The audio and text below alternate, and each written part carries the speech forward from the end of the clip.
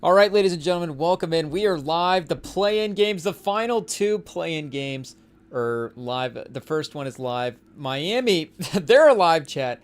The Hawks, not so much. I mean, what did we expect? Eric Spoelstra versus Quinn Snyder. Shout out to Quinn Snyder. I mean, of course, the man has had some playoff successes. And I wish Greg Anthony had told us he was wearing his lime green suit on the broadcast tonight, chat, because we would have matched him. But apparently we're just going to have to wear it for a different game. We'll have to just save it for a more important game. He's wearing his lime green suit for playing games, chat. We'll be out here in the finals in a lime green suit. It'll be great. Stay tuned. Subscribe if you want to see us in a lime green suit during the NBA finals. Unless the Celtics are in the finals, then no green will be allowed because, we don't want to get involved in an NBA gang war by wearing the wrong colors. So we have neutral colors only during the finals. We wear our Spurs colors, just black and silver, and just stick to the basics, chat. Try not to mix it. I guess if we want to dip into some of the Fiesta ways, the Fiesta colorways and some of the other stuff, like we could really get fancy with the Spurs Spurs wardrobe, chat. But I guess we're just not rocking exclusively Spurs stuff, so I guess it'll just have to be it'll just have to be Black Shirt Month. Is that crazy, chat? Can we say that this early? Is that cancel us now? But 8-0 for Miami, Atlanta. We've got Zach Ricochet versus Tyler Hero. Tyler Hero with a chance to be a playoff guy, Chad. He had 38. I mean, I don't know how much stock we put in a 9-10 play-in battle. Again, the stats don't even count. So Tyler Hero's 38-point play-in game, the kids will never know, Chad. Nobody will ever be able to go back and look at the history and see Tyler Hero's amazing performance in that game against the Bulls. But if they actually get into the playoffs and it's like, hey, he can actually have a chance to etch his name in 4-game sweep playoff history. But if it's Heat versus the Cavs, I mean, I still don't think we would pick the Heat over the Cavs, but it would get interesting. Bam, with just the little bump in the post, chat. When a guy's, should we get the Charles Barkley drop, chat? When a guy's banging you. The best part about that clip obviously is that he just stops talking about halfway. They just have to go to break and they're like, okay, I guess we'll just have to stop there. But IT, get some drops. We need to get some sound bites in here. I feel like we need to bring that back. I don't know why that went away, chat. That was such a good element of old podcasts, is just sound effects. And even still, I guess it's it's a little bit of that carryover. It's really radio shows that were peak sound effect, the drop stuff. I mean, that's the soundboard, I feel like, was more around for those type of days. But there was a definite bleed over there as well too, and especially as, I don't know if bleed over is even a term, chat, but it might be, maybe just not in the way we used it. But there's definitely some overlap in the radio and like the early podcast days, and then you get some of the radio with the satellite radio with the podcast, kind of all three of them existing at the same time. I guess they all still three exist now, but I mean, I guess satellite radio is satellite radio. We're just not there yet, chat. Our card is, we have to really tap into, I guess. But what is Sirius? You just get it on your phone and then just tap it to the Bluetooth. But I guess I was thinking, because my grandparents had a car where when they first got the car, it had like a free promo of Sirius in the cars. You just like, I mean, obviously with the car plays and stuff, you just have the apps now on the phone. It wasn't that new, but just the idea of having, I guess, it in the actual car itself is the peak version of luxury for us. But yeah, but just anyways, the sound effect days, chat. We need to bring them back on the Rim and Sam. We need to revive sound effects on the Rim and Sam pod. I'm down. And we've also, I saw PFL was on the schedule, chat. For those who don't know, Professional Fighting League on ESPN. And I was like, okay, that's cool. If there was nothing on today, maybe we'd throw it on. Is there playoff hockey? Shout out to PFL. Are we going to turn off for some playoff hockey, chat? But I thought I saw that Leon Edwards was fighting.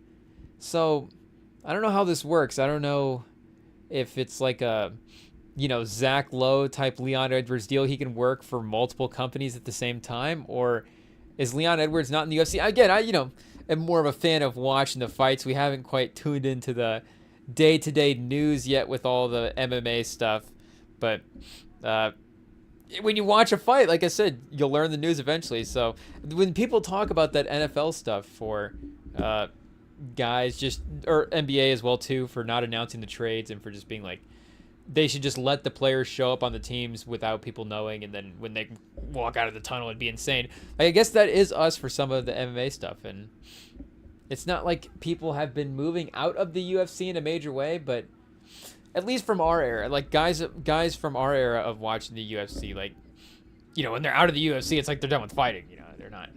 And if they're, again, not to say that Leon Edwards is done with fighting, it's just, and not to say that everybody, I guess, from our era has left, has just straight up retired, but it's been a different thing as well too. And I mean, it's just the prominence of the UFC too. I mean, I guess for the casual MMA fans, you know, just the branding of that, because I guess, you know, the true MMA fans, I don't know what the hierarchy of leagues is. Is the PFL like the Euro Basket League, or is this like Australian basketball? You know, is it like Giannis Greek basketball YMCA highlights? I don't think it's in that range, but is it number 2? Because I think it's a merger of something, if I remember correctly, or they have maybe absorbed something. I'm not sure exactly. You know, they're trying to catch up, chat, so, you know, they're gonna have to join forces. But I don't know what the formula is to have gotten to PFL, but it's the ES. When I guess they have them both, chat. They have UFC and PFL, so I guess ESPN's the one monopolizing MMA right now. But so was PFL on Fox for a minute? Why doesn't somebody else get? And I guess there is rumors of UFC leaving ESPN, so this is probably them trying to set themselves up for just to have MMA in the catalog in the future, because, and you know, you get the names as well too. I watch it because of Leon Edwards. I'm still in, chat. The moments, I know we were definitely, and you know, shout to Champ Quinn, definitely an Usman fan going into that original fight, but it's just such an iconic moment that, you know, how do you, it's such a great story as well too. And then the interview on top, like to have an all-time highlight, and then to give, I don't know, can't start ranking UFC interviews. I haven't seen them all, but at least for the ones, again, in our era, to give the most iconic UFC interview and the ring spot. I mean, it checked all the boxes, chat. You don't get a moment like that very often. I mean, speaking of moments, chat, checking all the boxes, Sinners, Ryan Coogler, baby! Ryan Coogler, we saw Sinners opening night, so I guess we'll say it now. We'll say it multiple times, don't worry. We'll try to remember that we're live, and for those that are tuning in, you know, spoiler warning for the new Michael B. Jordan, new Ryan Coogler, new Haley Steinfeld. What's the last name situation now, chat? I guess, you know, it's always going to be Haley Steinfeld professionally. And I feel like even, well, never mind, chat, I was going to say something crazy, but we are live, so, but yeah, Haley Steinfeld and a whole bunch of cast of other characters. So Coogler, if there is a early spoiler, I guess the only spoiler we'll say, chat, is you have to go see it. The only spoiler we'll say is, for me, again, I think it checked a lot of boxes. So if honestly, you know, if there's still a showtime for whatever time zone you're in watching this, and international listeners, you know, drive to a theater, chat, get a pirated version of the movie. I don't know how you guys have to make it work, but you got to watch Sinners. You've got to see the newest Ryan Coogler movie. It's crazy. It goes a lot of different directions, covers a lot of ground, but it's worth it all in the end, chat. And again, there's very few times where, and I guess a fight's a different one as well too. And a movie's, I guess they're all different, you know, entertainment experiences. That's why we love them all, chat. But you know, the fight, just the mystery of anything that could happen. I mean, I guess a movie could just turn bad at any point. You're just like, oh well, this is all of a sudden just a terrible movie. But, or, you know, have any kind of twist or turn in it. But, you know, in theory, there's going to be like, you know, arc or start to finish, or there's going to be some sort of full circle thing happening. And I guess, you know, fights, I don't know what the equivalent for that is, but, you know, you're watching Leon Edwards in the moment. Like, the thing about that fight was too, and again, Leon Edwards had a good couple of fights after that. Like, he really, and he was a good fighter even before that, of course, the Usman fight, he was challenging for the title, but he was, you know, again, he was getting dominated kind of in that Usman fight. He literally, of course, again, needed to win in that last second, because Usman was clearly about to win. And Usman was not, I mean, you go back and look, it's not like Edwards was like super beat up too bad, if I remember. Because again, Usman's, wrestler. I think I need to go. We'll have to go back and rewatch the fight again, because again, Usman dominated. So you really, for even just the entertainment value, there's really honestly no need to watch the other fight. I mean, I'm sure there's technical things to pick up on. And again, I'm getting nostalgic for the fight here now that Leon Edwards might be in. Just the idea of Leon Edwards is in the PFL. I honestly don't even know, Chad. I just saw somebody versus Edwards on the name, and then the thumbnail's too small for from where I'm at. I couldn't see if it was Leon Edwards or not. But we'll just have to see for the main card, I guess, later on. But at least Atlanta is keeping it close here. We're 10-16. They're not going to go away. Again, Trae Young in that last game as well too. There was a moment where they did start to get back there a little bit against the Orlando Magic, and are they going to make the playoffs? Do we want the Hawks to win this game? That's not what I'm saying. But strategically, it's not like and again, they did get blown out over the course of the game, but maybe in the first half here they'll manage to stay in some kind of range as well too. But again, Spoelstra, I think Miami just playoff time. I mean, the thing with Jimmy Butler was Miami should have been a title contending team with that, in the regular season. And it's like this team should be one of the 4 or 5 best teams in the Eastern Conference just with that record, and they should have that playoff position. But by the end of the playoffs, they would win these games on the road. It wouldn't matter. They'd get the series upset. And it's like, they're in the finals. They're in the conference finals. They're in the actual NBA finals a couple times. Like, they're still in that Final Four, for their own conference, second round losses. Again, it seems like Jimmy Butler and that crew is always able to advance so far in the playoffs. But, their starting point, now, this is like exactly where they start from every year. So I guess the difference is just the ceiling for the team. But does the team have the ability to still go in and win a couple games against a 9 and a 10 seed? Or I guess they're, an 8 and a 10 seed, whatever the actual seedings are here, chat. But that whole grouping of teams in that range there, like, do they have the ability to go and win a couple of those games? And again, if Hero's going to be the new Jimmy Butler, I guess it's a little bit of a different experience, Chad, a different best player type game. But, still he's getting 40 points. What do you get? I guess Jimmy Butler did put up was it a 40-point triple-double? Did he actually have a 40-point triple-double? I remember he had the 40-point game, triple-doubles. I think he did end up combining them both, though, and have that insane performance, of course, against LeBron in the bubble. But, and again, Ware's playing good. Like, it's a really, in every Heat team, chat, it's a really good team. It's got a pretty solid rotation. They don't necessarily have, like, when Hero's off the court. But, you get Alec Burks, who can definitely, again, in a game against Atlanta, like, he can run an offense. Khalil Ware's been good. Wiggins is a pro, chat. So I know the Hawks are, again, a good, well-rounded team, too. But they're also, again, a little bit of a younger team. Of course, missing some of their best players as well. Wiggins taking, who's that in the post? But Ware. And the bigs right now are really dominating for, Bam and Ware having good games here to start in the first quarter. They've had a couple of nice looks. And, Atlanta has invested a little bit in that front court position, of course. They've always had rotation guys. And they had Capella there, of course, as a major player for the longest time. And Okongwu's still, like, a good player. And the kid from Washington State I still really like as well, too. But there is a little, power forwardiness to their games. And again, Bam kind of goes back and forth a little bit. Like, he could play, center forward depending on the game. But him and Ware, and that's why, you can bring in Ware and have a center next to Bam. And that's just, Bam's versatility as a player. Just his game in general. Like, Jokic is, I guess, yeah, he can basically play point guard. So it doesn't matter. Like, but he's always going to be the center. On the team. Like, you can't really disguise him as power forward, really. Like, you're just going to call somebody else the power forward in the lineup. Like, you could put Christian Braun and Jalen Pickett and Hunter Tyson out there. Like, those are all, like, guys that could kind of be, I guess, Pickett, you can call him a little undersized in the NBA. But in college, of course, he's playing in the front court, initiating the offense. But could definitely be that forward position. But, you could put him out there with guys that could be in that front court mix, and you're just going to be like, oh, well, I guess Hunter Tyson's the power forward in this lineup. Or, oh, I guess, Peyton Watson's the power forward. Like, Jokic is always going to be the center. in any lineup. But you put Ware out there, you put Bam out there. Like if Ware is standing under the basket, then Ware is the center. It's like, hey, that makes sense. Bam is, again, kind of is biologically weird to say, chat, because I guess we don't want to get controversial. I'm just, the physical makeup, chat. He can be disguised as a power forward a little bit.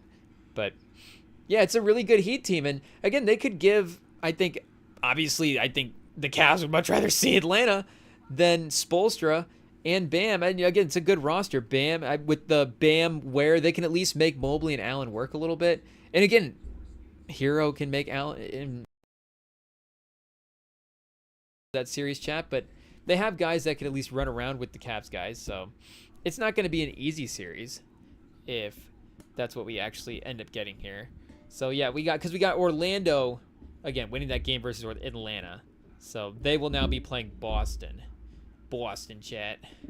Sorry, don't cancel us for the bad Boston accent, but that's the matchup anyways. What's the Orlando accent, chat? DM us a little audio clip on Rem and Sam. Any of our Orlando fans? Our camera just cut out there. Are we good to go? Testing 1, 2, 3.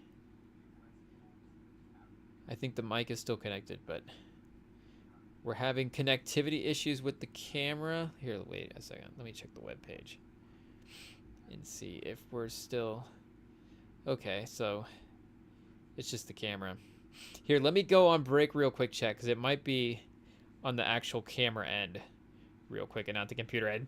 Technical difficulty timeout. Oh, are we back? There we go, chat. Yikes. Is somebody in...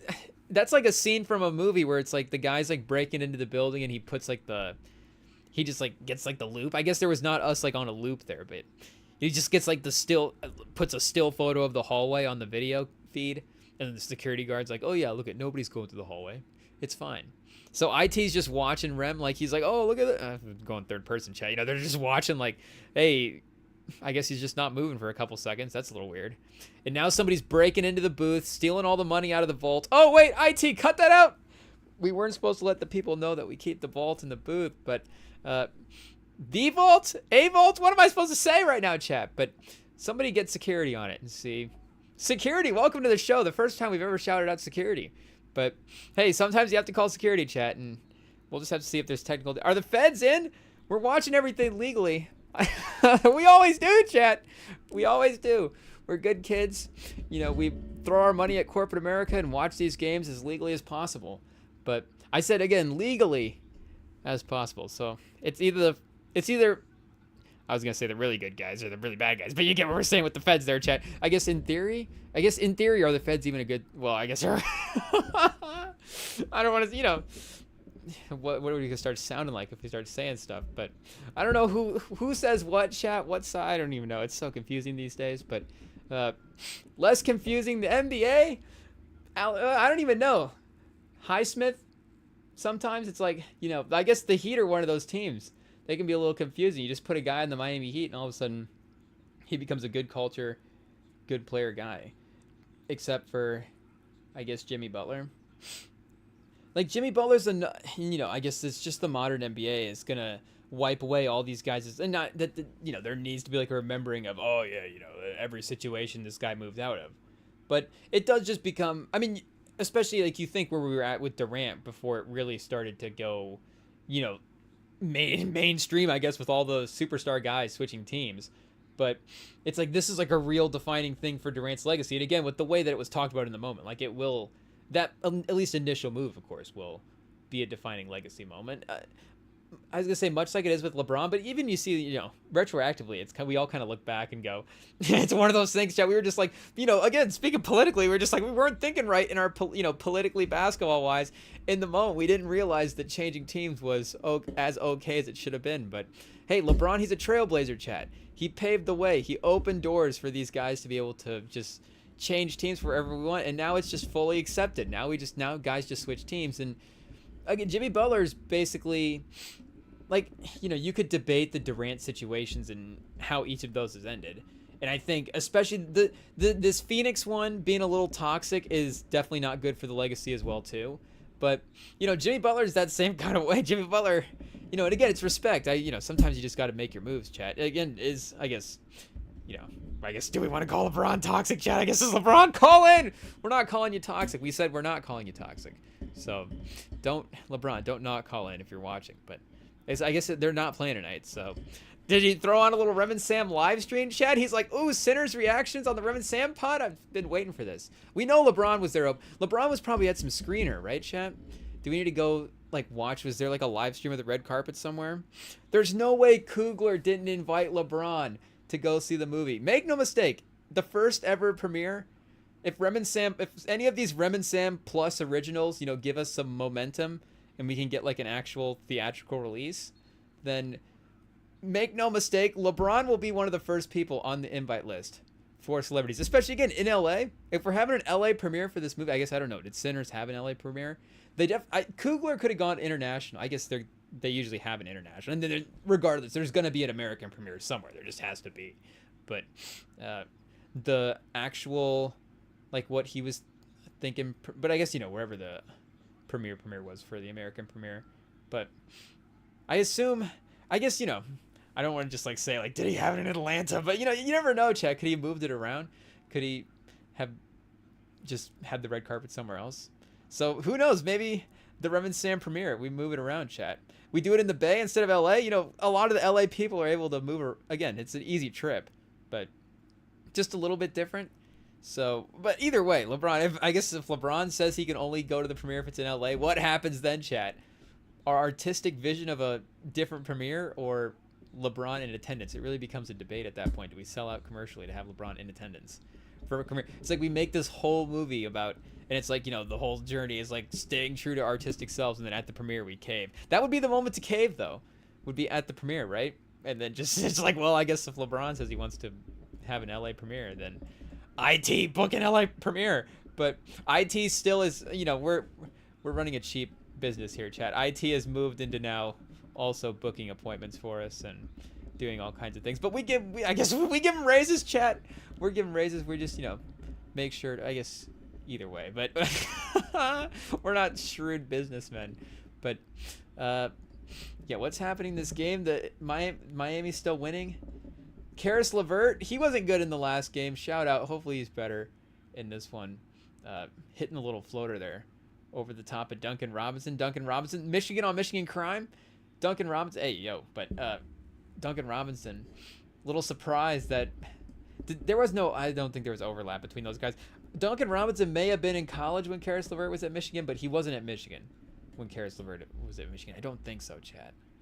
Maybe 1 or 2 seasons. But Karis LeVert is kind of a 10. Is he a 10-year vet at this point? He sneaky might be.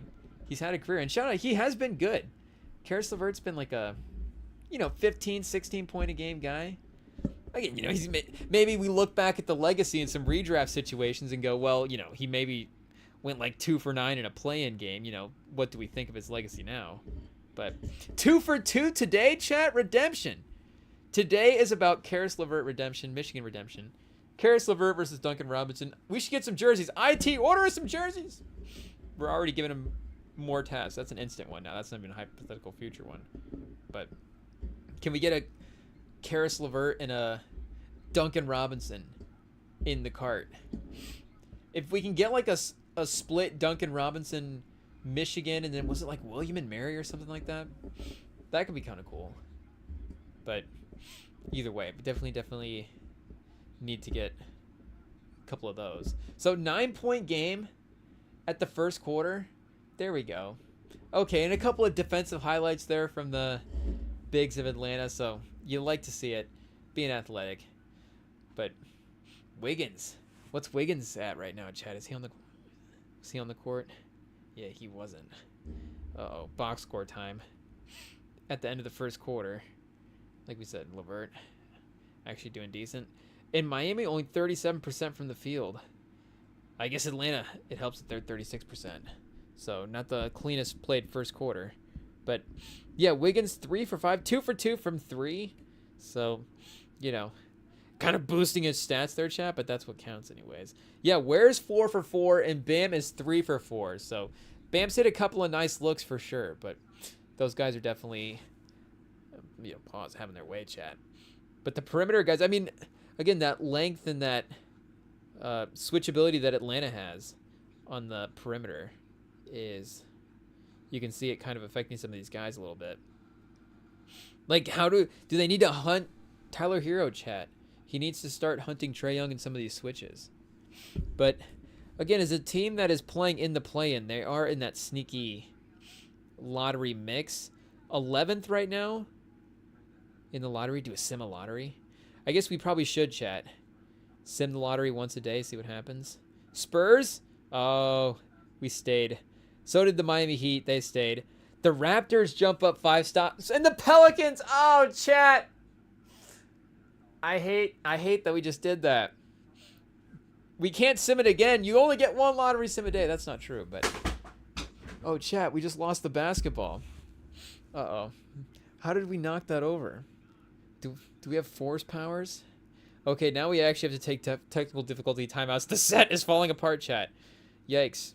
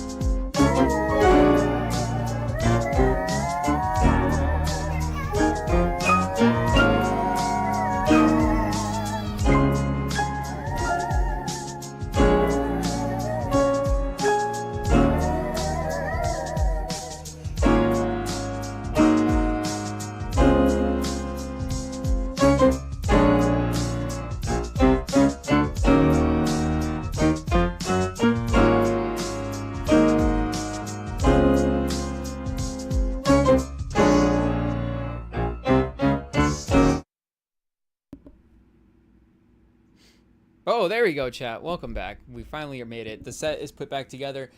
But then in the process, IT accidentally turned off the TV with the game. So we're back. Okay, we're fully cooking now. Second quarter is underway, chat. Perfect time, I think, to talk about sinners, maybe. Let's see. Okay, Karis LeVert with the rebound. Karis LeVert, chat. MVP of the game. Uh-oh.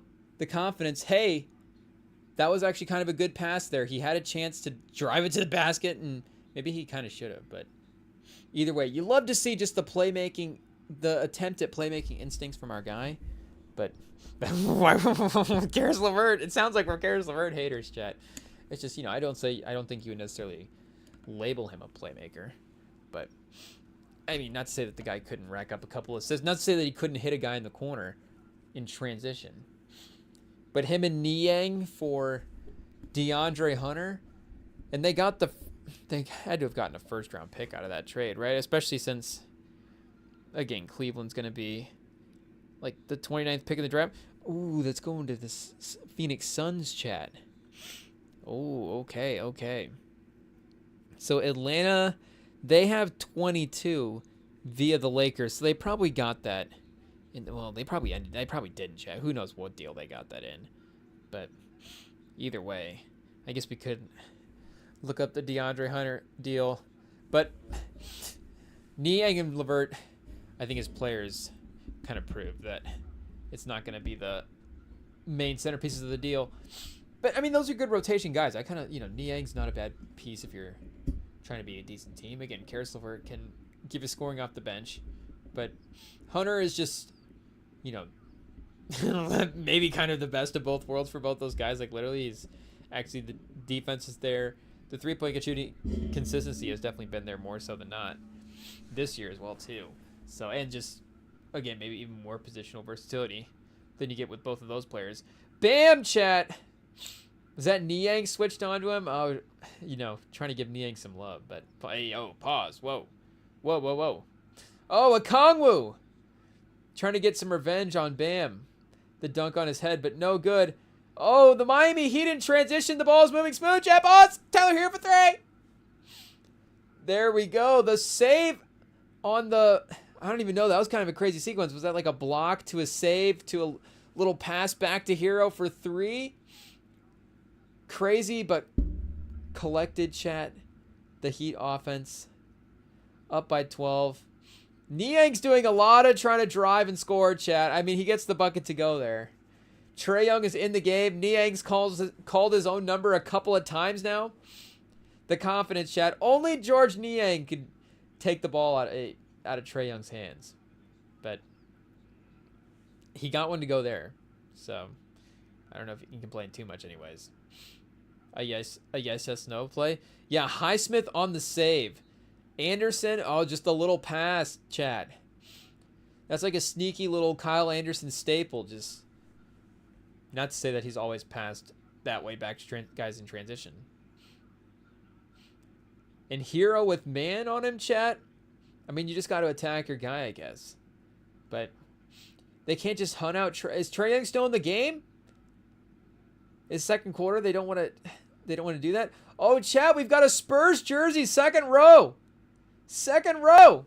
She's watching for the pick. She's like, Atlanta, is this game count for the pick? Will this give us better lottery odds? Oh, chat, somebody just tapped. What happened? Pause. PFL? They just called, maybe end of the round. I don't know. We don't have sound on for that one. I didn't see the ref. I just saw, there was a ref cam replay. I just saw the last couple seconds of it. The guy looked like he was in a tough spot. But Hero, 24 a game on the year, 38% from 3. I mean, conveniently leaving out the overall field goal percentage. But hey, you know, there's some perimeter efficiency there as well. 7 points, 3 assists tonight. So now Young takes it himself. I mean, see, that's the, and again, like, you can't blame Niang. This is why I get, maybe you can, chat. But you can't always blame a guy for when they're playing with a guy, you know, that maybe is a little heliocentric on offense for doing his own thing. And again, credit to Trae Young for kind of letting some of the other guys try to cook a little bit. But then you get the Trae Young kind of needs to get his own bucket moment. And again, every star player is going to have those things. And maybe with Trae Young, ideally he would be, and of course he does a lot of the times, like hit those kind of shots. Like that little floater he just took there is definitely a type of shot that he can make. Like he got to a good spot. But just the momentum of that, there, you know, not a lot of offense there. I guess this is their offense at that point. Bam for 3. Bam did like the walk away like he was Steph Curry, and it just clanked off the I mean, it was straight, but I think it got backboard and rim, maybe a little bit. I'm not sure, chat. What do you call that? The pause, the neck of the rim? You know? Like that, the part where the...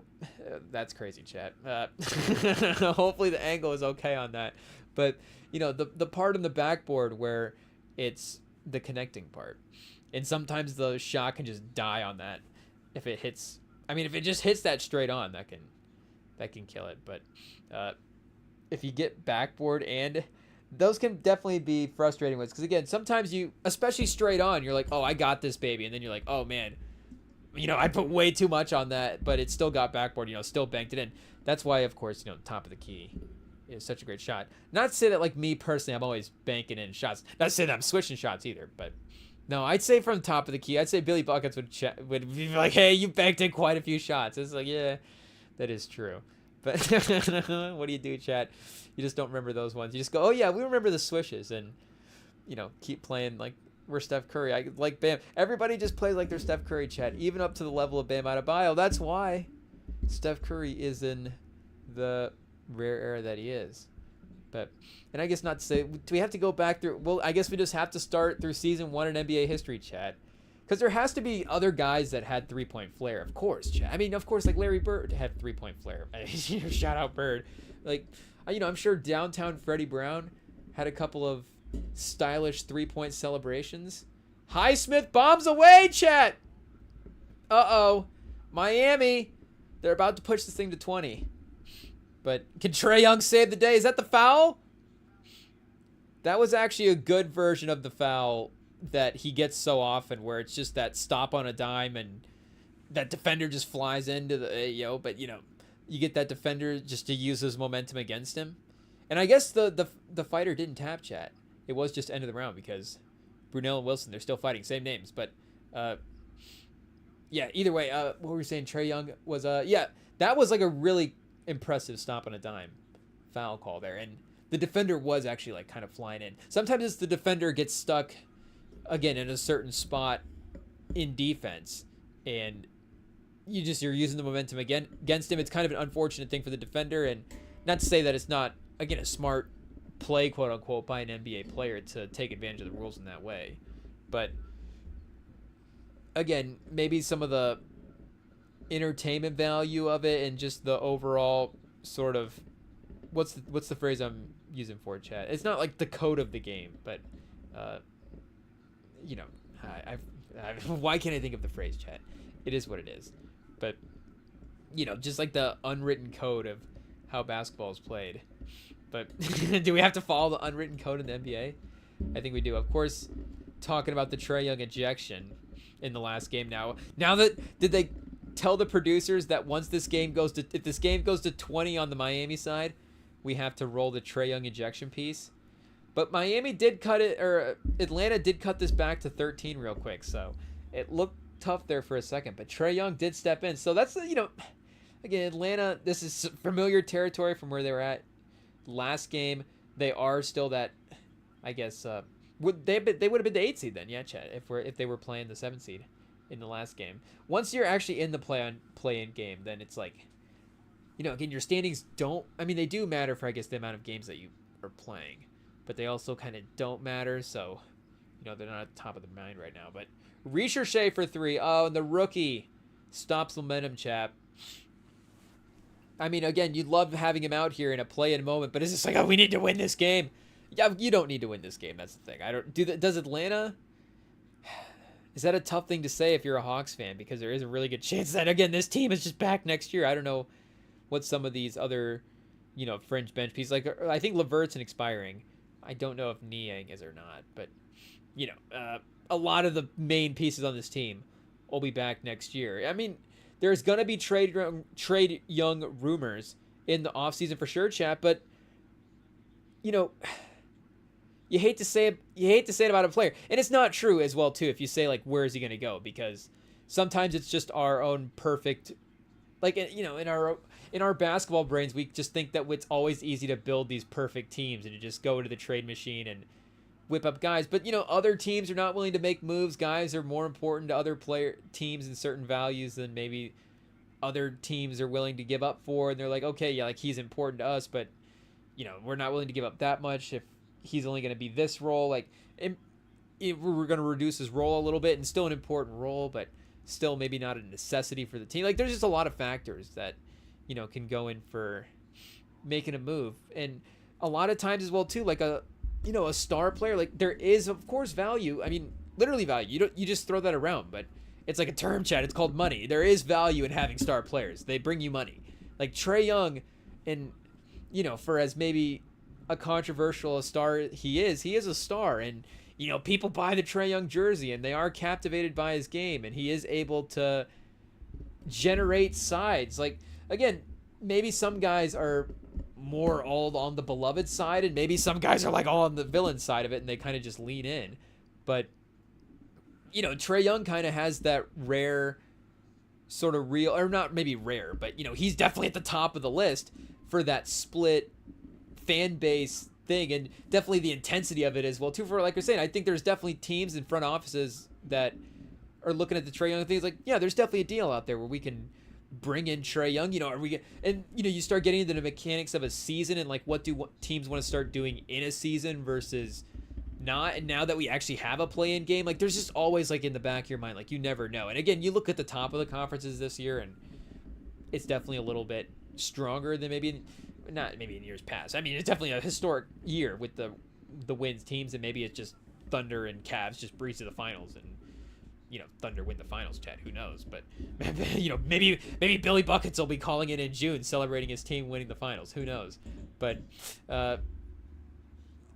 sometimes you get a year where these lower seeds, and like we literally saw last year with the Mavs, and the Pacers not being one of the higher ranked seeds, making it at least to the conference finals. So there is just always a possibility. You may want to see, you may not want to be too dramatic in a season, and then like you see with Nico Harrison and the Mavs. Obviously, you're trading Trae Young wouldn't be that aggressive, but maybe you just don't want to get people riled up in the middle of a season. You still want people in the games to, like we're saying, there's value to having Trae Young. So somebody's going to look at Trae Young as a star and go, we will bring him in. But if you're actually, and what am I to say if you're actually being realistic, chat? But it does seem like, from the outside looking in, from a guy sitting on his couch just watching a bunch of basketball games, there is one big thing that we agree with Nico Harrison on. Defense does win championships. I don't know if, again, the plus minus of Davis's defense versus Doncic's offense is gets you to that formula. But defense does need to be in the formula. And, of course, great defensive teams win the finals. You don't go back and look at the finals and go, oh, yeah, it's these awesome offenses that just gave up a lot of points and they won the final. And maybe you go back into certain eras where offensive 70s and stuff, and that's maybe what was happening. But of course, since the 3-point line and since mid 80s, I guess not an historian here, chat, but I'm gonna say the MJ draft days on Bird and Magic on, like, teams aren't winning finals games in regular. And maybe some of the Bird and Magic. Again, I'm not going to put exact years on it, but they're not winning the finals games 140. I'll go dramatic with the scores, 140 to 150. I don't know if some of those get, and maybe there was like some 130s to 120s type games. Some overtimes. I feel like there was definitely some more overtimes back in the day. Oh, Dyson Daniels with the big three. So there's Atlanta, or Niang, chat. Niang, has anybody confused Daniels and Niang? I was legitimately watching the fight though there for a second. And I just saw that out of the corner of my eye. Is Daniels even in the game? Okay, he is in the game. Hopefully he was over there. At least just like, maybe he flashed and hopefully he just like ran in front of Niang and our brain just mixed up got the optical illusion wrong or whatever. But either way, chat. Oh, it's Levert's turn. Oh, is that his first miss, chat? Probably not. But 3 for 5. Oh, his first miss for 3 though. And you're still only down 9. But yeah, for Trae Young, it does seem difficult for the defensive element to overcome. And maybe you put the team around him, and you could say that this Atlanta team is that team. But let's be honest, Chad. It's not. Like, yes, you put Jokic on, and I guess that is the debate, right? Is Trae Young in that territory? Because you see, like, even Tatum, when this team was making conference finals, and when this team was right on the cusp, the Celtics team, right on the cusp of actually breaking through and winning it and being like that perennial, contending team with the belt. Because again, they were always a team going for the belt, and now even if they don't retain the actual like defending champion status, like they're still champions. They still have a couple of year window here to be like, they can carry themselves as champions or whatever. But as fans, like, we have to respect the fact that they did that in the playoffs and that Tatum and Brown got to that level. But again, Tatum himself even had that one extra level to go up where he was in that like second team, maybe even first team All-NBA range a little bit. And again, could get his team that far in the playoffs, but it wasn't quite in the conversation of LeBron and Steph and Durant, and again, different time period as well too, as the eras have moved. Jokic and Giannis, of course, are dominating at this time as well too. Embiid, we hope his name is in the mix at this time. We'll see what happens going in the future.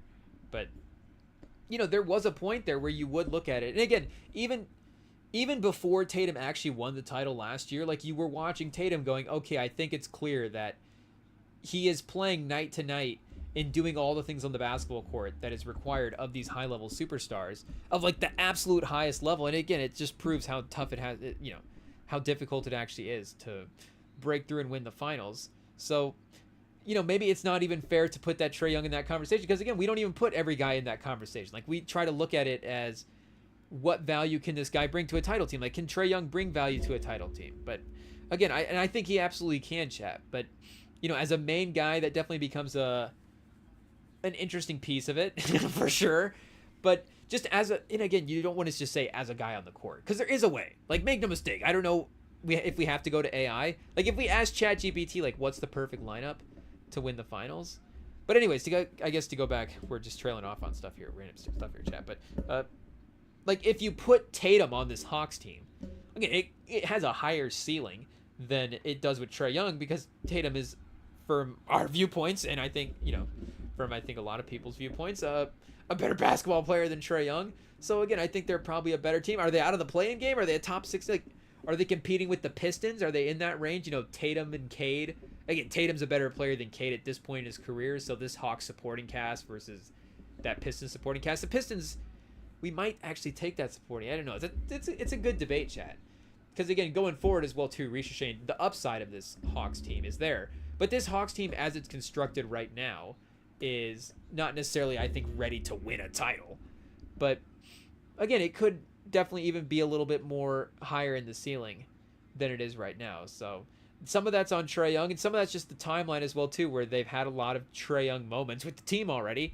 And it's like, hey, even if there is Jalen Johnson sitting on the bench right now, chat. If Ricochet, number 1 overall pick, is awesome. Jalen Johnson looks like Jalen Johnson might be like a second, third team. My second team is really good, chat. But you never know the type of season that guy can have, especially just the way he's able to contribute to a box score. And again, I think Atlanta could have a really good regular season. They've managed to always put together good regular season teams for sure. I'm not saying that disrespectfully. It's, they're always a consistent franchise. But and not like we're trying to be a consistent franchise but win 35 games. I mean, they do have those stretches, but also have awesome teams and fun players. Like Joe Johnson's one of our favorite players, chat. You go back to Dominique and you go back to like Steve Smith in the 90s, and there's just always been, in maybe 2000, I guess I don't know the exact years for Steve Smith, but Steve Smith was on the Hawks and they had a good team. It's like Steve Smith, Jim Jackson, and Dikembe. Was that a team that existed, chat?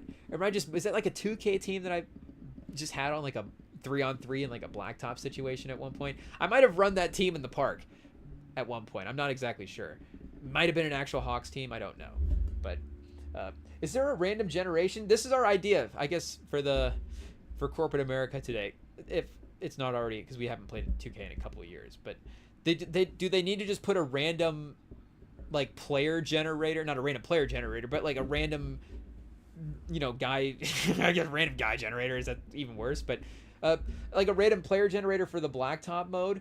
So that way, not to say that you can't, like, a lot of times you get the team that you want to play with and you just end up running with the same guys. Like, again, like Tracy McGrady, legendary 2K figure for my 2K playing days.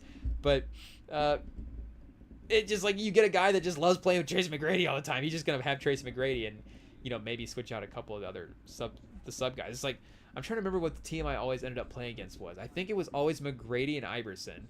Classic 2000s team, chat. And then maybe that third guy was just, whatever the vibes were for the day. It's just, that's like kind of the wild card spot. But just because you could do that with the, you go to the quick play match and you could just generate random teams. Again, just to mix it. Because, I mean, we get that game mode going as well, too. Sometimes you're just need a fun way to make it competitive as well, too. And you just are playing you just generate 2 random teams and you go. Like, if you just generated a random team on the blacktop, that could be fun. And you could mix up the historic and current guys, the all-star teams. Like, it'd be crazy if somebody random generated like West All-Stars LeBron, all-time Golden State Kevin Durant, and then like Matt, and you're like, how did this guy like get like 399 overalls in the random generation? But that happens sometimes, chat. You never know. Sometimes you get DeJounte Murray, Sean Kemp, and Charles Barkley, and sometimes you get, what do we say, Dikembe Mutombo, Jim Jackson, and Steve Smith. But I think that was actually a team. But again, like maybe the peak version of Ricochet, Dyson Daniels, Jalen Johnson, and there's even still a couple of guys short as well too. Like I guess even the max version of this roster is probably still a little subbed out. So then yeah, I mean obviously you know what you're gonna start looking for this summer to improve the roster. But and again, you have some good picks in the draft. Like maybe you're able to be smart and feel good about what you're having with this. Your guy in summer league really shows out, and you think, oh man, he can impact, insert him into the lineup right away. But again, it's like there will be a team that is gonna look for Trae Young, of course, chat. But it's just a difficult thing to look at, because if I just put him in the Spurs lens and think about the Spurs as a team that would be pursuing Trae Young, and I know in the past as well too, they have been a team that his name has been linked to. But I think the De'Aaron Fox, I mean, I imagine the De'Aaron Fox thing would change that a little bit. Like, not to say, and, you know, Castle as well, too. Not to say that you couldn't play, you know, you couldn't talk yourself into playing Castle at the 3 and then Fox the 2 and Trae Young at the 1 and, you know, 3 guards necessarily in, like, closing time if you needed to. You know, is Castle still off the bench at that point at the 6th man? De'Aaron Fox, 6th man of the year when Castle moves into the starting lineup? I guess Trae Young would be the, what am I saying? Trae Young would be the 6th man on this team, of course. But, you know, I just don't know if we're in the same exact spot to be pursuing Trae Young that we were, you know, pre-trade deadline. And since we're talking about the Spurs, chat, shout out to Greg Popovich, of course, has been recovering from the stroke that he had in November. But there was an incident the other night, and I guess, you know, we're not trying to, like, be TMZ here, but TMZ was already TMZ, so it's been, you know, the incident's already out in the public, so I guess we don't even need to say really what the incident is. We just have to wish him well, chat. We just wanted to wish Pop well. Shout out Greg Popovich. Yeah. Hopefully he's doing okay. Hopefully the recovery. It seemed, from what we were reading, it seemed like with whatever the incident was, he was back home and doing fine, and, you know, in the moment of the incident, they're the labels of, like, you know, non-life-threatening, non-serious, you know, however they want to phrase it. But, you know, just like anytime you see a guy, I mean, anybody in an ambulance is tough, chat. But especially, you know, knowing what Pop especially is dealing with medically right now as well, too, like in that recovery state, is just, you know, again, you always just cross your fingers, say your prayers, and maybe in a different order there, chat. But, you know, you wish him well, of course, at the end of the day. So shout out Greg Popovich, and hopefully he's doing okay. Shout out the Popovich family. But yeah, chat, halftime is quickly approaching here for Hawks versus the Heat. But anyways, yeah, Trae Young, back to rambling about Trae Young. Like, I think the Spurs are out, and like, we've kind of, you know, you can check the tapes, chat. We've made our opinion on just, I think, the fit of what that is, and again, just kind of in our perfect basketball brain of, like, what would be our ideal team as a fan to watch, like the types of players that you're throwing out there on a basketball court and just the versatility that you have.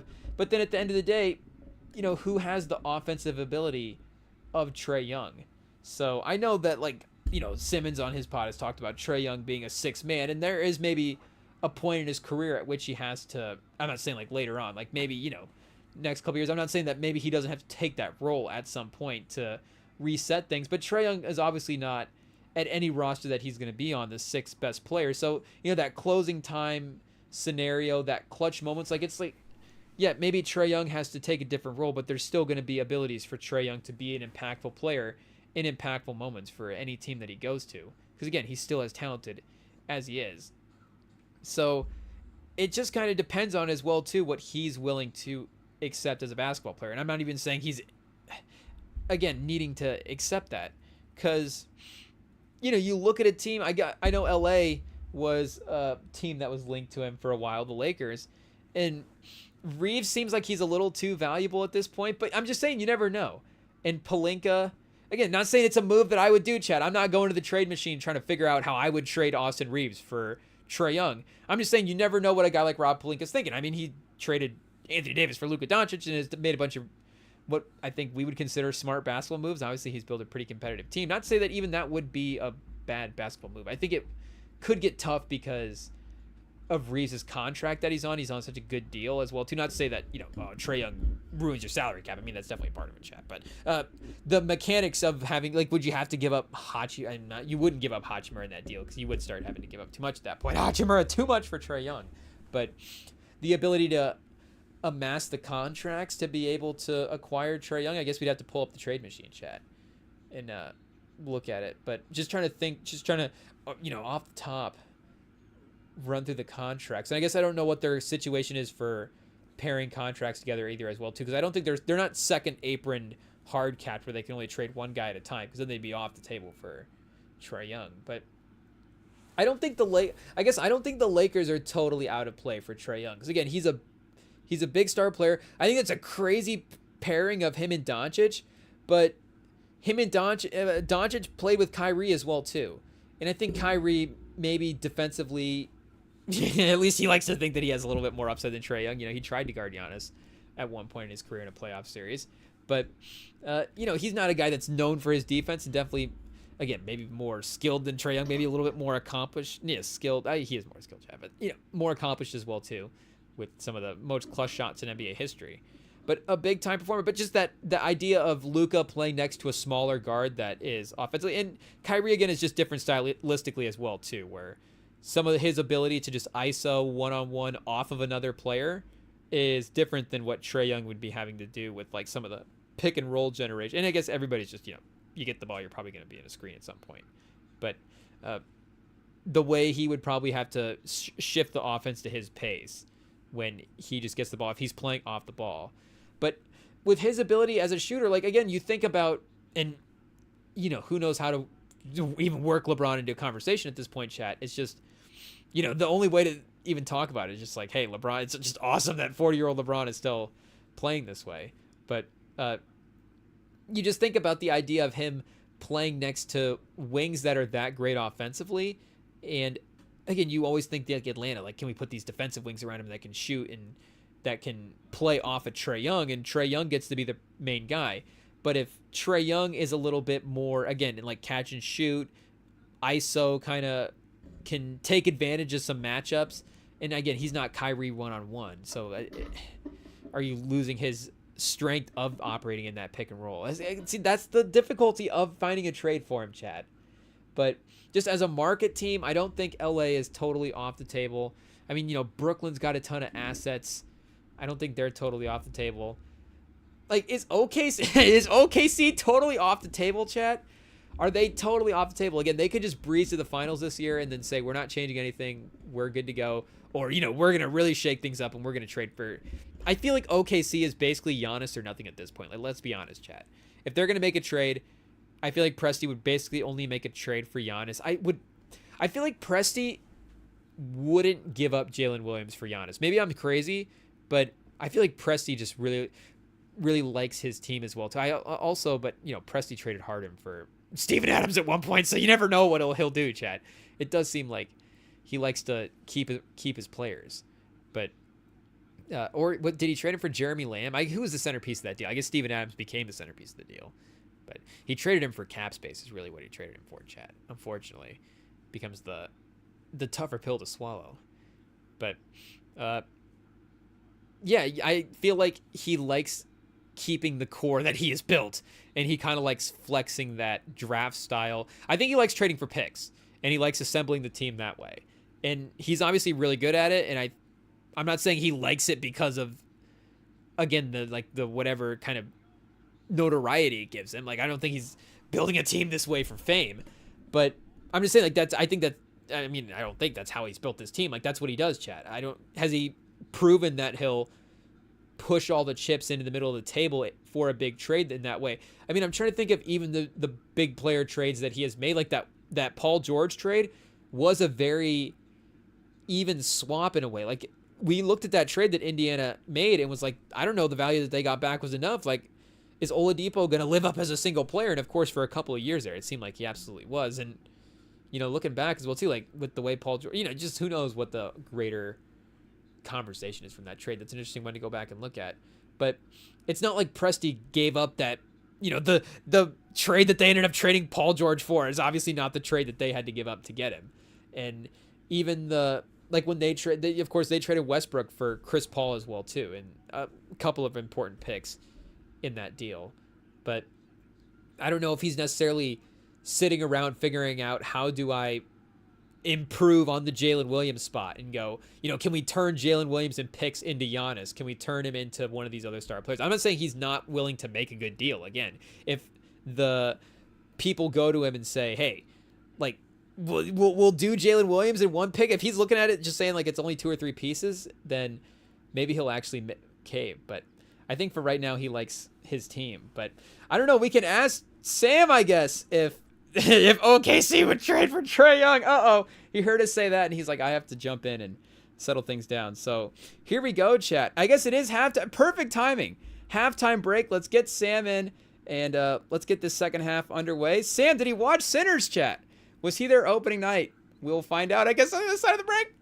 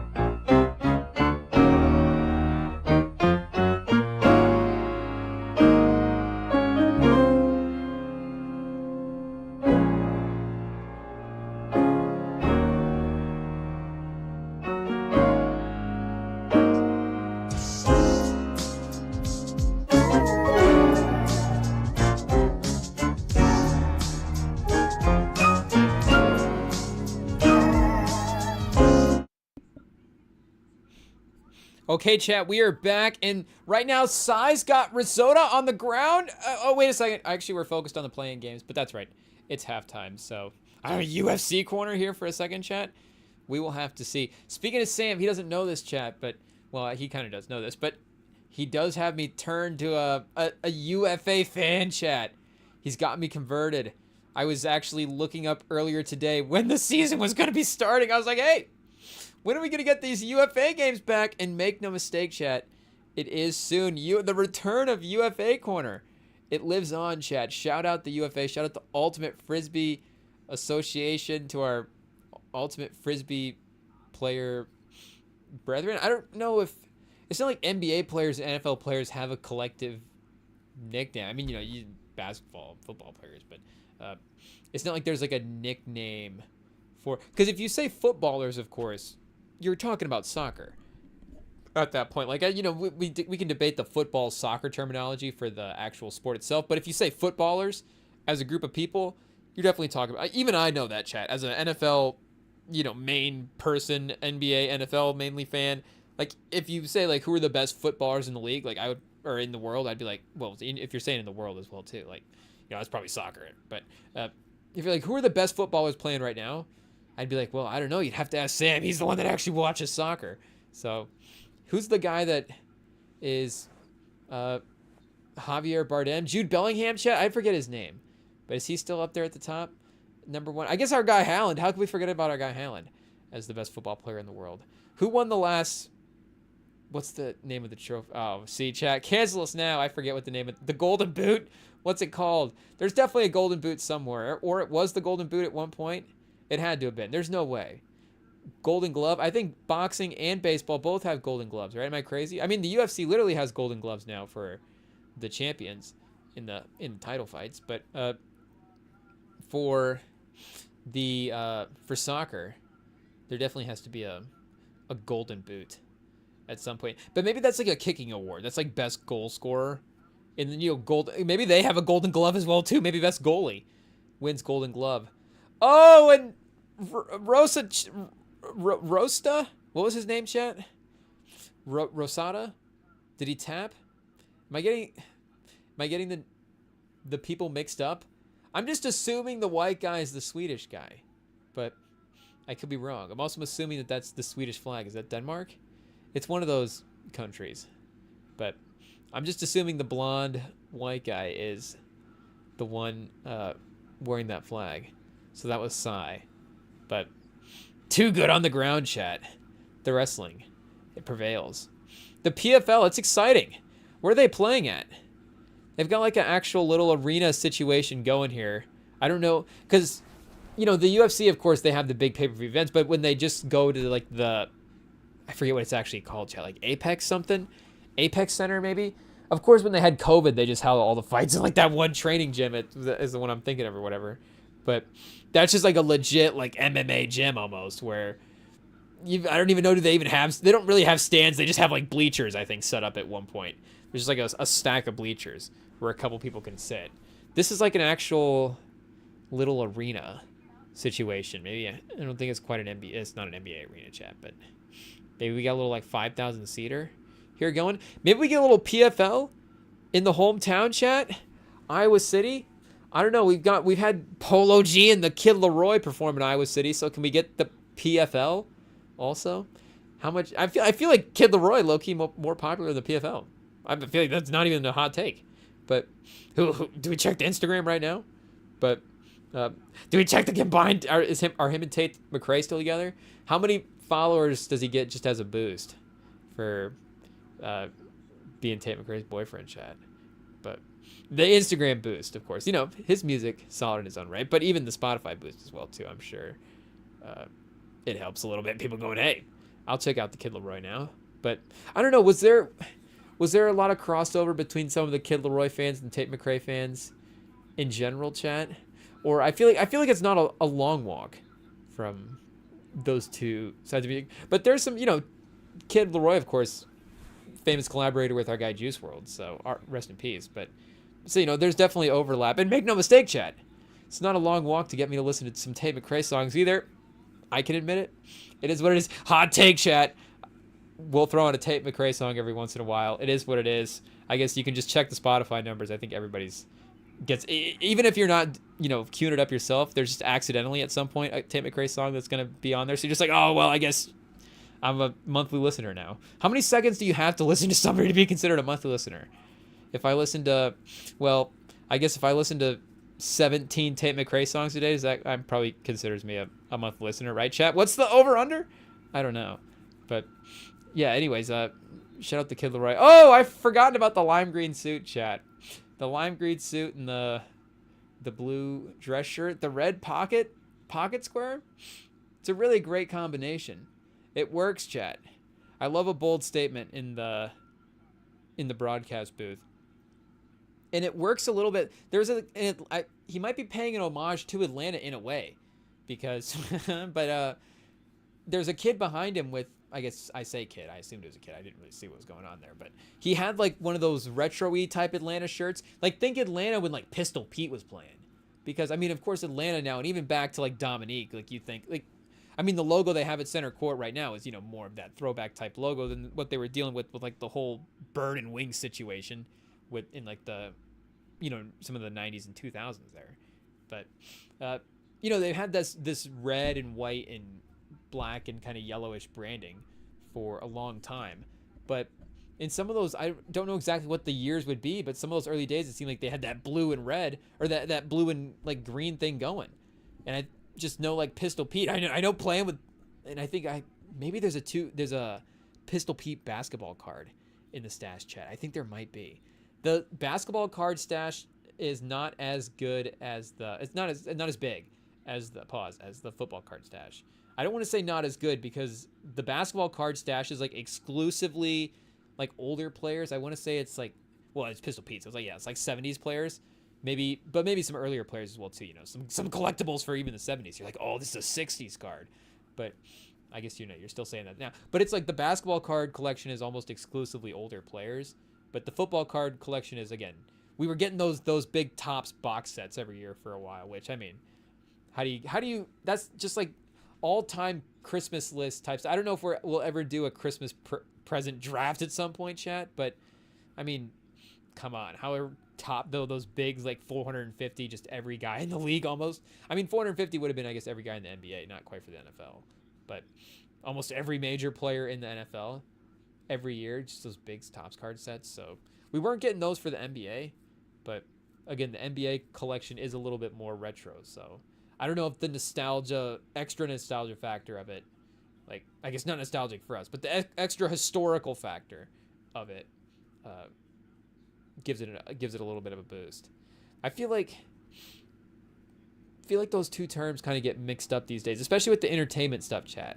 Because I mean, I get it, like the nostalgic, again, the historic vibes. Like for a guy like me, like I can't get nostalgic for even like I love 90s stuff. I mean, you can check the tapes, chat. I love 90s. I might be, a fan of the 90s more so than any other decade. If I just, if you had to pick a decade, you're not like, oh, bummer, I got the 90s. You're like, oh, this is awesome. I get Biggie, Tupac in every awesome movie ever. Biggie, Tupac, and Goodfellas, chat. Like, how are you not having a great time? It's like every day for the rest of your life, and then every Saturday with Goodfellas. Every Saturday and Sunday with Goodfellas is like set. Yeah, I just listen to Biggie and Tupac in the day and then watch Goodfellas and Casino at night. I'm fine. But I can't be nostalgic for the 90s because I wasn't born in the 90s or, lived like those years. I can only appreciate them for, the quality, of course, again, the amazing quality and the fact that they've been able to live on in this way. But, I can only appreciate it like historically almost. And that might be tough for some people to hear, chat. They're like, oh man, this guy's saying that he views the 90s historically. But hey, it's just me being young. It doesn't mean that you have to be old. It's just, it is shout out. I'm trying to make, but, but just in case there's any MILFs listening in chat, we don't want them to feel too old. But either way, I guess is Sam still tuning in, chat? Once we say MILF, I feel like we only get we've used up 2 of our 3 right there, so we only get one. We can only say it one more time before 3 strikes and we're out. But when's halftime? Oh, I was gonna say I thought we were going here, chat, but let me get this updated. Yeah, there we go. So shout out Atlanta, bringing it back. Should we lock in Where's Bam? Tyler Hero, 38 in the last game. Are we going to look back and be like, oh man, Tyler Hero, he averaged 22 a game in the play-in. That's not bad. It's like, well, he had 38 in the first game, and then, what happened in this second one? But there we go, chat. Cut it to 3. Timeout, Miami. Atlanta. But anyways, I feel like we got lost anyways talking about Greg Anthony's suit. Yeah, the old Atlanta colors used to be like that blue and green, so he might just be paying homage to those old Atlanta colors. But anyways, back to the nostalgia thing. Yeah, like again, I can only appreciate those eras. But again, everybody has that. Like if you are nostalgic for the 90s, you probably have like 70s stuff that you like, and then you're like, oh, that's historic to me. Like I didn't necessarily grow up in the 70s. Like I was growing up in the 90s. And if you have stuff this nostalgic for in the 70s,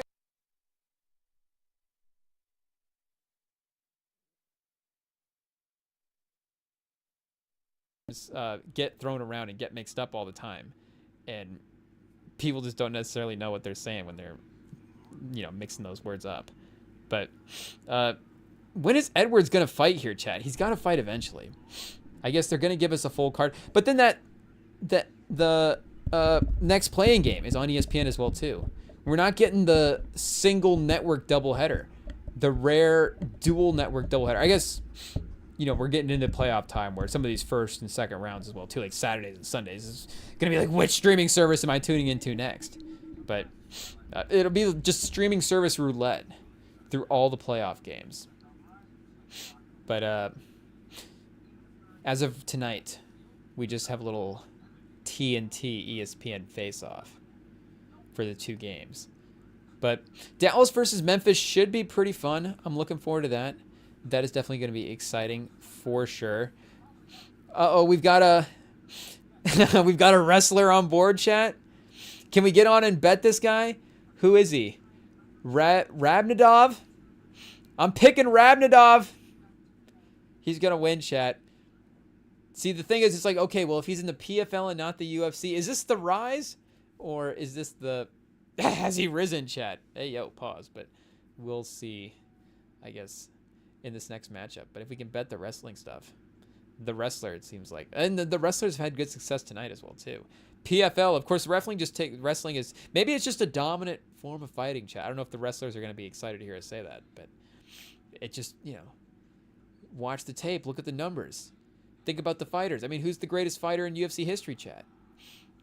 We'll let you guys debate that one, I guess. But, I mean, even if it's John Jones. But, John Jones is a wrestler. Khabib is a wrestler. I guess those two are wrestlers. But, you got, like, Silva's a stand-up guy. There's a mix, of course. But it's still, Silva's a stand-up guy in terms of boxing, chat. I guess I haven't dove too deep into the Wikipedia, but I'll give him the benefit of the doubt. Hopefully we're giving the right guy the benefit of the doubt, Chad. It's just, we're still not following the UFC day-to-day too closely, so we definitely weren't following it as closely when Anderson Silva was fighting. But I don't even know. I'm trying to think if I even have. I don't definitely have like vivid memories of Anderson Silva fighting. And the problem is now, my memories of watching his highlights are like more watched. I've like re-recorded over the memories of of any live performances that he had with just re-watching his highlights. But and like we're saying, like there's no way to re-record. Some memories you just can't re-record over. Like you're never gonna re-record over again, like a Leon Edwards type moment, or again maybe for a guy that we were rooting for that won, and we rooted for Pereira as well too going forward. But just to at least have Adesanya complete the story arc in that time, and it. For his career as well, too, I forget, maybe he did have a losing record in his career to Prairie at that point.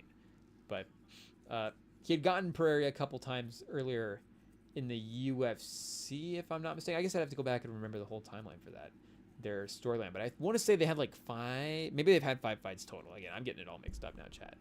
But, yeah, like, him getting that knockout over Prairie, and Prairie getting the knockout over Adesanya. Like, those moments you can't re-record over. But maybe some of those, like, even more casual, because there was UFC like on Fox and stuff for a while. Like you could just find UFC. You could just be flipping through network channels and just be like, oh, what's this fighting league that's taking place? So I don't know if my parents would have been the most thrilled back in the day to be like, hey, let's just let this young this young guy just tune on this fighting stuff. Maybe they were, again, maybe some of the sports were definitely more in the higher end of the rotation for some of the stuff that we were watching. But I don't know if UFC would have been their first sport that they would have been us gravitating toward. So I don't know if, because again, like the NFL and the NBA, it's on in everybody's household, I assume. But for us, just like those sports are on, you're just, the memories are implanted so early. So it would just be like, would UFC had been flipped on at some point and then maybe flipped off, who knows if how mad they've gotten, like, what's this disgraceful fighting channel? But if it ever had just been on the TV for a couple seconds and Anderson Silva was fighting, maybe that would have been the moment. But again, at this point, the clips of me staring at my phone watching Silva on YouTube are more my brain pause. But Bam to where the little big to big pick and I guess not necessarily pick and roll, but is this a reemergence that we're seeing in the NBA? Is this a sort of a new? Because again, the league is just getting bigger pause as well too. So like we're saying, a guy like Bam who is just a versatile forward player. Like, yes, he could be a 5 if you need to run that type of lineup, but because he has a perimeter-esque game, he can play next to maybe a more traditionally, you don't want to say limited center, but you get what we're saying there, chat. Like a more traditional style center, a guy who's going to fill some of those roles in a guy like Ware. But you just see a lot of that too big stuff really starting to become a thing. And I don't know if it's like, the next wave of stuff, or the thing is, as much as, basketball as a whole, like, progresses, like as much as like the idea of basketball progresses, where it's like, we need to be shooting more 3-pointers. It is individual players, of course, that move the game forward. So it's like, obviously, it's Steph Curry that moved the game forward in that way. You could go back and be like, Dr. J, moved the game vertically and was like bringing this new level of athleticism into the NBA. I wouldn't necessarily be able to give you all the checkpoints for how the NBA changed, but you get guys like that really shift how the league is played and how basketball works. And maybe not everything is shifting that dramatically, but again, I wonder if it's how basketball should be played, where it's like, of course, again, you're going to have, if you can have multiple 6'11", 7-foot versatile guys in the court at the same time, you're probably going to do that. Or is it a counter to what we've been, is it a counter to Jokic, chat?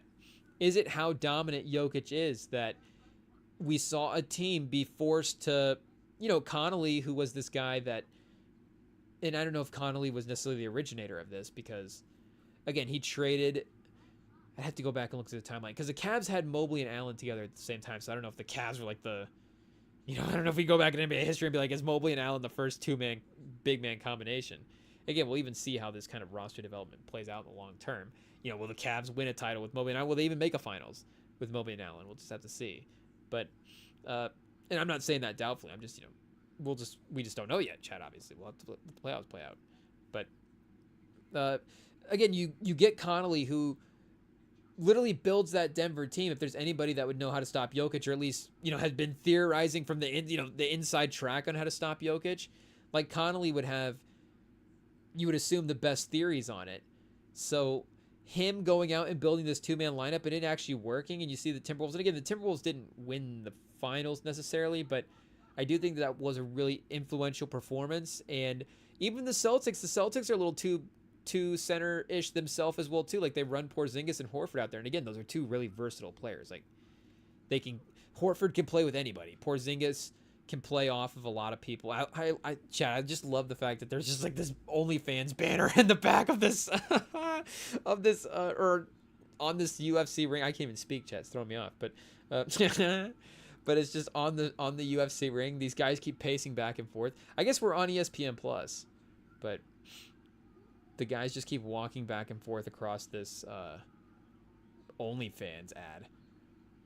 I guess there is a CBDMD.com, not quite the same as OnlyFans, but I guess some progressive ads just in general.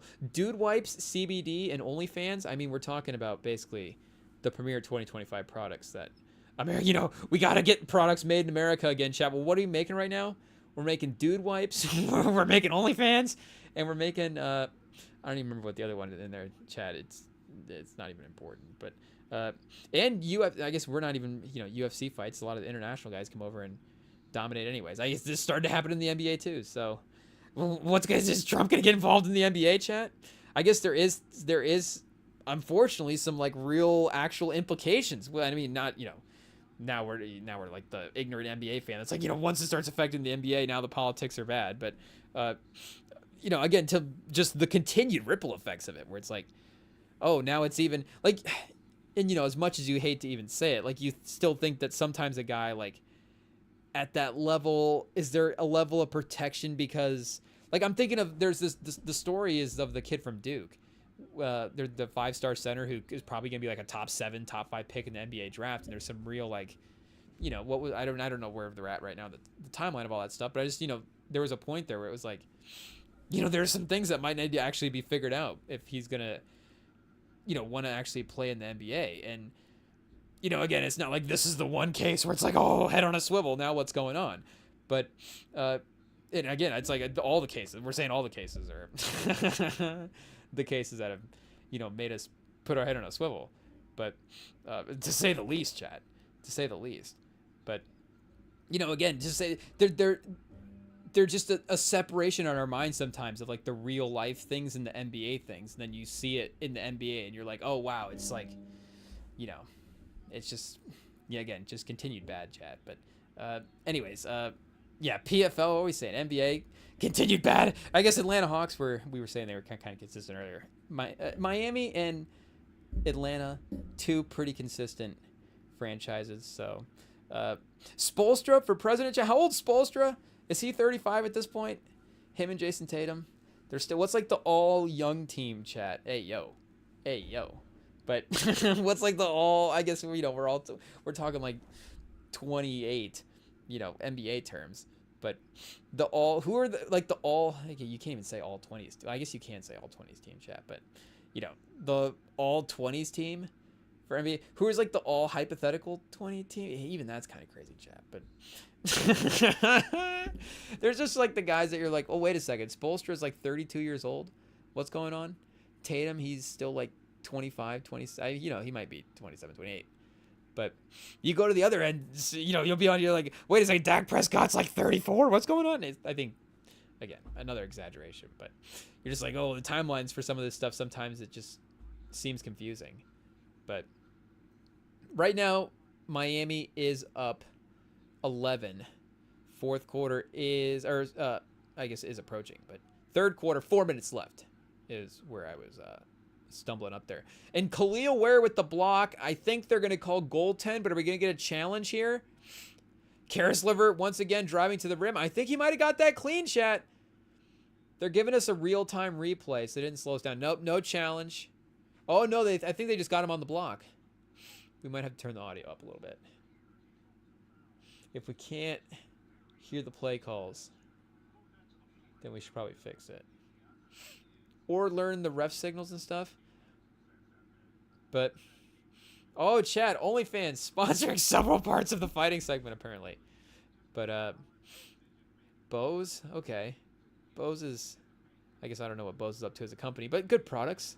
Good speakers. There's a Bose speaker in the studio right now, so not bad about that. What's Arkham, chat? That could be a crazy brand. Who knows? Or is that just the Batman games? Am I crazy? It's either just like a super shady company that's like making weapons. I mean, Arkham is definitely a weapons company, or it's just the Batman games. One or the other. But Terrence Mann still finds his way in the playoffs, chat. I guess not quite play-in. But Atlanta to the Clippers would be a little bit of a downgrade, basketball team-wise. But I guess flip that around, chat. Clippers to Atlanta. Is that a Kongwu with the little post hook? And you love to see, again, the two-man lineup work, not just from the basketball standpoint of it, but just that continued value of them hitting on these mid-round picks, where it really just does show you that you can find value everywhere in the draft chat. And you can build a smart team with however you're picking. And that, the good franchises are good franchises for a reason. Like, you look at this team, Bam, Hero, Khalil Ware, and Jaime Hawkins. Again, like, Jaime Hawkins is not out there right now. I mean, you have Davion Mitchell's like the highest draft pick out there right now for the Miami Heat. And he was picked by the Sacramento Kings. I don't know. The Heat might have taken Mitchell, but again, they would have gotten him a little bit later in the draft. They'll be picking higher this year. And, I know, they passed on some good players as well, too, to get Ware. So there's like some basketball stakes that he has to hit. But yeah, he's played well in these really 2 playoff games. You see the energy. I mean, he's played well down the stretch of the season as well, too. Have they announced the rookie? I mean, he'll probably make an all-rookie team, you'd imagine. He's top 10 rookie of the year. I know he was climbing up that rookie ladder there for a second. He might be on first team even. We'll just have to see how the votes shake out. I guess we're just only know that Castle's going to just lock in that rookie of the year. So argue about who you want for the rest of the draft. It doesn't matter. We got the number 1 guy in the redraft, so we are good to go. But again, these are all like, teen level picks. Like, they're picking 14, 15, 16. And again, it's just like, why are they in this range every year? But again, you don't think of Miami as that level of team because of the playoff runs that they were able to make. And a big part of that was Jimmy Butler. So at the end of the day, do they need a player, again, to compete for titles to get to that star level? Of course. But their continued ability to build out this team, which is however they're able to assemble talent, is incredible, chat. And you just know that. And I mean, of course, it's Miami. They're going to get a star player. They're going to attract somebody. I mean, did we bring up Giannis's name a couple times already? I mean, poor Giannis is, not even played in the playoffs yet against the Bucks. He is playing against the Bucks. He's playing against both the Pacers and the Bucks. Giannis is facing 2 teams in that, and he's got to actually get one of them to win somehow. But, his name is just going to be in these rumors all the time. It is what it is, Chad. It's just, honestly, Giannis, take it as a compliment because, again, it's just the fantasies of having you as hey, yo, Chad. Oh, wow. But it's just the ideas you get of either way, the theories of wanting Giannis, the basketball talent, on your team. It's just a compliment. It's like, he's a coveted basketball player. So, of course, if there's any glimmer of a chance that we could get in the trade machine and get Giannis, then we're going to talk about it. But, maybe he's a guy as well, too, that is just like, hey, you know what? I want to win a title or want to win another title. I don't think it's going to happen in Milwaukee, and I want to play for the stable franchise. I want to live in a better city. You can always do that stuff as well, too. Shout out to Milwaukee. I don't know if I'll exactly say that, chat. I guess the Milwaukee fans can get mad at us instead of Giannis. We'll say it for him. But, maybe he wants to change his scenery like that. So he's definitely going to be a guy as well, too. And I'm not even saying this offseason. Like, maybe they don't get a guy this offseason. Maybe they just say, hey, like, who knows with Hero? Who knows with, like, we'll just get our guy in the draft, run this team back, and we'll see what we have. And, yeah, again, we're not going to try to be a play-in, low-level playoff team for the next foreseeable future. Like, that's not our goal. But we're not going to rush into any star-level players either. Like, what about Devin Booker, chat? I'm just saying Miami is in that, they're in that, I guess not even sneaky tier, but you think big market team, and of course, New York and LA are the first 2 that, whatever, I guess maybe, LA and New York for how they're able to attract basketball talent.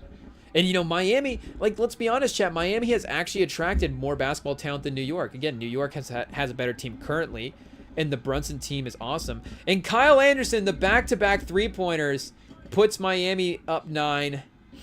Impressive little run here to end the third as we enter the fourth quarter. But, you think about their ability to trade for Jimmy Butler. Of course, they got LeBron. They got Bosh. And again, they've just been able to draft better as well, too, than a lot of the other teams. So that's just going to help with getting talent. But, again, I'm just sitting here, like, I don't know exactly who it's going to be. But I know some, maybe, chat, hopefully it's not Victor Wembanyama. Is Nico Harrison going to get hired by the Spurs? I guess, do they have a star player to trade? Maybe it's Anthony Davis. Maybe they just run 3 bigs. Like, you could run 3 centers. Bam. Where and Anthony Davis? Anthony Davis playing small forward in that lineup. He's like, it's a dream come true. Dominating that game. But, because it was him and Sabonis matched up one-on-one, and I did have a moment where I was like, oh, I'd forgotten about the Dave. Like, I was picking in my mind the Mavs to win. I was thinking of that. I was like, okay, I trust Davis in a play-in scenario to get this game. He's the best player on the court. But the matchup of him and Sabonis is like kind of historically not worked out well for Davis. So there was a moment where those guys were actually matched up like one-on-one at like Davis was out near the half court line at one point, just dribbling around. And then the shot clock went down to like 10 seconds and Davis just dribbling around at the perimeter. And then he just like hands it off to one of the guards to just bail him out. And again, they ended up winning that game. But it's like, oh, is this Davis's dream? Like, I know he loved being in LA, but just the ability to just dribble around in the perimeter like this at the end of the shot clock and be like, oh, I'll get, like, they can't blame me. I guess they can, but you know, again, everybody's just gonna blame Nico Harrison, not really Anthony Davis. Like Anthony Davis, again, he's on the All-75 team. His legacy is established. It's just, could he potentially add some weird, not even weird, but you know, could he add some just out of nowhere historical thing to it with whatever the Mavs would accomplish? I'm not saying win a title, but you know, if the Mavs were ever to have a playoff run with Anthony Davis, it would be an impressive thing. I mean, just honestly, like, I'm not saying this to negate anything that Anthony Davis has ever done, but to see him in that role as the best player making a playoff run would be really fun to watch as well too. But yeah, maybe, you know, who knows who the guy is that Miami is going to be in the mix for, but there's going to be a star player that's like, hey, you know what sounds like a good idea? Living in Miami and playing for Pat Riley and Eric Spoelstra in the Heat. I could probably talk myself into that for a little bit.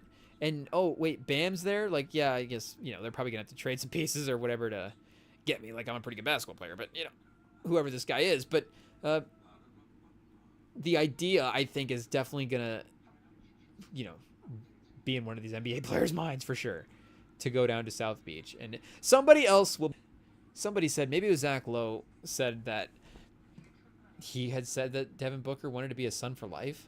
So you never know, Chad. I mean, you know, who knows? It's 2025. I don't really believe any player when they say that. But again, I'm not saying that critically. It's just, you know, things can change. Things happen really fast, Chat. So it can just, you know, he can say that and then 2 or 3 months later be like, actually, you know what? Miami does sound pretty nice. I'll go to Miami. But Phoenix is not bad either, obviously. Not bad as an understatement. But Phoenix, I feel like, is a pretty decent spot to live. So proximity to LA as well too. You know, Devin Booker gets his own franchise.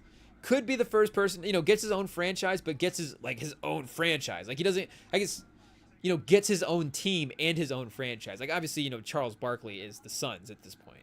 But if Devin Booker were ever to win a finals with the Suns as, you know, the best player, or, you know, I guess maybe at this point, second best player, but he could still win you know, could he be the best player on a finals team? He could be a finals MVP for sure. I think Devin Booker is absolutely a guy that could still win a finals MVP, 100%.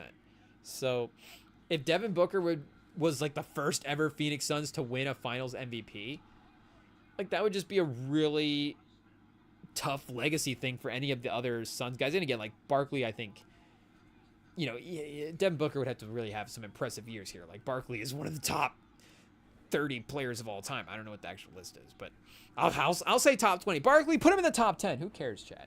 What, are you going to have a bad team if Barkley's in your top 10 players of all, doing a top 10 players of all time draft, and you have Charles Barkley number 10? It's a bad spot on the list, Chad. Get out of here. Charles Barkley's a great player, but you know, it just, he was never able to, you know, it's just, that would just be a historic thing for Devin Booker to be able to accomplish with that franchise. So it's a unique spot for him. Like, again, he could go to Miami and win a title, but it would just, Devin Booker would just be another guy making that move in 2025. So it is a smart thing to stay in Phoenix as well too. And the money's good. Again, the situation, he's close to LA. Like, there's not a lot to want to leave, I'm sure. You know, who cares? I guess if the owner's a little crazy, like, he's crazy. Is he crazy enough to give me a big extension when my contract's up? Like, you know, if I'm Devin Booker, it's like, hey, I guess maybe winning a title. How important is winning a title? I guess that's always the question, chat. But yeah, I'm just saying, there's not a lot to want to leave in Phoenix. And Trae Young from near the logo has brought Atlanta back to 3. Atlanta has been knocking on the door a couple of times. They haven't quite closed the gap. So it's been a credit to Miami at this point to be able to go on these runs, especially, again, the out of timeout stuff, the Spoelstra, the coaching, the regrouping, the getting the guys together, the draw. You know, we'll use Vig coaching terms here because we don't really know X's and O's that well. That chat, was he gonna drop a floppy or I don't think anybody runs floppy anymore. Chat, pistol. What do they run in 2025? I guess we need to watch the Mind the Game pod. Spoiler alert: we didn't watch the the LeBron routine episode, so I guess we'll have to watch that to see who the X. Or we just need to go. We probably actually should go back and rewatch some of those JJ Redick ones because again, Redick is a smart basketball. And again, LeBron's a smart basketball guy, but I mean, I think they had. Well, they probably had the same motivations for doing the show. Like, I mean, they both knew what they were doing, obviously, but they were both, the LeBron Redick affair on Mind the Game pod was pretty obvious. It was just in front of the whole nation, but it just, well, I guess do we want to start making comparisons, chat? But it was just right in front of our eyes on YouTube. But Redick was actually dropping basketball knowledge as well too in those shows, and he actually does go into the X's and O's in a way that. And again, it's the talent of a coach. And not to say that LeBron can't. Like, LeBron can. It's just, again, I don't know if... And he's back in the... So he's doing the pod. Like, he's definitely, I think, likes it. But, and maybe we just need to check in on some of these other ones. Oh, chat. Fabian Edwards? Is the guy fighting tonight? Leon Edwards is there, though. So, I don't know what's going on. Maybe that's a trainer. He's in his camp, a guy in his camp. Maybe Edwards is one of the guys, again, training him. But we'll see, chat. Little Edwards connection. But anyways, what were we saying before that? Should we actually talk about the Coogler movie, chat? We've been on for 2 hours on a Sinners reaction episode and haven't even mentioned the movie. So we probably should at least give it at least a shout out, chat, a quick rating. Just a mention, at least more than that, because what were we saying earlier? In the moment, watching something, checking all the boxes, and there are, of course, things where it's like you watch it and it's like an instant classic. And I think for me, at least personally, I think I'm not like the biggest horror movie fan. I don't necessarily watch all the horror movies, chat. Like, it's not necessarily the genre that I gravitate toward first.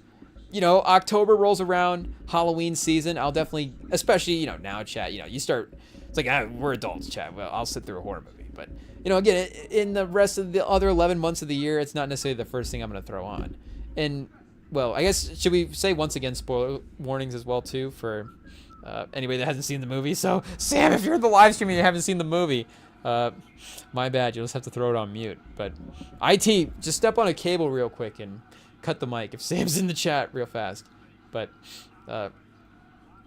yeah, anyways, for me, the movie itself, of course, was fantastic, right? I say of course. I mean, I guess I'm giving Coogler the benefit of the doubt of that is this. I mean, Coogler going into this movie, the standard is he makes awesome movies. But this was a fun movie for Coogler to make as well, too, because in a way, chat, this is like his first really original movie. Like, you go through his catalog, and, Fruitvale Station is, of course, a story that is, unless I'm just, not thinking of it like a short film or something, like, a story that's being told for the first time. But, and, again, Black Panther as well, too. Like, these, in Creed, like, these are all original stories in a way, but even Creed is it's a little bit more quote unquote I guess original than Black Panther, as at least characters anyways. Like, I think and I again don't know like the comic accuracy of what he's working with, like what Black Panther storylines from the comics he borrowed from or whatever, but in terms of characters, again, like Creed is a little bit more of original character, but still stems out of the Rocky universe and still is part of a greater IP. Same with the Marvel stuff. So Chad, am I just crazy? Chad, I'm just a bad person. I'm getting people mixed up and names mixed up, faces mixed up. It is what it is. Don't pay attention to me when I'm talking about the PFL. But we'll learn, chat. We'll get better. We'll be better. We promise. That's the promise on the Sam pod. Honesty, be better. Just slogans. Do we have to start like sticky noting slogans up here on the wall? Honesty is the best policy. Be better. I don't know. We'll DM the Rosillo pod for a couple more quotes. See what he wants to stick up on the wall. But anyways, what were we saying about the Sinners movie? Yeah, I guess for us, again, it literally was checking all the boxes in the moment of what a great movie was. Again, I just didn't really know, and maybe I'm being nitpicky in the moment, but I just wanted to know, like, at the highest level, like, what were we watching here? And again, shout out to the Champ Quinn. I went and saw this movie with the Champ Quinn, so I had the horror movie expert to, get the immediate reaction from. And again, it was awesome as a movie, but I wanted to know, was it also awesome as a horror movie? And of course it was as well too, chat. It fit the genre thing, and it fit the original story as well too. And Champ was saying that right after the movie, it was one of, and again, as we get to talking about it, chat, I'll spoil it and say things in the plot and talk about the movie itself. Like, it is what it is. It's gonna happen. But so if you haven't seen it, literally, I would say absolutely turn this off if there's a showing and go watch the movie. But otherwise, it is what it is. Oh, Levert, which is trying to take the 3, and Bam's right with Bam, tough defense, but what do you do? Air ball, no foul.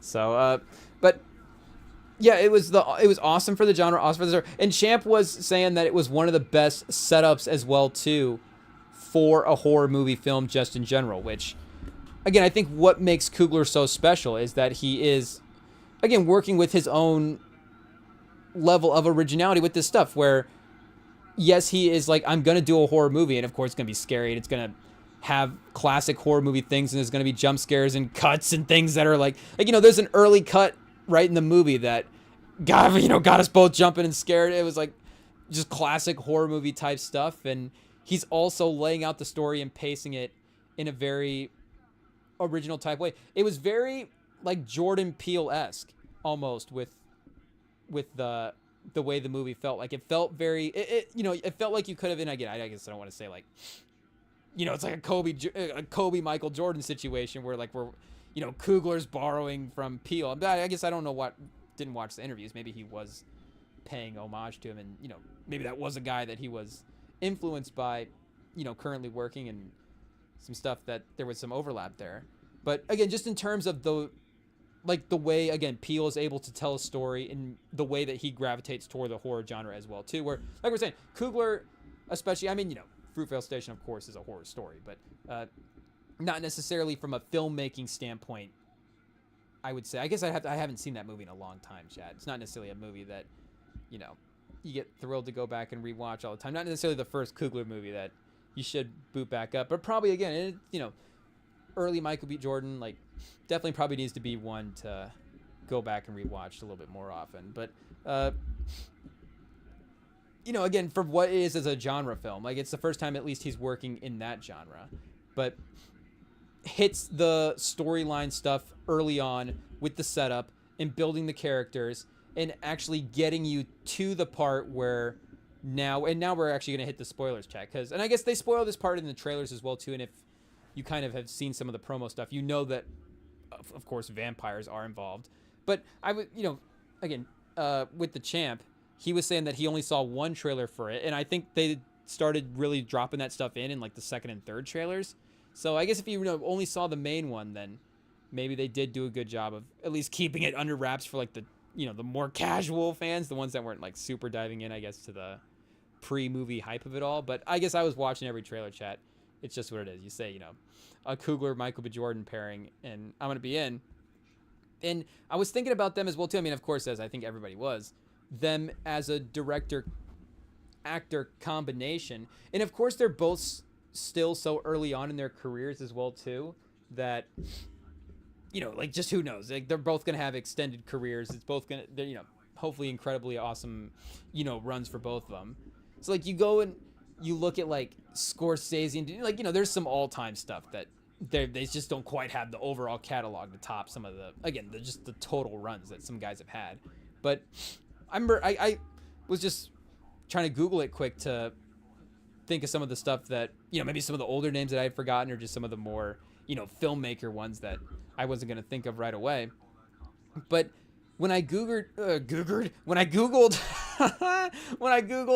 the best actor director combinations, the first one that popped up for Martin Scorsese was Martin Scorsese and Leo, which is not wrong. Like, I guess, they have an awesome discography or filmography together, and they've had this, in the 21st century, like, that has been Scorsese's guy as Leo. But again, like, I think the totality of the movies. Like, kind of Casino and Goodfellas alone, honestly, is kind of enough to say like De Niro and Scorsese is, again, just in a De Niro Scorsese, Leo Scorsese combination.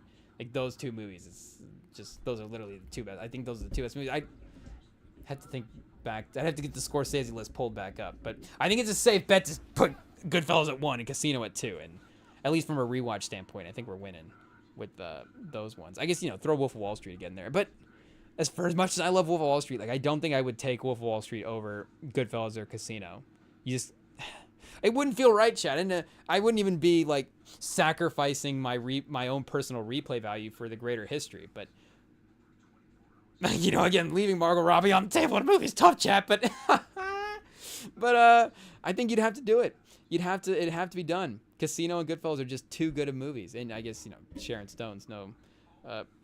You're not necessarily leaving anything. Anyways, moving on. But I mean, this is now, of course, becoming not just for the amount of work they're putting in, but for what these movies are consistently. Consistently bringing out the best versions of Michael B. Jordan. And I think Michael B. Jordan gets a little bit too much hate as an actor. I mean, it's not, again, like, we could definitely go through the roles and go, what's like the hit rate on some of these movies. But I think he's always, I've never watched a Michael B. Jordan movie and never not enjoyed it because of Michael B. Jordan. If that makes sense. Like, he's never, and again, I don't want to say like he's never the worst part of the movie. Like, oh, that's a great accomplishment. Like, awesome. Michael B. Jordan doesn't suck. But that's not what I'm saying. It's like he is always like the baseline for Michael B. Jordan is an enjoyable performance in the movie. Is basically what I'm saying. To where even if people are gonna be like it's a bad performance, there's gonna be something in that where, for me, I'm gonna find replay value in watching Michael B. Yeah, this sounds sketchy, but I enjoy Michael B. Jordan's a good actor to me. I guess again, in whatever you want to say the scale of good actor is, but it maybe enjoyable actor is the better way to put it. Like, maybe he's like a, is he like a Dante DiVincenzo? Chat. I don't know if this is you get trouble in the NBA for doing some of the cross comparison stuff. I don't know if we can now. We're doing a cross sport, cross racial comparison. I don't know if that's too much, chat, but is he like Nas Reed? I don't know where we're gonna get canceled for, but is he a guy where it's like, yeah, maybe he is the 4th best player on the team, but I have his jersey. Like, that's just the guy that I really enjoy on the team. Like, the effort that he puts into his performance. Because that's the thing as well too. Like, I feel like he always, especially the last. You start getting to some of the earlier movies, some of maybe the rom-com. Not to say that I don't enjoy that style of movie. I'm just saying that maybe some of those performances, who knows what you want to say about them as acting performances. Who knows what they're actually supposed to be, of course. But especially as of late as well, too, like, the commitment to his roles is definitely there, even in some of the action stuff. I mean, he, of course, just this is what it is, Chad. One of the most fit guys in Hollywood. But I mean, of course, there's a commitment to there's a level of commitment as well too to keep that up, where just one of the guys that seems to always kind of stay locked in as well too off the movie, where sometimes it's like, is Hemsworth gonna look bad off a movie? Like, Jesus, Hemsworth is never walking around looking bad, but I guess I was stuttering trying to say that, chat. Yikes. But even if it's not Thor level Hemsworth, it just feels like Michael. It feels like Michael B. Jordan's always walking around like he just did 15 pull-ups. But maybe is he gonna get mad? He's like 25, 30. Pull-ups are one of those like sneaky things though, where it's like if you can do 15 clean pull-ups, maybe on the first set, I'm being a little. If you're going in fresh first set, then maybe a fit guy, you should probably be able to knock out 15 pull-ups. But 3 sets of 15, 4 sets of 15. That's a strong back, chat.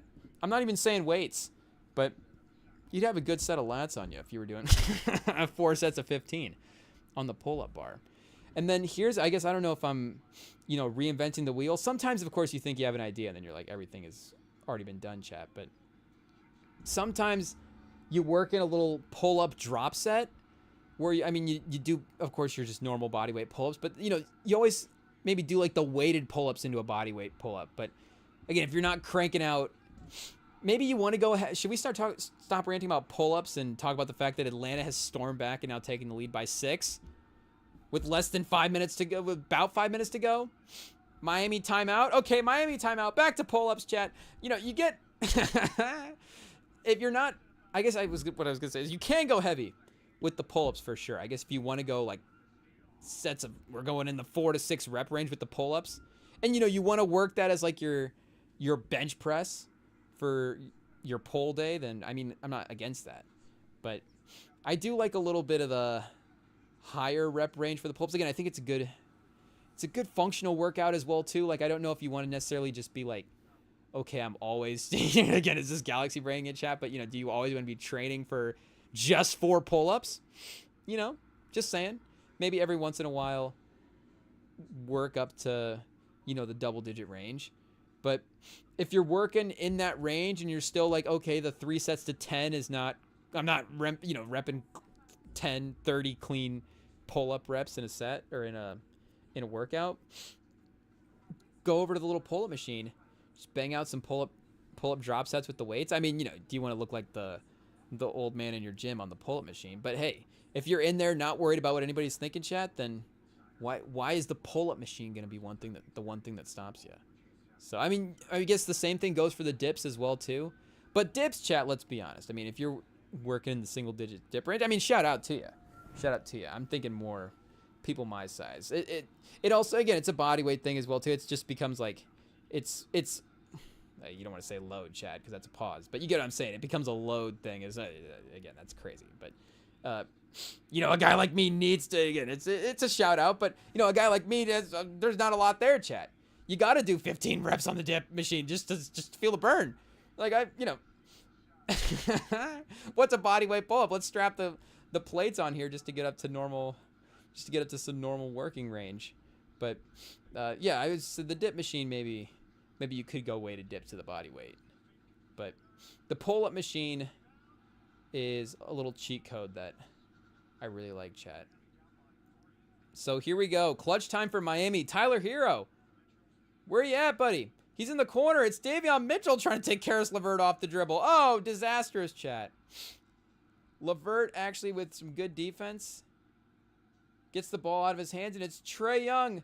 Okongwu takes a top of the 3 key. What is happening? We've got Davion Mitchell attacking the basket. We've got Okongwu taking threes. Okay, Bam and Hero in the pick and roll. This is what we want to see. They are attacking LeVert, though. So, you know, you can't just keep putting Trae Young into the switches. I don't know, chat. Am I missing something? There we go. Hero now attacks Trae Young. Dyson Daniels, he gets the shot up over Dyson Daniels. What do you know, chat? He gets an open shot in the lane. He gets the minute to go. Miami on the Sling TV is up, or down 1, but I just got the spoilers on ESPN, chat. ESPN stream, of course, a little bit in front of where we're at right now. It is Miami up by 1 on the screen. But we'll get there, I guess, on the next possession, because Karis LeVert's going to miss this 3. Oh, he misses it bad, chat. So we've gotten Okongwu and Karis LeVert taking shots. You know what, chat? For as much as we give Trae Young a lot of hate, Trae Young needs to be taking some shots here. Hero. It's Tyler Hero with the back-to-back middies. Oh, chat, the clutchness from Hero. You love to see it. The play-in. Play-in, chat. Where players are made, where moments are made. Tyler Hero, he's growing up right before our eyes. But Tyler Hero, of course, is, you know, Tyler Hero's on his 2nd contract, so he's not really a guy that is like a growing up type player, but in a playoff way, you know, again, as a lead guy. Like, we did our player rankings, and we had him and Austin Reeves really close together, and not to say that Austin Reeves couldn't do what Hero did, especially in a game like tonight. Like, could Austin Reeves have sort of the ability to have the back and forth performance in that type of way? But what do we have for Hero tonight? So he's at 21 total, you know, 16 shots. Again, he's going to get his looks, but 3 for 8. Like, again, it's not like the cleanest Tyler Hero game ever played. You know, he's hitting clutch shots. It's overall, it could turn out to be a really good game here. And even if they lose, it's still like a good Tyler Hero game. He's playing well at the end of the game here. And Ware's managed to stay perfect as well, too. 6 for 6. I mean, just awesome shot selection from him as well, too. So you love to see him, you know, the working with the team as well, too, to maximize himself as a player. And then, what do you know, chat? Again, you don't want to say know your role, but if you kind of are able to maximize the opportunities that you're given. A guy like Ware, even in 22 minutes, he's giving you 12 and 8.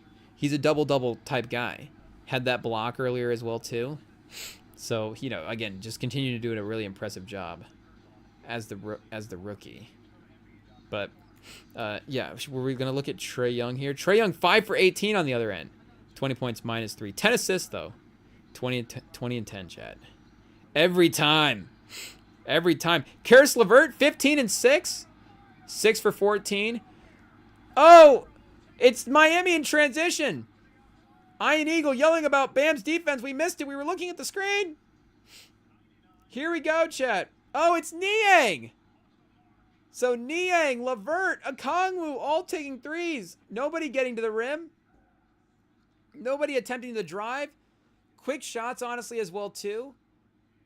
Guys trying to pull up and be the hero, chat. This is not good. Quinn Snyder, get a hold of your guys. Pause. Highsmith. Oh, Bam Adebayo, chat. The interior continues. So they don't have Ware on the court to end the game. They decide to go with Wiggins. They have the little Wiggins-Highsmith combo around Bam. But again, Bam's just been a monster tonight as well, too. Like, he's really, giving a Okongwu, chat. Pause. The business. But there's Niang with the 3, finally. Trae Young kind of absent, chat. It's like now, you don't want to be like, you don't want to contradict yourself, but it's a balance. It's all about the balance. That's what we're saying. We were complimenting Trae Young's talent earlier, and Hero with the step back mid-range, chat. Getting to his spots. The mid-range is dead. Not with Tyler Hero. Cooper Flag, chat. The white guy's keeping the mid-range alive. The fundamentals. Okay, Dyson Daniels and Niang in the pick and roll. It works.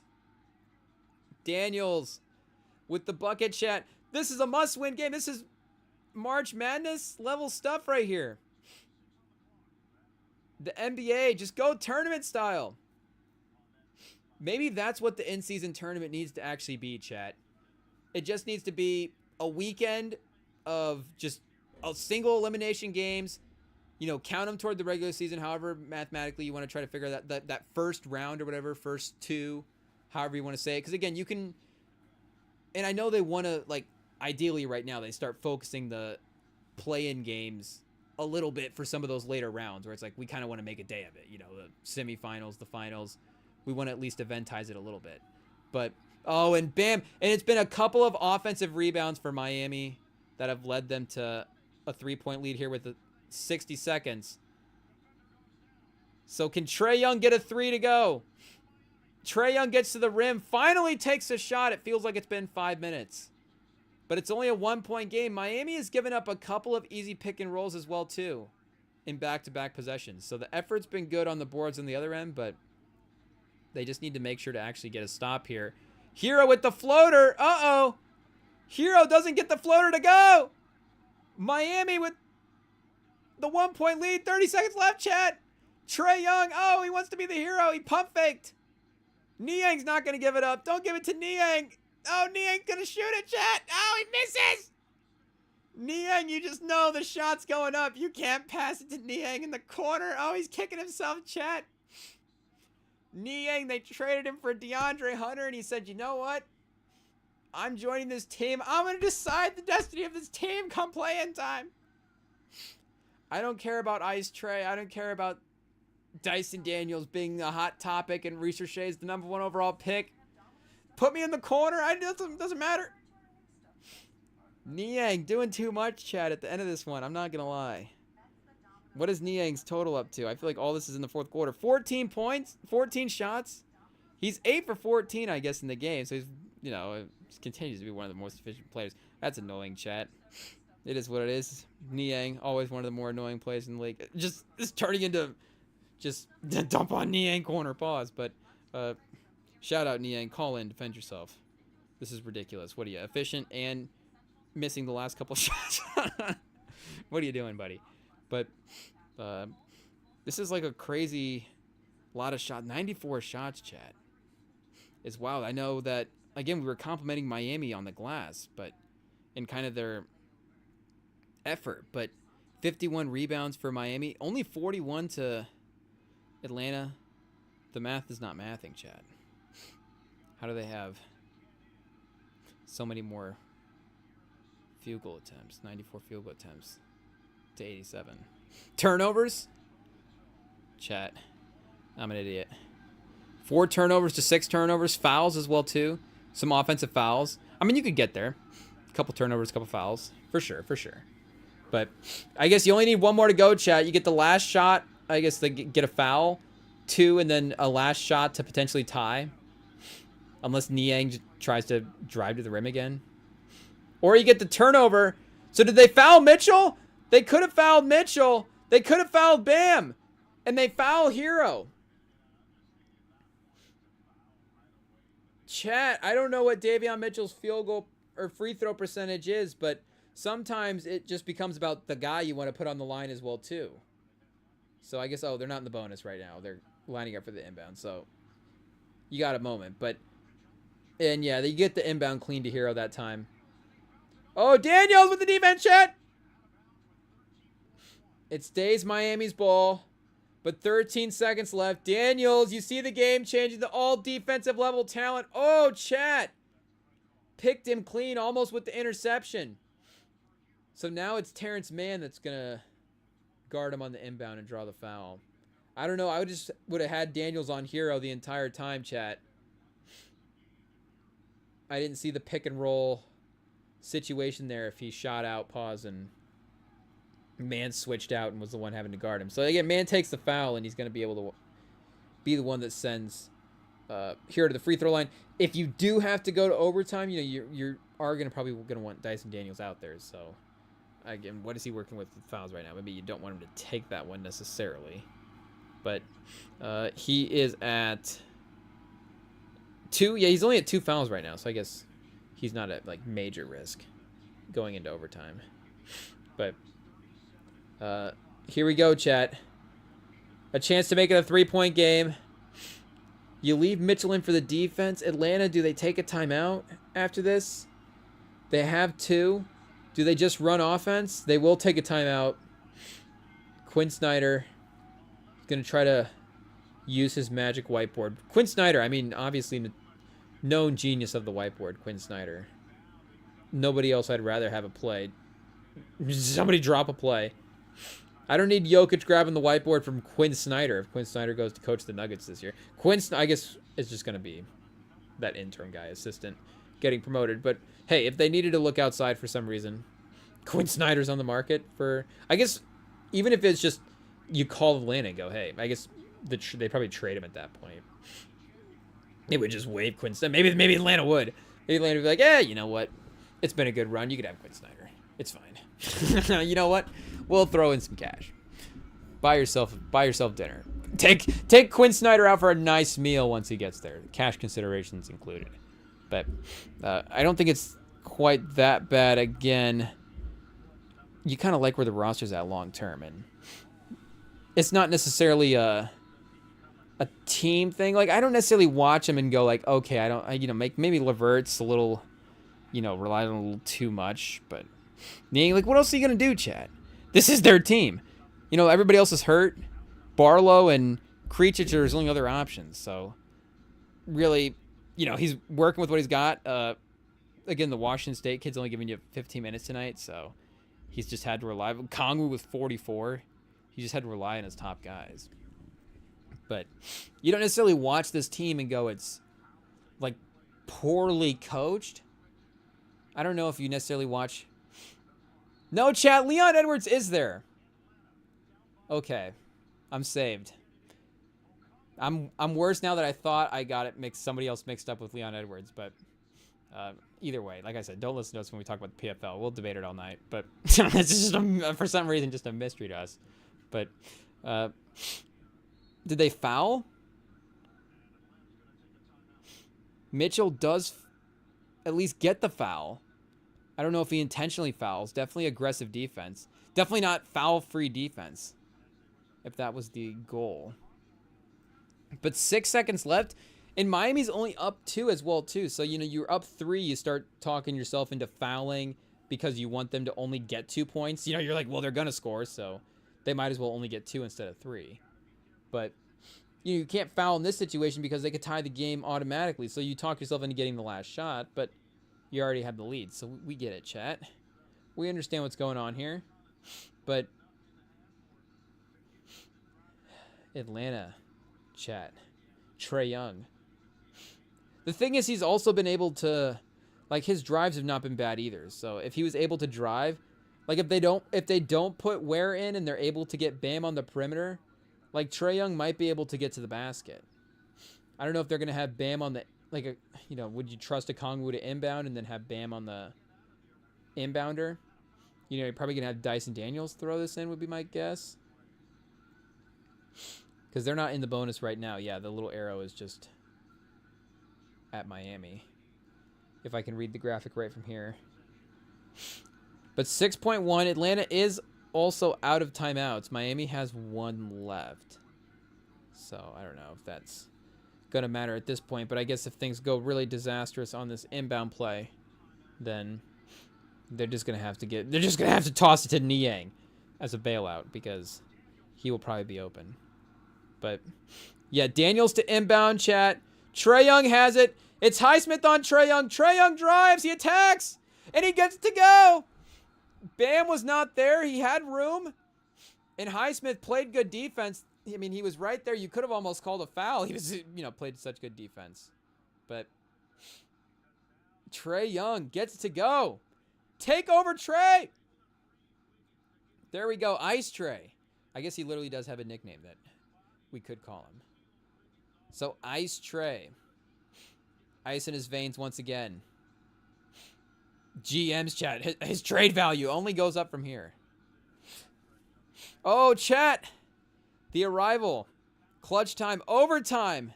It means more basketball. And it means Sam joins the chat. Let's see, chat. Let's get this guy in here before... IT, can we get this to load before the timeout ends? Trae Young, 4 for 6, 10 points in the fourth quarter. Star player, chat. Big time clutch player, Trae Young. The play-in moments, chat. Who would have thought we would have been talking about play-in moments, but here we are. Pretty good. 1.3 left in the game. Do you have it on? Play-in basketball? Oh, it's just play-in basketball. I get it. I'm overhyping it, chat. Settle me down. But Trae Young's going ballistic in the fourth.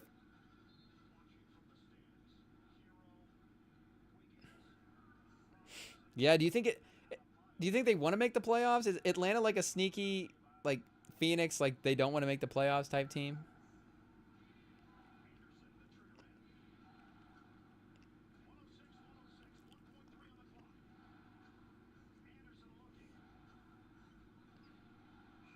Mm-hmm.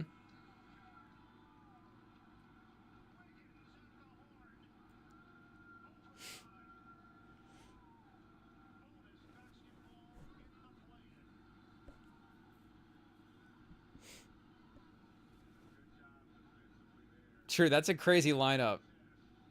Flag, Tatum, and Jalen Johnson. Then you put Kyrie on that team. I don't know if he is the 4th best Duke player right now, but I'm just thinking of guys right away. Like, I don't know, Brandon Ingram might be the only other. Might be, I guess Zion still. There's RJ, Cam Reddish is still. If Sam's running the team, Cam Reddish is still in the camp. But yeah, that is. Yeah, it's like, why is Cam Reddish the 7th man? It just becomes a Michael Malone, Calvin Booth situation where the coach is just yelling at Sam, like, I don't want to play Cam Reddish. And Sam's like, you have to play Cam Reddish. I still believe in Cam Reddish.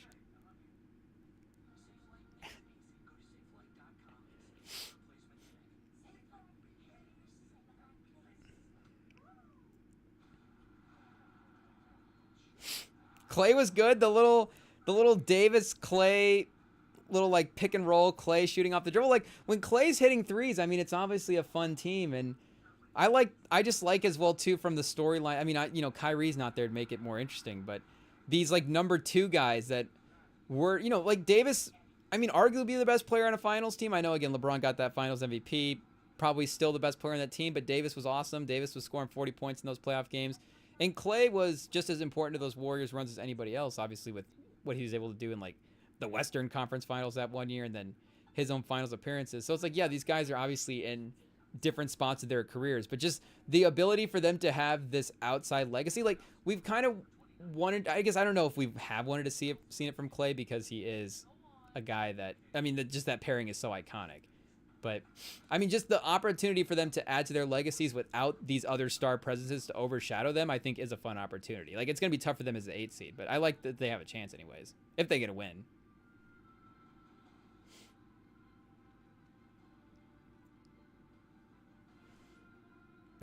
Yeah. Well, I'm pro Davis, so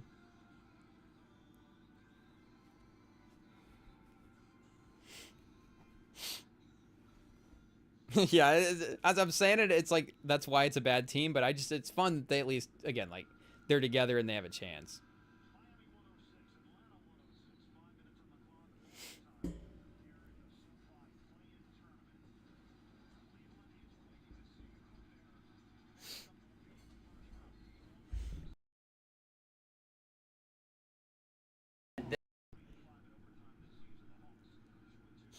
Wait, am I connected? You just I think you just connected to my speaker. Your voice was really loud. I was like, wait, what just happened? Can you hear me? Okay. Testing 1 2 3. Here, wait. Oh, okay, there we go. Okay, I'm good to go. But I disconnect the speaker real fast. But for so wait, Miami might be the 8 seed. I guess Boston, Orlando, like that one feels pretty set in stone. The like we said, OKC feels like they're gonna be taking down Dallas. But I mean, yeah. Who do you think would take? No.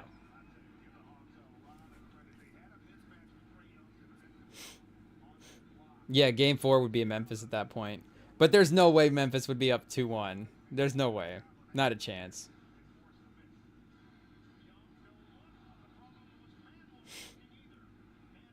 No.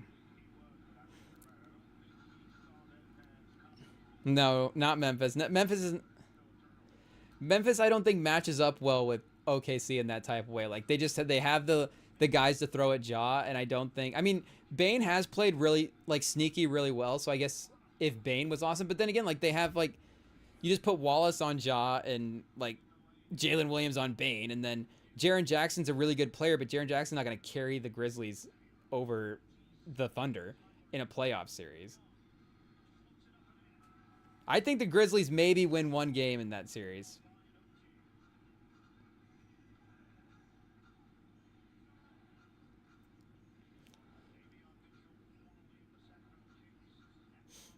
It would honestly just be the pride of the Thunder at that point in my mind as to whether or not, game 3 up 3-0 they'd be locked in, or maybe that first game in Memphis, maybe the energy for that Ja puts up like 35 plus, and then yeah, they whoop that trick and then they're down just 2-1 at that point. But I think Dallas, I don't think they would like, better chance of winning's a long stretch, but I think they have a better chance of taking 2 games off the Thunder than the Grizzlies do. I think if Davis is awesome, yeah.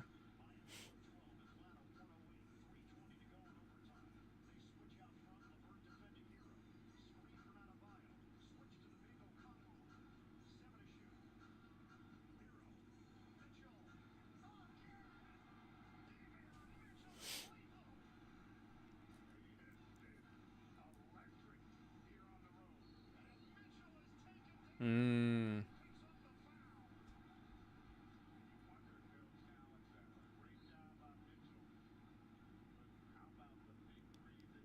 Yeah, he can't guard AD.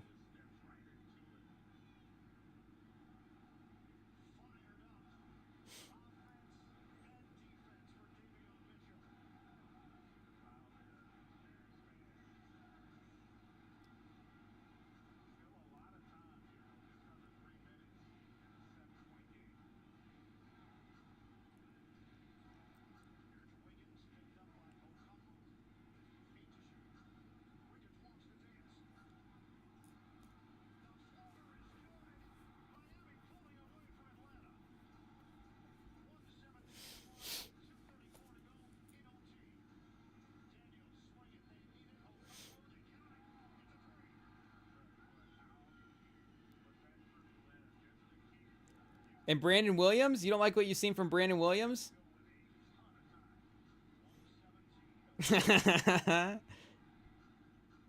You don't like the two-way contract Brandon Williams guy?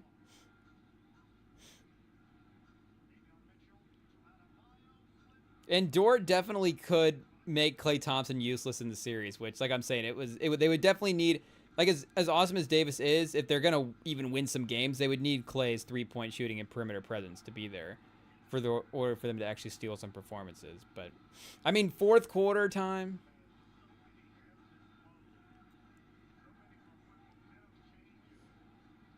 Yeah, you're talking me into it.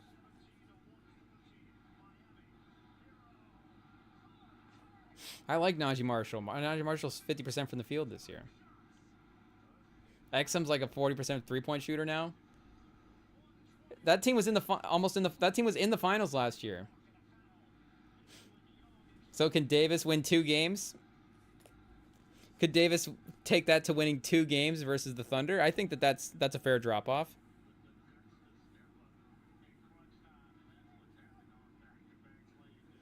Yeah, and the Kyrie piece is tough. If they had Kyrie,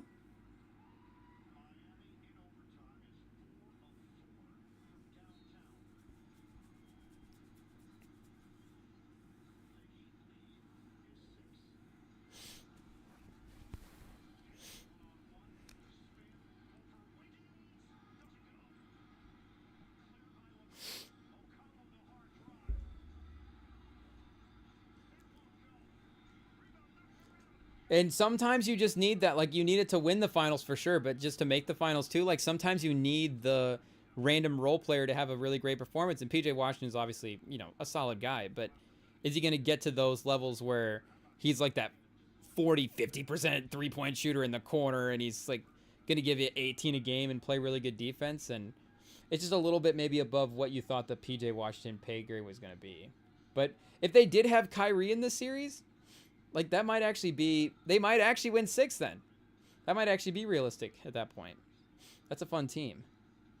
But Davis is still, I mean, he hasn't been as efficient since he's been back, but he's still a matchup problem, and they continue to, like, kind of be feisty around him. So, I mean, obviously I'm not making the case for them to win, but I'm just saying, shout out Davis.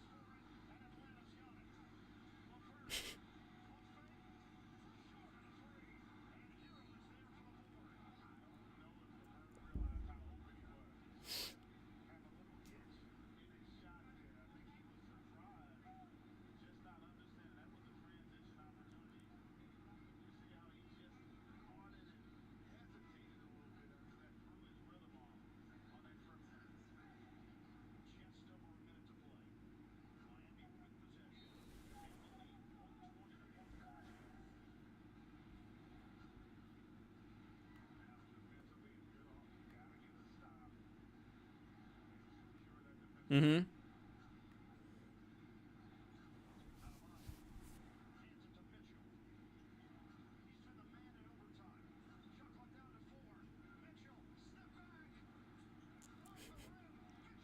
Kind of forget how good he was. Like Ben Simmons is your 10th guy. Like, okay, Yeah, like you like Ben there's a Simmons as a lot 10th of man? talent. 10th man, like 12 minutes in a playoff game. Like we can come in, maybe turn a game. Like that's not that's nothing to sneeze at. I don't know. The Clippers to me, like top to bottom, have the most like interesting kind of team. And if Kawhi is able to play like 48 minutes a night, 43, 44. Like it's gonna be tough. I don't know. Kawhi looks like he's turning back the clock. I don't know. How does it feel, right? I mean, it's been long enough since like, Kawhi has, I think, done enough to his own legacy at this point that, it is what it is for Spurs fans. But I mean, you're not worried about Jokic just going ballistic for this series. Like, what if Jokic puts up like a 40, 10, and 15 and just gives the I best think this playoff may be series of the all best time? series out of in the whole first round. The best one? You think this is better than Lakers Wolves? Yeah, I mean Lakers Wolves is better for like TikTok. Like you're Oh, like, oh my gosh, you're saying I'm and a TikTok fan. I'm just saying like in terms of like popularity, it's a popularity contest. But Like just the Edwards Timberwolves versus is great, LeBron, though, but that's crazy. And Luca? Yeah, they're gonna. I don't think that's serious. Once people remember how bad Julius Randle is, like they're like, oh my gosh, we actually need you, and then you can't No. play Rudy Gobert in this series at all. You know, like is Jaden McDaniels really gonna clamp up? Either of these guys. I don't know. I'm pretty wary, and we've seen the Lakers when they're locked in, they can play really good defense. We've seen it in a couple games after Luka came back, or after Luka, yeah, when he came back from his injury. And if they're able to play that level of defense on top of having, two all-time great offensive players on all cylinders on the other side, and Austin Reeves, like it's tough. I don't know if Nasri can bail them out all the time. But I guess anyways, back to the Nuggets and the Clippers real quick. Like it's for me, it's just difficult to write off Jokic in the first round. And I know it's not writing off Jokic, but I don't know, Mm. just something like, is it gonna be the Clippers making a run, or is it gonna be Jokic having a historic series? And does he need, like, yes, he needs to have an historic series, obviously, because he's need to have a historic season for this team to do that. But like, does he need to have a historic Jokic series to win this series, or I Yes. guess the Clippers, they have been so consistent as of late. It's like been basically the whole Yeah, like last like second he half of the has to average season. 40 a night he has to average 40, 10, and 10 a night for them But to have a the thing chance. is, he's going to do that. Like, I'm basically He locking it in is. right now that Jokic is going to score 40 points a game in this series. But it's still gonna be close though. And then he could do all that, and then what happens in the 60-point game happens again. Someone makes a dumb mistake because they're gonna have to play Christian Braun in big minutes. They're gonna have to play Russell Westbrook in big minutes. They're gonna have to probably play, either Strother or Julian or some guys off the bench in minutes that matter. And it's what we've been seeing all year. The reason why he's the MVP. We're gonna see it, and I mean, the game against the Rockets was it's the same. It's a Derrick Jones Jr. rule. If a player who can't shoot and is just really super athletic and probably shouldn't be a starter is one of your starters, and need him in big minutes, that's gonna get exposed at some point. And I love Christian Braun, Jayhawk champion, both in college and professional, but he's not an NBA starter, at least not right now, and it's going to be on full display. He's going to get killed on NBA socials just now. Either him or Westbrook. Okay, wait, we do need to actually take a quick technical timeout because uh, I need to reset my Wi Fi quick. Oh, My no Wi Fi's worries. passing. We'll be back, chat. No, I don't think I have to restart the Zoom. I just need to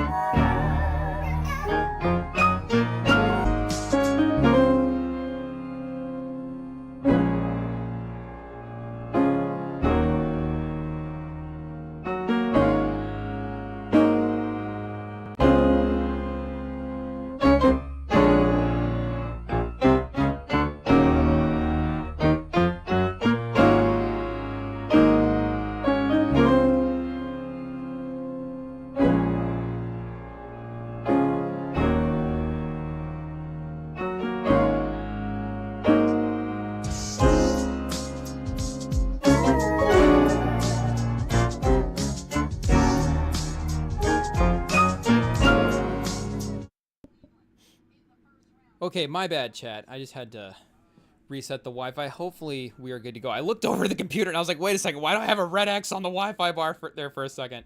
But now we got green signal and we are good to go. But yeah, anyways, like I was saying with the Jokic piece of it, and I guess really it's even honestly more galaxy brain than just like can they stop Jokic, but it's and actually let me get this game switched over real quick as well too to Grizzlies versus Dallas. Chat, you know we have to watch Anthony Davis play as soon as possible. Let's get this game on the screen, IT.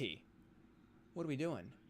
But uh, with with Jokic, like I mean, you can check the tapes, chat. Like I wanted Jokic to win MVP all year. Oh, perfect timing. Game just started. Jaren Jackson for three in the corner. Davis isn't even going to be in the playoffs. None of this is even going to matter. But like I wanted Jokic to win the MVP. If I had a vote, I would have voted Jokic to win the MVP. Like I think looking back in history, like it's gonna make total sense. And I kind of sneaky am beginning to think that Jokic is actually going to win MVP because a lot of the like Simmons said on his pod he's gonna vote for Jokic. I think Russillo said that he's gonna vote for Jokic. I think Mahoney, who was on with Russillo or with Simmons, I think he also has an NBA vote. So I think he said as well too he was going to vote for Jokic. So all of these guys that are out there in the media with these votes are saying that they're actually going to vote for Jokic. I think Jokic might actually steal the MVP from Shea this year, but I think it's going to make total sense. But it's not even really about the MVP this year. It's about now the greater basketball conversation with Jokic as a big player. And really what is interesting with him compared to some of these other guys, and Jordan as well too is just a rare example of again a guy that's just able to consistently win at a level for a long time. But Jokic would have a lot of early playoff exits, and like even LeBron, I know the conferences maybe looking back were weaker. Like, is this Clippers team? You know, how do you want to start comparing it to some of those Raptors teams that LeBron had to play? I don't know how they would match up necessarily, but it's just it would be a couple of early playoff round exits for Jokic at the peak of his powers, where it's like I mean, again, it's not to take away from him right now or the MVP thing, but it's just if we're looking at these all like the 20 top guys or whatever, like, do you think it is a again I don't want to say like a detriment to Jokic is the wrong way to phrase it, but like how do you evaluate his all time status as a guy that's just able to just like completely take over a series and win a series by himself? I mean, we're gonna have to see. I think the main thing that people remember is that he didn't really have an all-star, That's actually a and I crazy know stat. it's insane. And I know people will, like come back and be like, well, why? How the heck is Jamal Murray not an all-star? And I'll It's say it, because he's basically a playoff all star. yeah, if you watch him game one to game 82, he doesn't earn it. He Mm-hmm. doesn't earn it. Either he's injured, he has ups and downs. Like it was bad earlier this year. Like it was really bad, and it's just it's not great. He just has pretty good starters, but occasionally, can show flashes of greatness. Like his teammates are talented, but he doesn't really have a great second player. And you look at people like Jordan couldn't win without Pippen. Mm-hmm. You know, you look at like LeBron, he's won all his championships with a Hall of Fame teammate. Like to get a championship, you can't win a championship on your own. And there are going to be like, some series where they play really well, and you still lose, and you can put that as a half ring. Allen Iverson getting to the finals, but I mean, you look at Mm-hmm. that East, it definitely was a lot weaker than whatever this West Conference is. And something that's interesting, you look at past years, I think there's someone was doing comparisons about like how the West, when you look at the Grizzlies, them making the second seed overall the last couple of years, when you compare seasons, it kind of doesn't matter because this season everyone's so good. Like 48 wins is like an average thing this year, like for the West. Yeah. Like this is a really hard conference, with more talent than ever, and to just dismiss that when talking about him all time is a crime. And it's not like he's the eighth seed or the 10th seed. Like he's the fourth seed, Like it's not like he fell off a cliff. And it's it's I mean, last year they still beat the Lakers, they Mm-hmm. almost swept them. So he did win a series, and then I think 2 years ago, 3 years ago they won the championship. And then that middle one, I don't know what happened. or no, that was 2 years ago they won the championship, and then last year was the Lakers. But yeah, I mean they just don't have a good enough team around them, and I'm just wondering like, is there anyone in the league who would have as high a seed as he does in that kind of competition as Jokic, like with that bad a team? Like there's no team, maybe like there's no team that's that bad Mm. that's this high in the rankings. And that other first round playoff exit that I'm thinking of as well too was the year that Murray was out. So it's like, Yeah, he how was much injured. Yeah. do you want to really start chalking, Jokic up for that one in like the Jokic loss category? But I'm not ready to write off Murray as a playoff guy yet either. I think, and again, with the way Jokic is playing, and again, I'm talking about winning a series versus winning a title. Like, I think with the way Jokic is playing, I don't know if Murray has to be the full Jamal Murray level like every game. But again, the Clippers, it's just Yeah. like, how good are the Clippers going to be in one series? But do you think the Clippers have just tapped into enough of their playoff upside over the years for you to be confident that they're going to get there, even in the first round? No, but I do think it is it is interesting. I do think it's gonna be interesting because I don't think we've seen the full ceiling of this playoff of this team. When they had Paul George and all that, and maybe Paul George was the problem.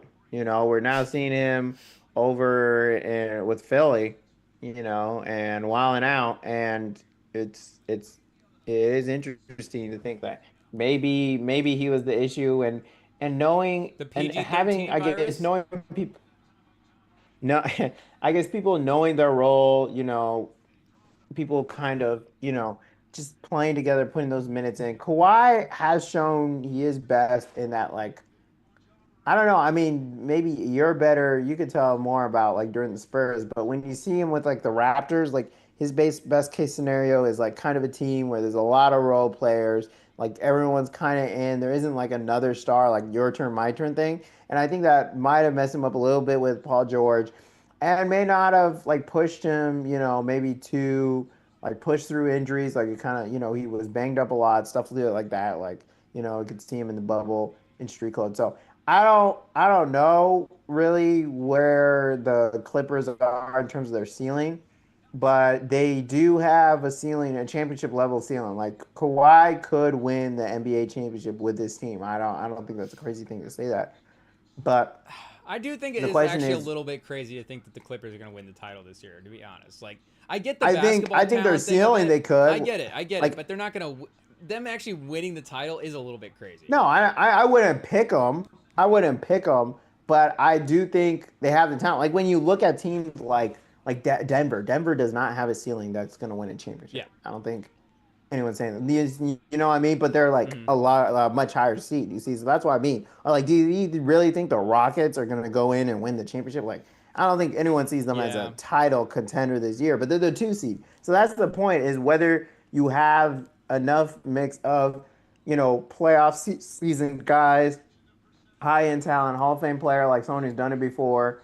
Whether you could really see it happen. And the Clippers, I think, are probably the lowest seeded team that could really, if you at the end of the day were like, oh, Kawhi got another Finals MVP and the Clippers won a championship, I don't think that'd be a crazy statement or crazy. It wouldn't be unbelievable. Like it would, I think it could be possible. Like Kawhi has 40 a game. Norman Powell is showing up like he's doing a Max Mm-hmm. Strus impersonation.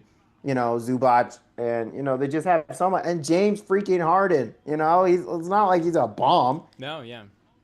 Then Norm Powell and Kawhi have won a title together before, so I mean it's a proven Yeah. formula. So, do you almost view this like the Mahomes Super Bowl this past year, where it's like okay, them Oh, almost being in the state that they are is the win, and then the matchup is just a bad matchup, and it's like maybe like is Jokic gonna play like Mahomes actually played in the Super Bowl? Probably not, but maybe a little more like mm, Tampa Bay too. the Tampa Bay Yeah, way. no, Yeah. I do think so. I think he's gonna try what he can, but Christian Braun and Russell Westbrook are about to get eviscerated on uh on all the talk shows because they're going to be put in big spots to hit threes. They're going to get passed to. They're going to get sacked off, and they're going to clank.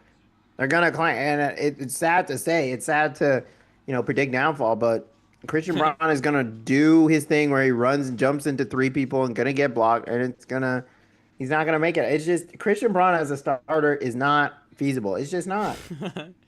But the reason I brought up Mahomes as the comp for like the Super Bowl was the reason I got bit like picking those games was because I didn't want to pick against Mahomes, and it's the same problem here. It's like I just can't pick against Yeah. Jokic in this series, and I can't physically pick the Clippers to win a series either. Like it feels impossible for them to actually just get all the pieces together. But maybe for round one, it does actually end up clicking because, like you're saying, I mean, the Nuggets thing was going backwards, but the thing is, they fired their coach, so it is not like the same Nuggets team. Like, do we have to only evaluate them based on the games that they played with the new guy?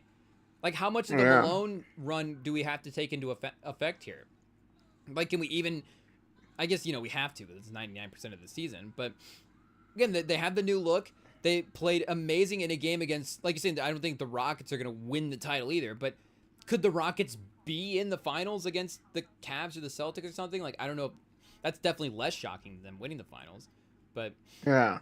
them having such a dominant performance as well too, like how much weight do you put in that, I guess, that game? I mean, I guess coaching does matter.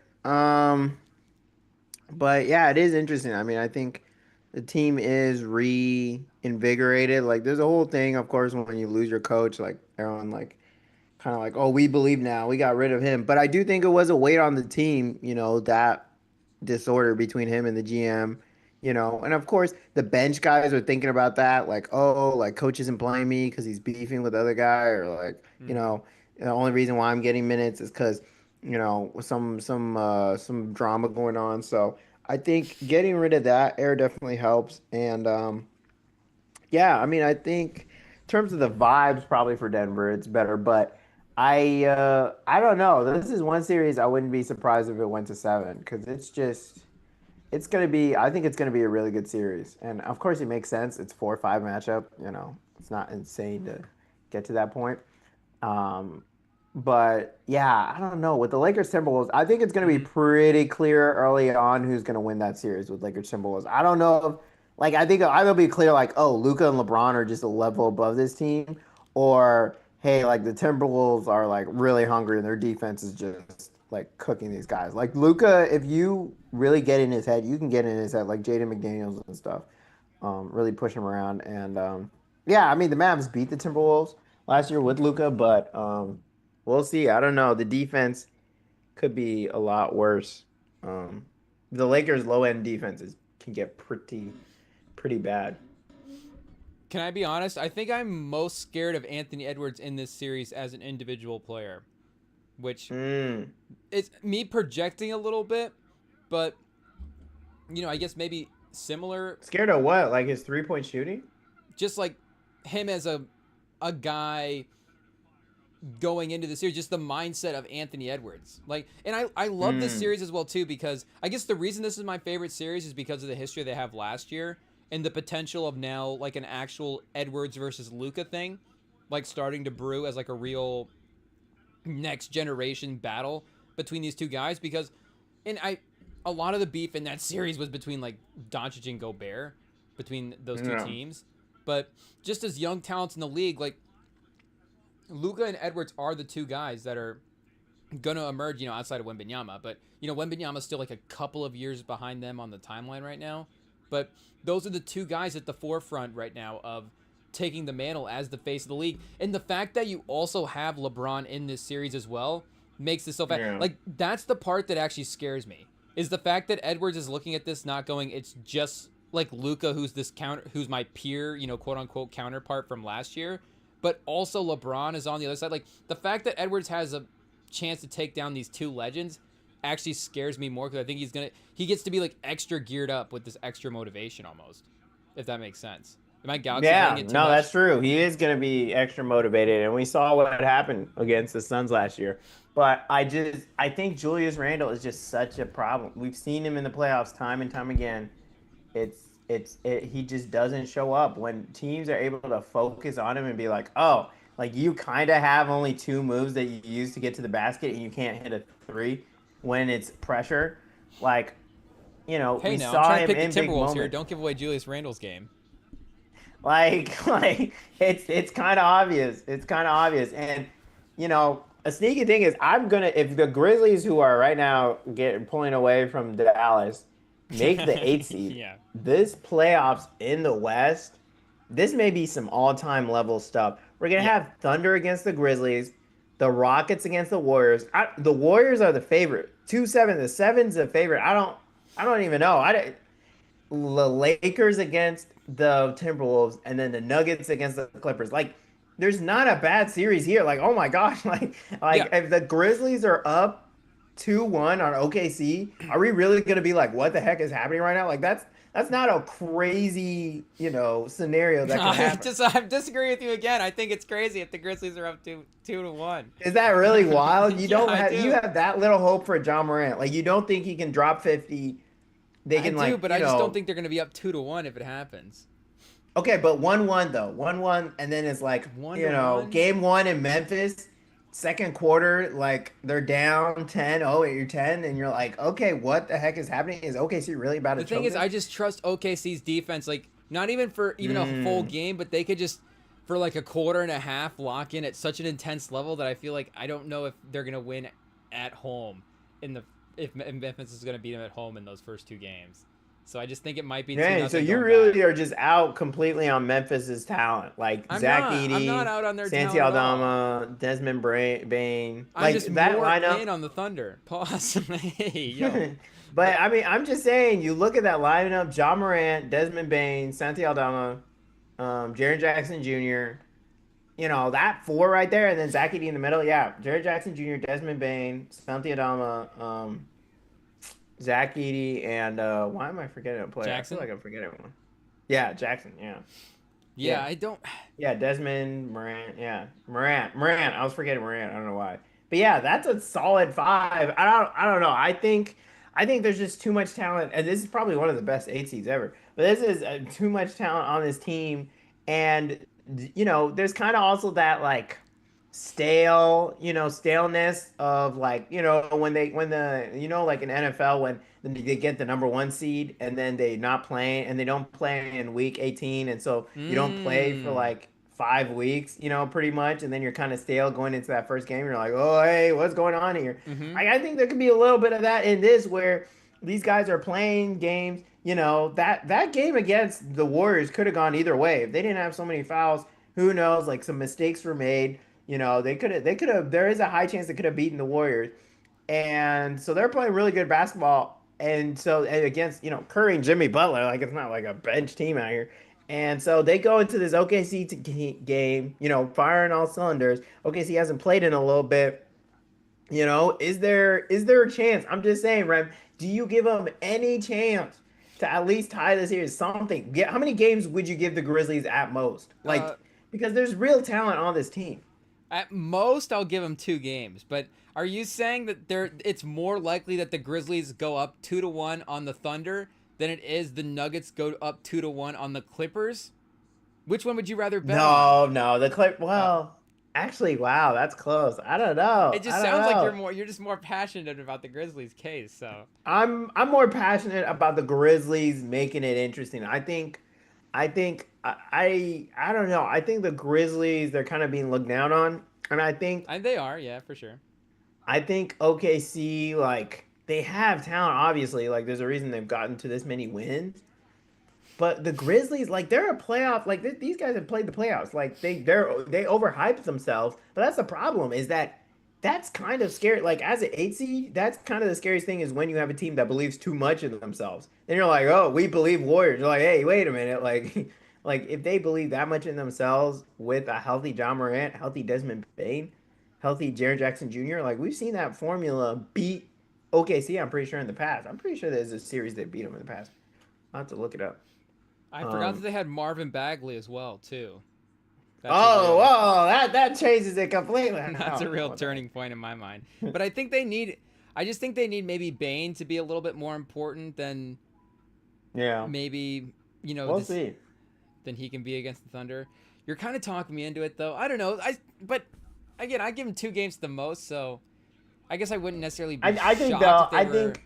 I guess it's just the idea of them being up 2-1 means they outplayed the Thunder a lot for like the first Yeah, I three don't think they're going to go games. up 2-1, but I do think they're going to go 1-1. I think there's going to be like what's going on here? There's going to be a moment like I think people would like as a viewer, you're going to be like, oh my gosh, like OKC better lock in right now. Like what is We've like seen they're going to Ja get be punched in the mouth. unstoppable in the playoffs before. I mean, this is a pretty impressive performance tonight. Like they're definitely, like Yeah, you're they're saying, winning stomping. decisively against Dallas, who, Yeah. again, like basketball, Matt, they look good against Sacramento. So it's like, I mean, I guess this is my main point is this is the first year where it's actually like you could see the path where the lower seeds win more rounds than the higher seeds in this round. Like you can see the path with the Grizzlies, Warriors, and the Clippers all win their series. I don't know about the Timberwolves, again, I don't I think wow, Luka's just gonna that's go off. crazy that we're totally flipped. I think I like the Timberwolves most as an upset. And I think I Wow, give the Grizzlies the less of a chance. And it seems like you almost like the Grizzlies the most as an upset. And then, like you said, give the yeah. Timberwolves the Well, less of a I chance. I like the Warriors most as an upset. I Okay, think wait. So rank your yeah. upsets real quick. Okay, Warriors I think are one, and I think I mean, there's a reason they're like Curry healthy, and then Jimmy Butler. Like Jimmy Butler is the giant killer, and you're going Mm-hmm. up against like Dylan Brooks. Like who's the best player on the Rockets? Like Jalen Green. Ime Like Udoka? like exactly Yeah. like we're When he really steps putting on the our court, faith it's in Udoka. Alpred and Şengün. Like I love Şengün, but like what? I don't think so. I think the You think Warriors are Curry's gonna lose above. to Alperen and Sven putting up 19 and 10 a game in the Like playoffs? I mean, his hand is really hurt. I can see that, but Jimmy Butler is Jimmy Butler. Like he's not. It's pretty clear in that last game. Like he hasn't really lost a step. Like in terms of his like Miami Heat like taking down the Celtics self. Like not saying like I haven't seen any really huge fallback. I think he's still the guy he is. Draymond Green. Like they're it's gonna be a heck of a game to take him out. Like Kevin Looney is an MFer. Like Yeah. it's really hard to beat this team and. Of course, their main thing will be that Moody can't shoot. Pajemski apparently can't shoot. GP2 Pozemski's been can't heat shoot. checky though. He's had moments. Like, yeah. So it's gonna be a lot closer than people think. I don't know. I think don't they're it's anyway. Warriors are number one far and away. I think two is the Clippers if you can really call that an upset. And then I want the Grizzlies to be three, but I put the Timberwolves over them. Of course, Okay. the Timberwolves are more likely to beat the Lakers than the Grizzlies are OKC. Like that's just math. But it's close. It's close. I really think Julius Randle is a millstone. It's fair. His playoff He numbers are really pretty drags bad. down. It's bad. It's just bad. And if he's your second guy, like, and we've seen it, Jalen Brunson we've seen Julius Randle with a guard, a really great guard in the playoffs against worse competition. And now he's going up against LeBron James and Luka Doncic. Like, Austin Reeves. Like, I don't know how it's going to be better than it was previously. I just keep getting that clip of Edwards in the starting five documentary where it's like Oh LeBron's my like, gosh. I haven't seen anybody that's ready yet, and then Edwards comes in and he's like, I'm Yeah, not. Don't and look what up to did anybody John yet. Moran say? I ain't worried about no one in the West. Yeah. Yeah, that worked. But even if Towns or not Towns, even if Randall's not playing well, like I think Gobert will be useful in this series because I don't think the Lakers have a big. So What? I think you could All go. right. I think you could All almost go right. Gobert, Naz Reid, Nope. Edwards, Nope. DiVincenzo. Like you could. I No. think there's gonna be lineup versatility because I mean IT, shut off his mic. Luca's gonna Okay. Wow. Luca's gonna. Wow. I Can you think hear we're me, getting a chat? whoop that trick game right now. 37-16 on Dallas. I'm telling you, there's going to be a lot of upset bets placed on Grizzlies going into the series. I'm just saying. No, I'm telling you right now, Rem, it's Gobert cannot play. He cannot play in this series. I'm telling you, Who's gonna guard they him? will be Jackson Hayes. salivating at their mouth if they see Gobert out there. Guess who loves seeing Gobert? Luka Luca is gonna cook Doncic. anybody Like on that team. yeah, but Gobert is number one. You know what he said was his favorite clip from the highlight reel? I His know shot he loves over cooking Gobert. Gobert. That's a real quote. Like everyone wants to cook Gobert. AR Austin Reeves. They're gonna pull Gobert into every matchup. Now Naz Reid, his offensive shooting and offensive playmaking, I think is enough to like have him start. And And I think Gobert his can play size, against I the think bench he's gonna guys, be good. but I think he's gonna be as, he's not gonna lock LeBron up, but I think he's gonna make him work. I think he's a who, good Naz physical Reid? matchup for LeBron. Naz Reid or Gobert? Naz Reid. Yeah, no, he can. I think Naz Reid he's gonna be a starter in this game. Like, yeah, or in this series. He has to start. Um, and again, I don't, but the thing is like there's gonna be he's just either he's a streaky shooter. He's exactly like Pajemski.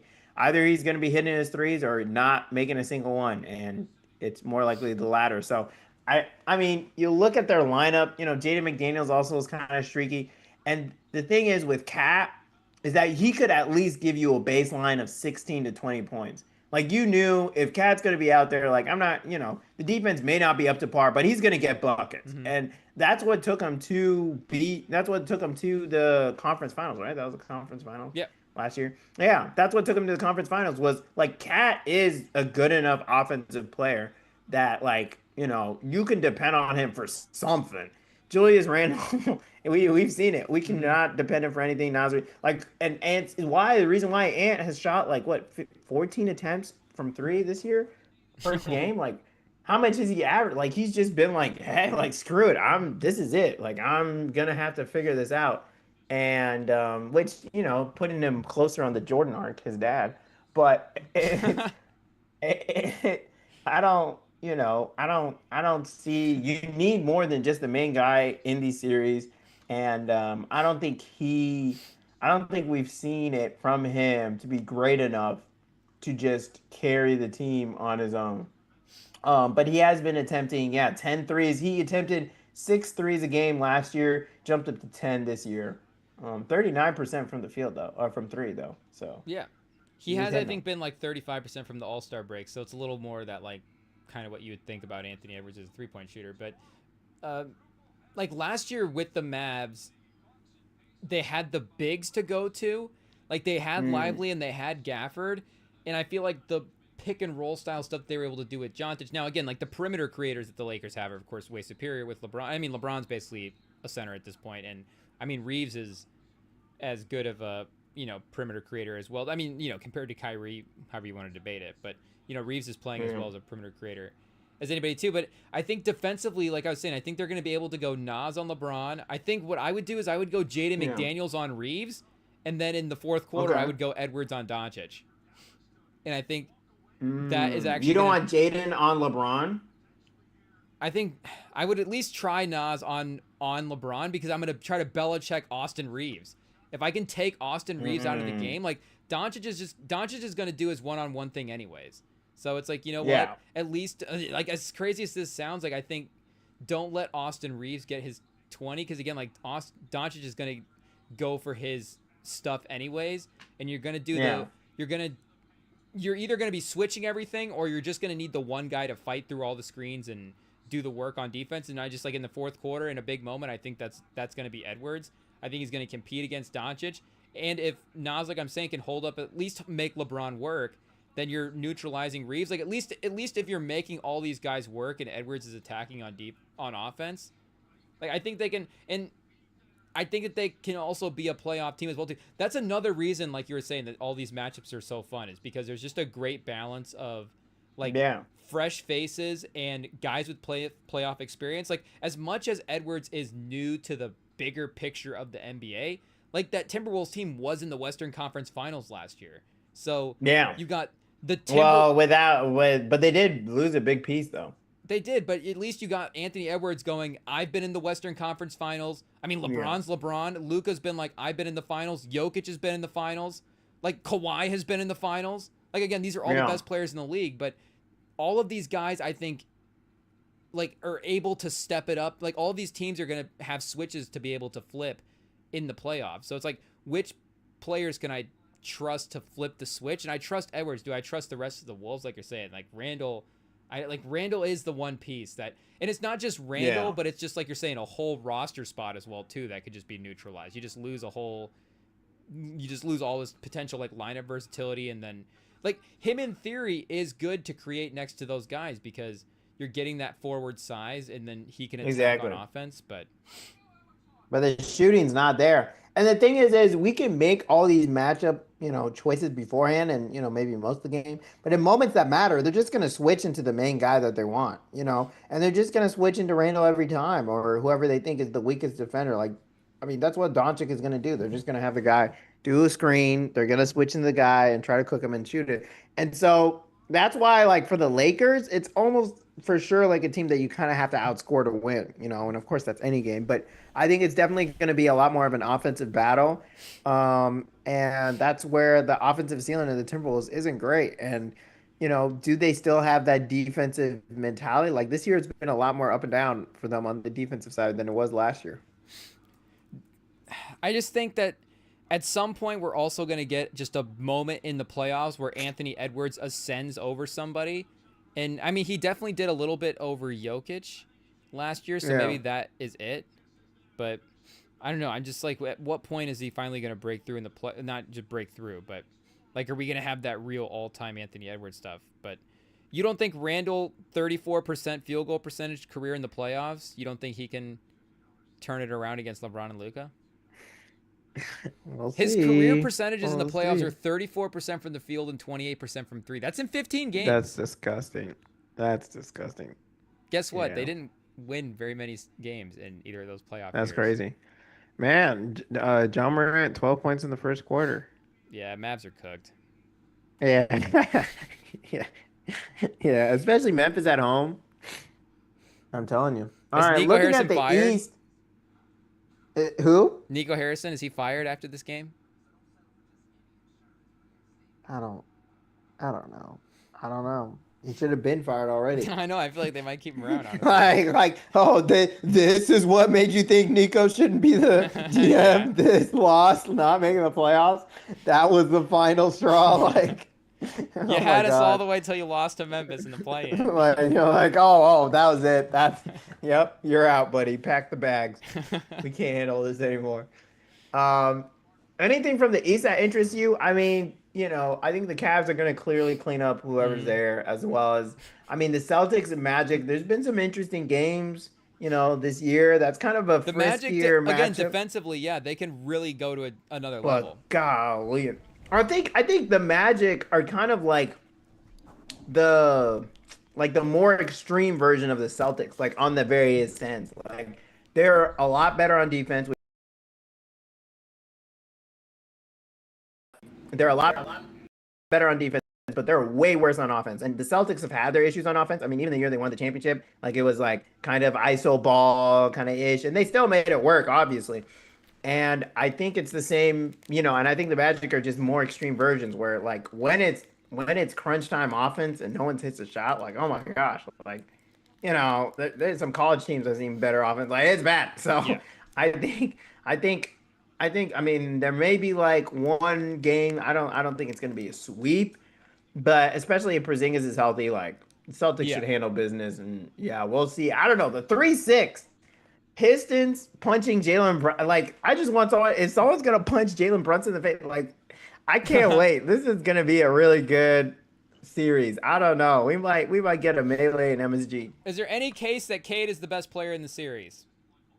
I think that's what I'm kind of hearing. He's gonna have to be for the Pistons to even have a shot. And I don't. Do you think this could be Cade Cunningham's emergence? Like we kind of saw, what the Halliburton, have that tournament, NBA tournament rise.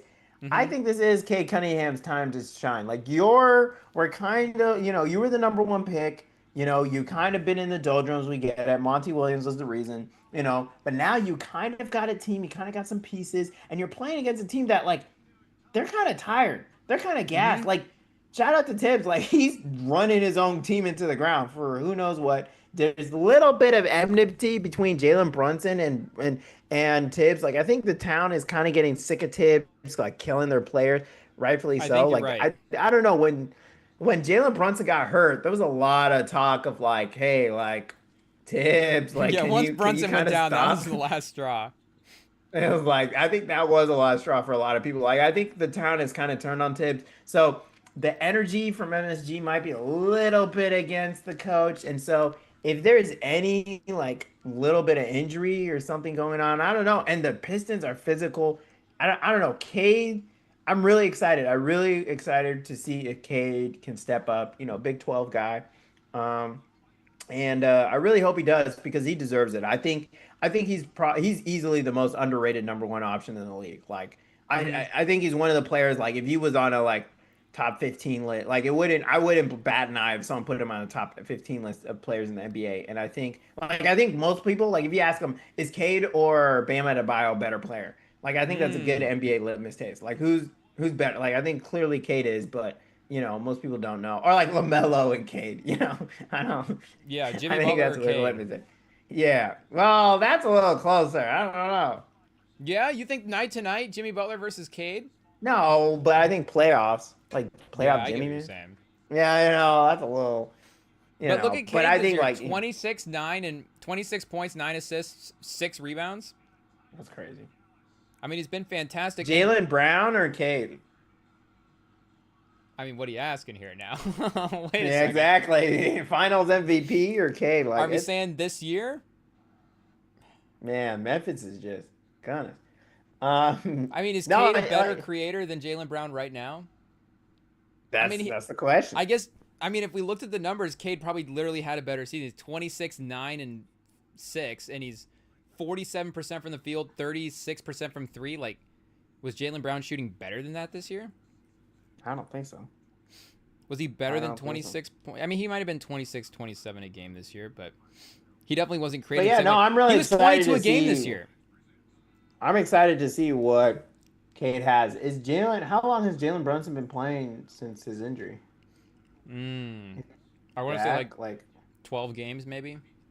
you know, like is he really? Is he back? Is he? Are I you sure agree. he's back? Especially You like you're right, know, the physicality of this Pistons team, and I kind of like their like seventh, eighth, ninth options a little bit more. Like I think they just have a little bit more versatility, and with like you're saying, the physicality that they have, they also have the depth to match the fact that some of their guys might actually get into foul trouble a little bit, yeah. and if they And have, I mean, you look to end the season. There was that. Oh no, that wasn't to end the season, but yeah. I mean, you just see the minutes he's playing, Jalen Brunson. Um, against the Lakers, like he's playing 41 minutes, 38, 34, 38, 29 mm-hmm. against Detroit. So, I mean, they did play against Detroit in Detroit. They did lose, So, I mean, I guess that's what we got to analyze. Let me pull that up. So did play Detroit on the 10th. Was So everybody it's not in? like I think so. Jalen Brunson was. And Cade, Let me see. yeah, Well, it doesn't Brunson, matter because the Knicks lost. yeah, So, it'd be worse if Cade was out, but it would kind of help to prove the point that their supporting cast is a little bit better. And I mean, Towns, I mean, you could argue that the Knicks have like two of the three best players in the series, which is helpful.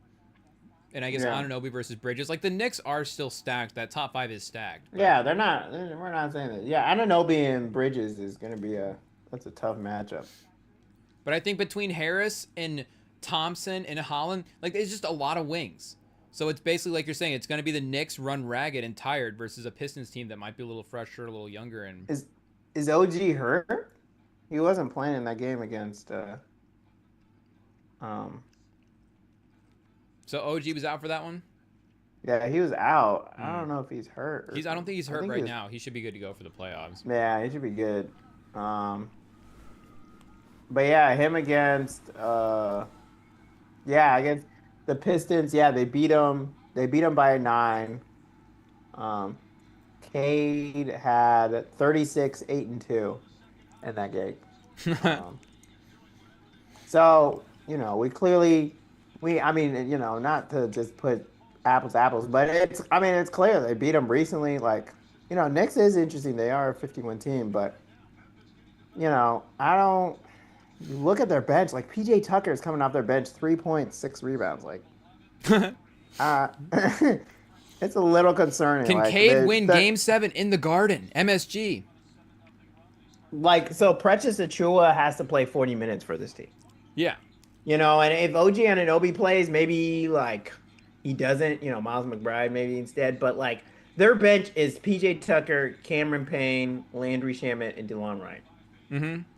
Like that's PJ Tucker, your first guy off the bench, is a yikes. While on the other side, you have those five, and then Malik Beasley, Dennis Schroeder, Ron Holland. Yeah. Like, there's definitely a level up here, and so I think if Cade is playing, like if he's averaging 36 and 6 every night, and the rest of the team plays to the level that they can, like I don't see a reason the Pistons don't beat this team pretty badly. Like I don't.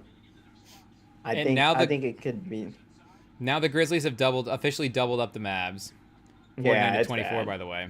But I think I'm kind of leaning the upset as well too. I kind of want to pick the Pistons, and I kind of like what you're saying as well too about the Eastern Conference being like set for like a young guy to like emerge every year. Like, is this Cade's Yeah, year to have the run in the East? Like, I think you could be right. man, Pistons in he's having a 7? horrible Do game. you have to pick him in 7 or do you No, have to pick him in I'm saying 6? 6. Pistons in 6. Yeah, because they're not winning a game 7 in MSG. Yeah, that's I'm the telling tough you right part. now. I love Cade, but they have to win in 6. They have to. They have to close it out at home. Like the noise, Jalen Brunson too. Like I remember, I can't remember what game it was, but there was a game last year where I remember just it felt like it was so loud at MSG. Like MSG gets so Mm-hmm. loud, and it like Jalen Brunson plays a lot better at MSG, and like when it's at that level with those players, like it's yeah, I don't think they got it, but But I like what you're saying. Maybe in some of those early games as well too, if the vibes turn, it could hurt the Knicks. And all of a sudden yeah, they're like, "What's happening?" The crowd. It's, this is supposed to be the beloved team. But wow, we're both picking the Pistons. Are you leaning Bucks as Pistons it well is. too? Yeah, yeah. And it's just for history's sake. I think Giannis needs it. I agree. It's the same problem with Giannis, Jokic. I just can't pick against Giannis. And the Pacers obviously aren't the Clippers. yeah, I don't, I don't know. I mean, the Pacers are obviously here for a reason. Like, but like, are they like the best? Like, is the variance between regular season and I mean, and again, they made the conference finals last year, so we got to put some respect on their name. But is the variance from regular season to postseason like the biggest with this team? Like, is this really a 50-win team? And it feels like a bad matchup to get Giannis in the first round because as much as they can be a Yeah. faster, like maybe it's a young team versus an old team's a good matchup, but the way they just don't really have a way to contain Giannis, like Giannis is just going to go absolutely ballistic. Like at least like comparing it to Jokic, like at least the Clippers have Zubats, and Yeah. Zubats could make Jokic work. Like Turner Yeah. and Pascal Siakam, like these guys are kind of screwed, low key. Giannis is just gonna, Low-key. Giannis is gonna Bro, dominate. Pascal Siakam on Giannis, like, come on now. Like, unless he gains like 20 pounds of muscle, like Siakam's not moving Giannis an inch, bro. Yeah, And get Giannis had another all-time season. Like, it's not like he had a bad season at all. It's just he had no team around him. Like, Kuzma, like, I mean, Kevin Porter though. Lately, I Kevin mean, Porter.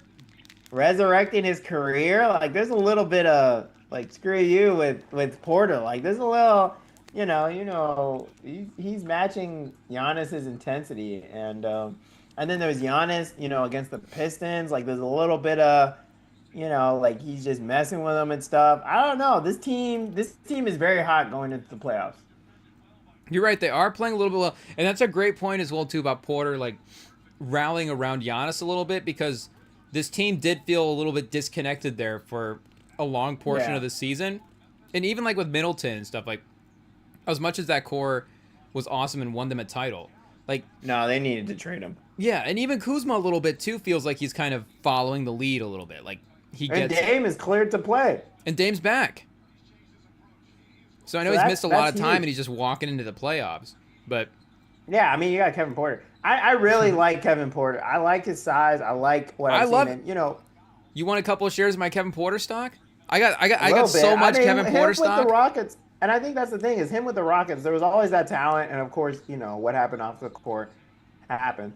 But I think there's always talent there. The question was never talent; it was whether you could play with other teammates. And I think him now being on a team with the clear number one, like, hey, dude, you're not the dude. It is interesting to see, like, when certain players who are talented but like aren't that talented play on a team where it's like, hey, dude, like you need to You need to figure out how to play with this Hall of Famer. Makes him that much better. And I think he's one of those guys. And I think, to be honest, that's what John Morant needs, but we'll see. And I mean, that's it's a horrible time to say it because the Grizzlies are stomping Dallas, but yeah, I think it is what John Morant needs.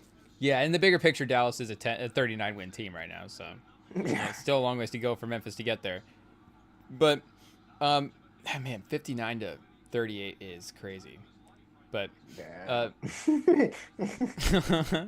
for Yeah, it doesn't trust me. It looks very much like that on screen. Like John Morant is killing them right now. is Davis He's ever going to be the same? Like, is Davis just going to same wither away what? in Like what? Dallas?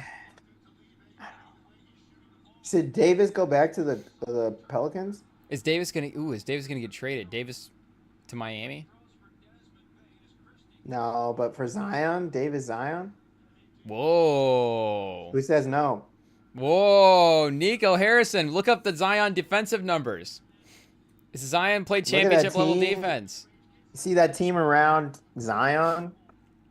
Would that be your That pitch to could the fit. owners? You're like, hey, if you let Nico go, bring me in. We'll call New Orleans. We'll We'll get ask for Zion in Zion. here.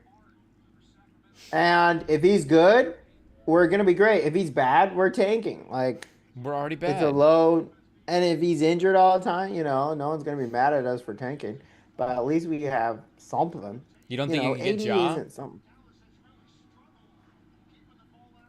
I don't. Do you want Ja? I'm out on Ja, man. I'm out. You're I out on don't. Ja, but they're gonna win 2 games over the Thunder. I'm out on him long term. Like he's not. Is John Morant gonna be a Hall of Fame player? No, but is Zion gonna be a There Hall we of Fame go. player? Like Like. Yeah, but Zion's when played you like have a 32 player NBA like Ja, games. what do you say? Zion's played in like 60 games. Yeah, and he's had a great 60 games. It's the best 60 games ever. I mean, I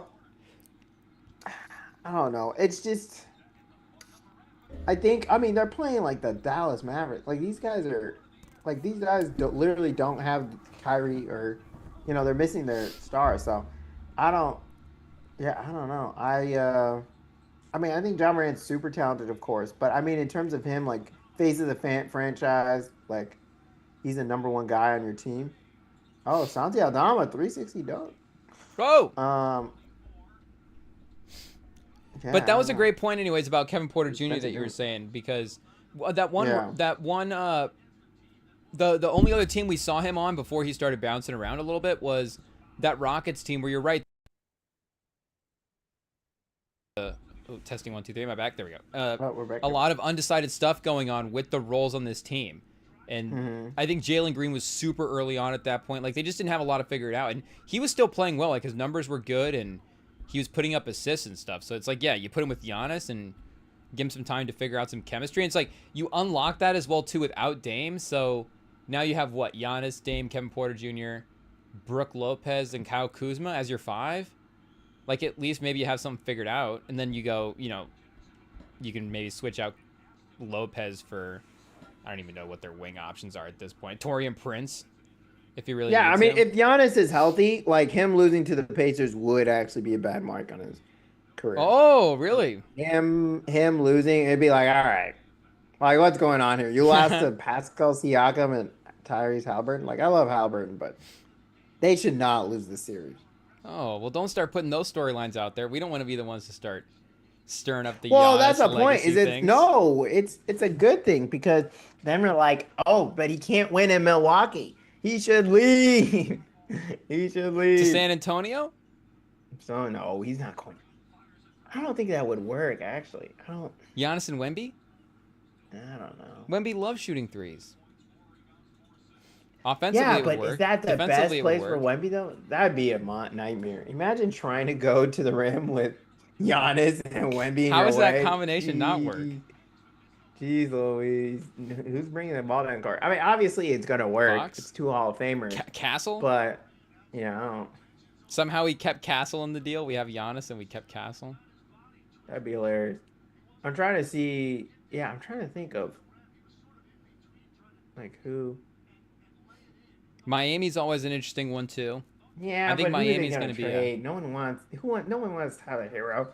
Like for Giannis? Maybe not after these playoff games though. Tyler Hero might have trade Ooh, value again. not that much. Well, but Tyler What's Hero he? and some stuff. Throw Ware in the deal. Ware, Hmm. Hero. I don't know what they have for picks. Jaquez. Hmm. I guess you don't really have much of a team at that point, but Giannis and Bam and Duncan Robinson. Giannis. I don't know. Where could Giannis go? You think the Rockets could throw enough in a deal? Well, Keep him yeah, in Thompson? that's a tricky one. I don't think. I think you just hope that neither team calls each other, so you don't have to have that conversation. That's just like you heard Giannis. He's like Giannis is out, and he's like, oh, you heard Amen Thompson was over at that bar. Like we're just not gonna go. We're just gonna go to a different bar. We're just gonna avoid the whole confrontation. Like neither of those teams need to be talking about Amen Thompson for Giannis. Both of those guys are, I think, Yeah, no, that they shouldn't get Amon Thompson, but I'm perfectly saying, is fine. there enough outside of Amon Thompson? I honestly, I'm a bad businessman because like the idea is obviously he's the centerpiece of the deal. So it's like once I get the centerpiece, I'm like, I don't even need the first round picks. Just give me Amen Thompson and we'll call it a day. Yeah. But yeah, I mean, Amen Thompson and some picks would be an amazing way to reset the franchise. I don't know. No, no, I mean, if there's a way they can keep Amon Thompson and trade for Oh, well, Giannis, I I guess don't if know. I was trading him to the Rockets, I probably would be trading him for Amen Thompson. Yeah. Michael Porter Jr. and a whole lot of stuff. I already have the better Porter Jr. I'm good. I can pair Michael Porter Jr. and Kevin Porter Jr. Can I get Jonte Porter? He's not a junior, but Craig Porter LeBron Jr. James. LeBron for Giannis. Yeah, I think you got to do that just cause. I mean, imagine if you brought LeBron to Milwaukee. Yeah, I mean you just have to bring LeBron in. It's like Like LeBron, Austin Reeves, or no, LeBron, Rui Hachimura, like couple picks, Pitchafino. Like, who's saying no? Hood Shafino, LeBron, Hachimura for Giannis.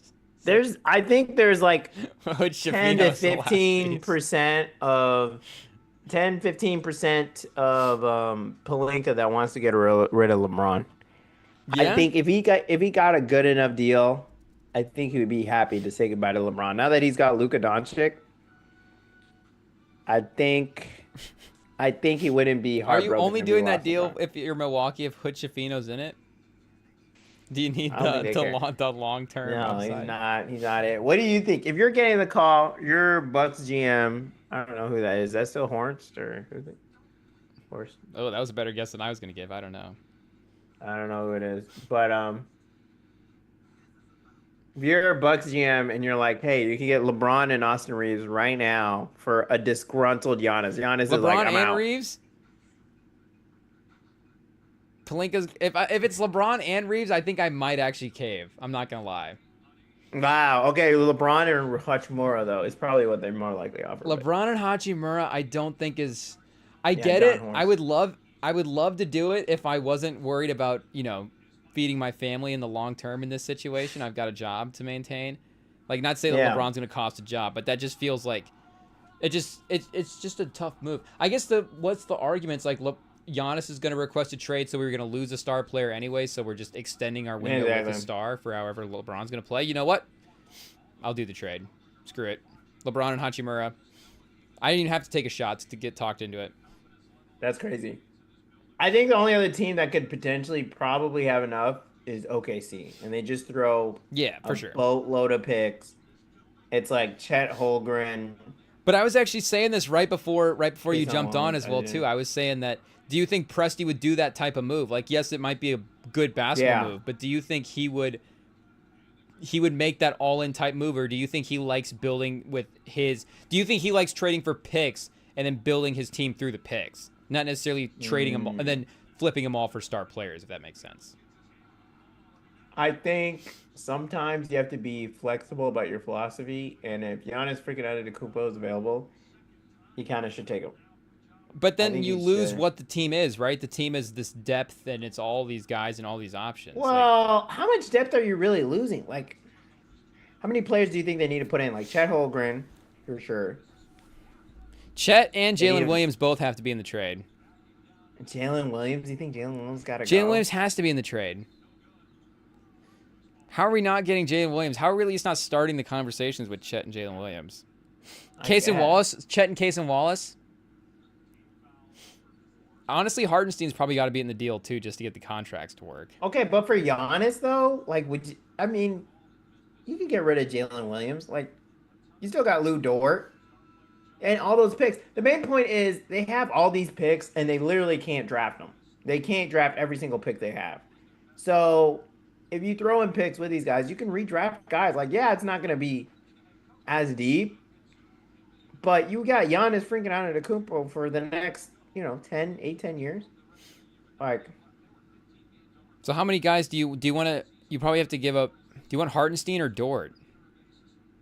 Dort. I think you'd take Dort. I think you'd take Dort. Yeah, if you're taking Chet Holmgren, then why are you taking another? And then you center? still have 12 million to go. So wait, is this? I Oh, guess he's you running probably the are trade trading. machine. He's got the trade machine. Yeah, I think this might. We'll see if this. I guess OKC could probably absorb some salary as well too, so they may not have to trade everybody. Yeah. But OKC would only have 12 players on the roster. So is Dort, Chet, Aaron Wiggins, and Jalen Williams too much? No, for Giannis. That says the Bucks are actually 7 wins better in this deal.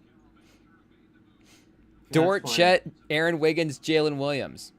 That's basically you traded a starting lineup for Giannis. Wait, you said Dort, Chet, Aaron Wiggins. Yeah, Jalen Williams, Chet, Dort, and Aaron Wiggins. Oh, so is that 3 players? Sure. 4. Aaron Wiggins and Darren. Okay, I see what you're saying. Yeah, I don't know if you need to throw Aaron Wiggins. You take out Aaron Wiggins and throw in more picks. 'Cause You got to get the Well, let me see about the contracts here. Oh, the contracts, yeah. Let me just. I guess Wiggins is only 9 mil, so it's probably not gonna. New salary cap. You gotta walk a tightrope, but yeah, it's gonna be close. Okay, we need to cut 6 million out of this deal, but I guess does Chet have to be in the deal? Yeah, Chet has to be in the deal. Yeah, you need some player. Jalen Williams, Chet, and Hardenstein. Is that too much? You said Jalen Williams, Chet, and Hartenstein? Yeah. No, they could do that. I think that makes sense. And you throw in maybe Throw in less picks? Yeah. And then you have Jalen Williams and Chet. Are you saying yes? If I'm the Bucks, I mean, did Giannis With request a Dame? trade? Kevin Porter? You're not a horrible team. Did Giannis request a trade, or is it just OKC calling? Yeah. I mean, the only reason they would ever trade Giannis is if he's requesting. Like, he's like, I'm sick of this. The Pacers beat me in 5. Like, I'm sick. Like, this is stupid. Yeah, if I was them, I'd rather get a couple of younger players. I mean, if you could get young guys like Chet and Jalen Williams, I mean, that's the dream. Jalen Williams is like already all NBA level, hovering in that third team tier, and could take a couple of steps up. And so, I mean, you're getting potentially 2 all NBA guys for Giannis, and then Hartenstein's like an all defensive guy. So Yeah. I can't imagine there's a better player combination package. And to be honest, like, I don't know if I'd want, like Brooklyn, like 7 Brooklyn picks versus just give me Jalen Williams and Chet and whatever other picks you want to give me. I'll just take good players. Yeah. No, I think that'd be it. Giannis for Jokic? Nah. That's not happening. Denver's not that stupid, I hope. I don't know. After what Dallas did. What about Atlanta? What if you did like Trae Young and Jalen Johnson? That's not enough. Is Jalen Johnson interest you as a centerpiece, though, if you're Milwaukee? I love that we're trading Giannis and the series hasn't even started yet, but... I think it is something because he's the one that's mentioned in the previous series. Like previous seasons, he's the one that was like, hey, like, y'all need to try harder. And then they went out and got Dame, and we saw how that ended up. And now here they are again, and he's relying on some, dude who was, cut by how many teams? Like a couple teams. And of course it was for off-court stuff, but even on the Rockets, he didn't really fit. Is AD hurt again? AD crumpling to the floor and it's not even halftime? Man, it's gotta hurt so much if you're a Dallas fan. Like, you're just... What about Mobley and some stuff for Giannis? So Mobley... Is Garland in the trade? Garland has to be in the trade. Oh, wait a second. Can the Cavs not aggregate players? Cavs are unable to complete this trade. They cannot. They're unable to aggregate players. Oh wait, they might not be able to do this deal. Oh gosh. They can't. So it'd have to be maybe Mitchell for Giannis. So I don't know. That's kind of interesting Insane. though. Mitchell for Giannis. Mm. Imagine Mitchell and Dame as a backcourt. That's true. You got to pair him with Dame, but it could be fun. Zero defense. It could be fun. So I guess we're basically just picking the Pistons as the major upset in the East.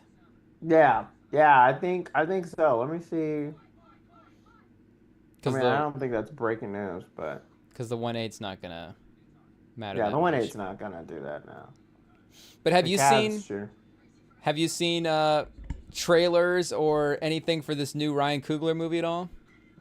Oh, the Sinners. Sinners, yeah. I've heard all the hype. I don't know. I'm not a horror guy, so I probably won't see it. But But I think you have to watch it though, just because it's such a good movie.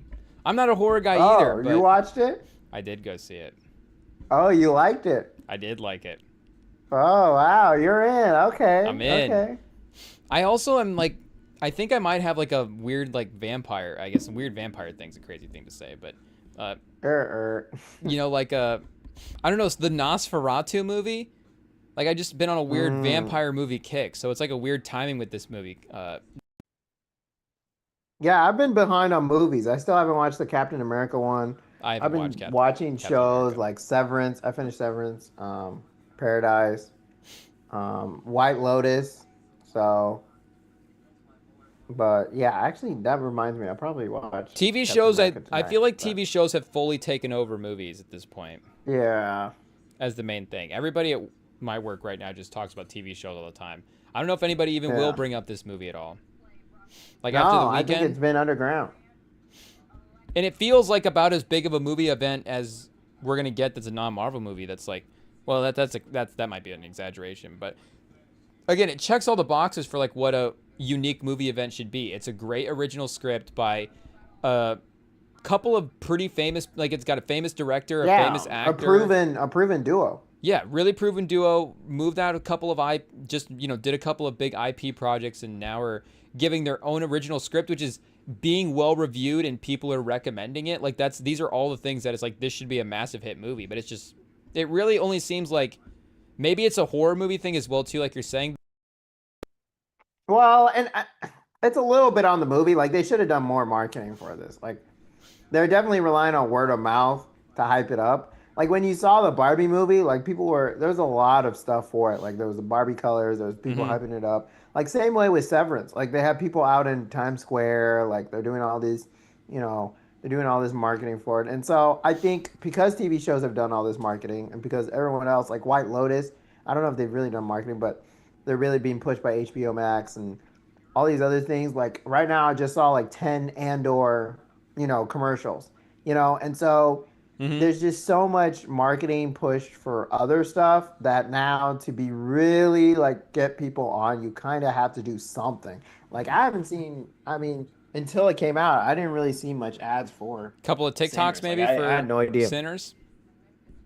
Couple, like something. Set aside 1 million or something.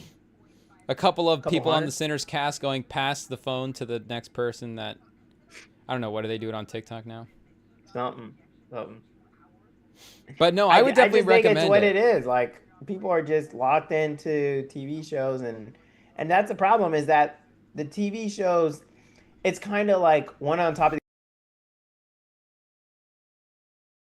the shows that the network is hyping up, and then you watch the next one, so you kind of like you're just back, keep going, like, and then you see like people like pop the balloon or stuff comes out, and it's just the TV show game, like you said, is just it's far and above so much that now like also I need to finish Black Mirror. Black Mirror is out, stuff like that, and it's show after show after show. And for movies, the main reason why I think there was that like thing above TV shows is because you had that experience. You go to the movie theater, you have that. But now as we have this new age of, just kids in general, and people getting used to watching stuff at home, things like that, it's like, do I want to like watch a movie, which is, 2 hours. It's a nice experience, but it could be really bad. Or do I want to watch like a TV show that kind of like builds? I can go, come back, go, come back. And I don't know. It is interesting, like kind of the difference. I guess you can kind of balance a lot of different shows, and you can like watch part way through an episode and leave and come back. While a movie, it kind of feels like you have to sit through all of it, and a lot Mm-hmm. of people just don't want to sit down for 2 hours, like or they want to have stuff going on in the background, and that's what I think has really risen is people putting on TV shows and then just walking away or doing stuff, Yeah. and then they kind of just have TV shows in the background and stuff, and so you kind of feel like you're intaking content, but you're not really intaking content. Like if you really ask, like, what are you watching? People don't really know, and that's why White Lotus got away with such a horrible season this past season. But it does still feel like the TV shows are still, because I guess I don't know like the numbers movie compared to TV shows back in the day. Because you think back in the day when it was like 3 channels and everybody's watching the same thing, like Yeah. the numbers that those shows were getting, but the way everybody was able to have a conversation about the same thing, like it still feels like TV shows are, the conversation is still able to be mainstreamed around a couple of those big things, even if it is still like you're saying Severance is on Apple TV Plus and White Lotus is on HBO Max. I mean, everybody has seen those shows and everybody is talking about what is going on right now with that stuff. I mean, I'll literally be bussing tables and people will just be talking about like Severance and White. Like everybody was talking about Yeah, White that was Lotus a great this show. year. It was a great show. You got to watch Severance. But I think, and not to interrupt, but I do think it is interesting. I do think we got to look at the economic like status of things. And I think even the depression, like people still went and watched movies, and I think they were really popular. But that's because they were insanely cheap, and they were cheap entertainment, and it was a way like people stayed updated on news anyway. And I think nowadays, like a lot of uproar is happening, and people still want to be entertained to get away from it. But when you kind of look how TV shows work, like for the price of going to watch a movie, you can go get a subscription for a month with so much more content, so Mm-hmm. much more. Like it's not even close. And so when a movie nowadays costs like 15 to 20 bucks a pop, and even Netflix on the high end is like 18 bucks a month, and you can watch all these shows and get so many more hours of content out of it than if you go watch a movie. Like it just doesn't financially make sense for people, for families, because a lot of it is families, family affair, to go to the movies, and you're paying all this for popcorn, you're paying all this, and it's so much expensive, and then you may go to the theater and people are screaming. I mean, you see this chicken jockey thing with Minecraft where people are like screaming and yelling, you have kids screaming and stuff, and instead I can go at home, watch other stuff at home. I know the movies are going to end up on the streaming services, which these streaming services are smart. They know they've trained people like, oh, like Sinners is going to be on HBO at some point. Mm-hmm. Captain America, I can buy right now on Prime. Like it's going to be online at some point. If I really wanted to, I could pirate it. So I can just watch this at home in the comfort of my own place for either the price that I'm already paying for these streaming services, or for the ticket I can pay for it, and then for a whole month I can watch it. So like Severance, it was 10 bucks a month, like just to watch the whole show, and that's like a movie every single week. And so I think it's just that we're already paying for these streaming services, and we know the movies are going to end up there anyways. And if I can just wait and have it just come out on the streaming services, because I know it will and I'm paying for it anyways, and it's the same price for a whole month than one day, it just doesn't make sense to go to the movies when I can just sit in my own bed and chill out and watch all day, then go out. Like it just, I guess, and that's my question to you, Rem. Besides, I guess, the nostalgia of the theaters, what really is the upside of even going to a theater anymore when that movie at some point is going to be in your home, either legally a couple months down the line, or like maybe 1 or 2 weeks later illegally? Well, I do think it is a genuinely, and it is selective for some movies as well too. It is a genuinely better movie going experience. Like this movie, without maybe saying any spoilers, like this is actually Spoilers. like I wasn't certain going into this one if like I wanted to go see this one as soon as possible just for the hype of it that I was in on it. Like I might go Yeah. see 3 movies this year, and this was one of them that I was like, I just have to see this movie. Yeah. But I wasn't sure exactly how much. Wait, what did you just ask me? Sorry, I just lost my train of thought.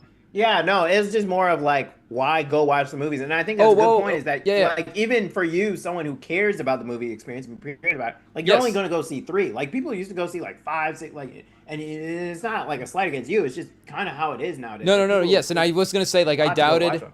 I doubted whether or not this was going to be a good actual in theater movie, but this movie Yeah. itself does actually hold up as a really good in theater movie because it is it's a very musical movie, and Yeah. the soundtrack stuff going on with it is very heavily involved, and that actually played really well in the theater. So I was actually very glad that I did get to go see this in theaters. But I mean, what you're saying, the value of it is a tough thing, and like you're saying, you can still kind of have the conversation about, like, the problem is they just haven't found a way to, I think, mainstream the movies in one particular way. Like, if they just committed everything to the streaming services, then I mean, it would just be easy to have, that's just where the conversation would be at. But you still see, Yeah. like, But then actors don't get paid as much. All that. yeah, obviously I'm not saying it. I'm not saying that's what I want the industry to go. I'm just saying, like, Yeah. it focuses the conversation. Like, I think the problem is right now is, like you're saying, you don't have to go see the movies because there's just so much to watch, and people don't feel like they need Yeah. to go see the best movies either. Like, I'm literally telling you this is the Exactly. best movie, and I get it as well too. You're like, well, it's an A+ movie, but I also could watch a new movie that might be a B+, but it's already in the thing and it's included. Yeah. And again, I'm it's still already paying for it. like, at the end of the day, a B+ movie might be an A+ movie in like 3 years if you watch it enough times. Like, it's all it's all the same at the end of the day. So I mean, No. Yeah. yeah, I No, get what but you're saying I as well do too.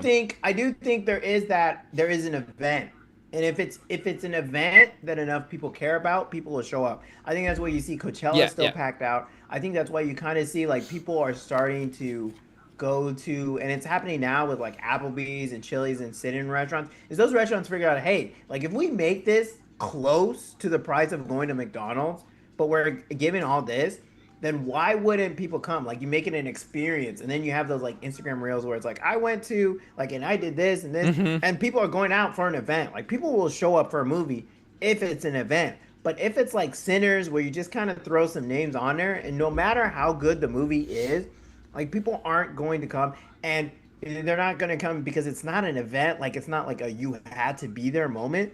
And we've shown in just general numbers, like people will pick convenience over something that's really good. Like just look at phones. Like why is Apple so good even though they like take forever to introduce features that have been in phones for like million it feels like millions of years. It's because they've made it super convenient. Like they're convenient, like you know what their lineup is. It was Mm-hmm. really simple. Blue bubbles, FaceTime, like there's all these certain things that they focus on convenience, you know?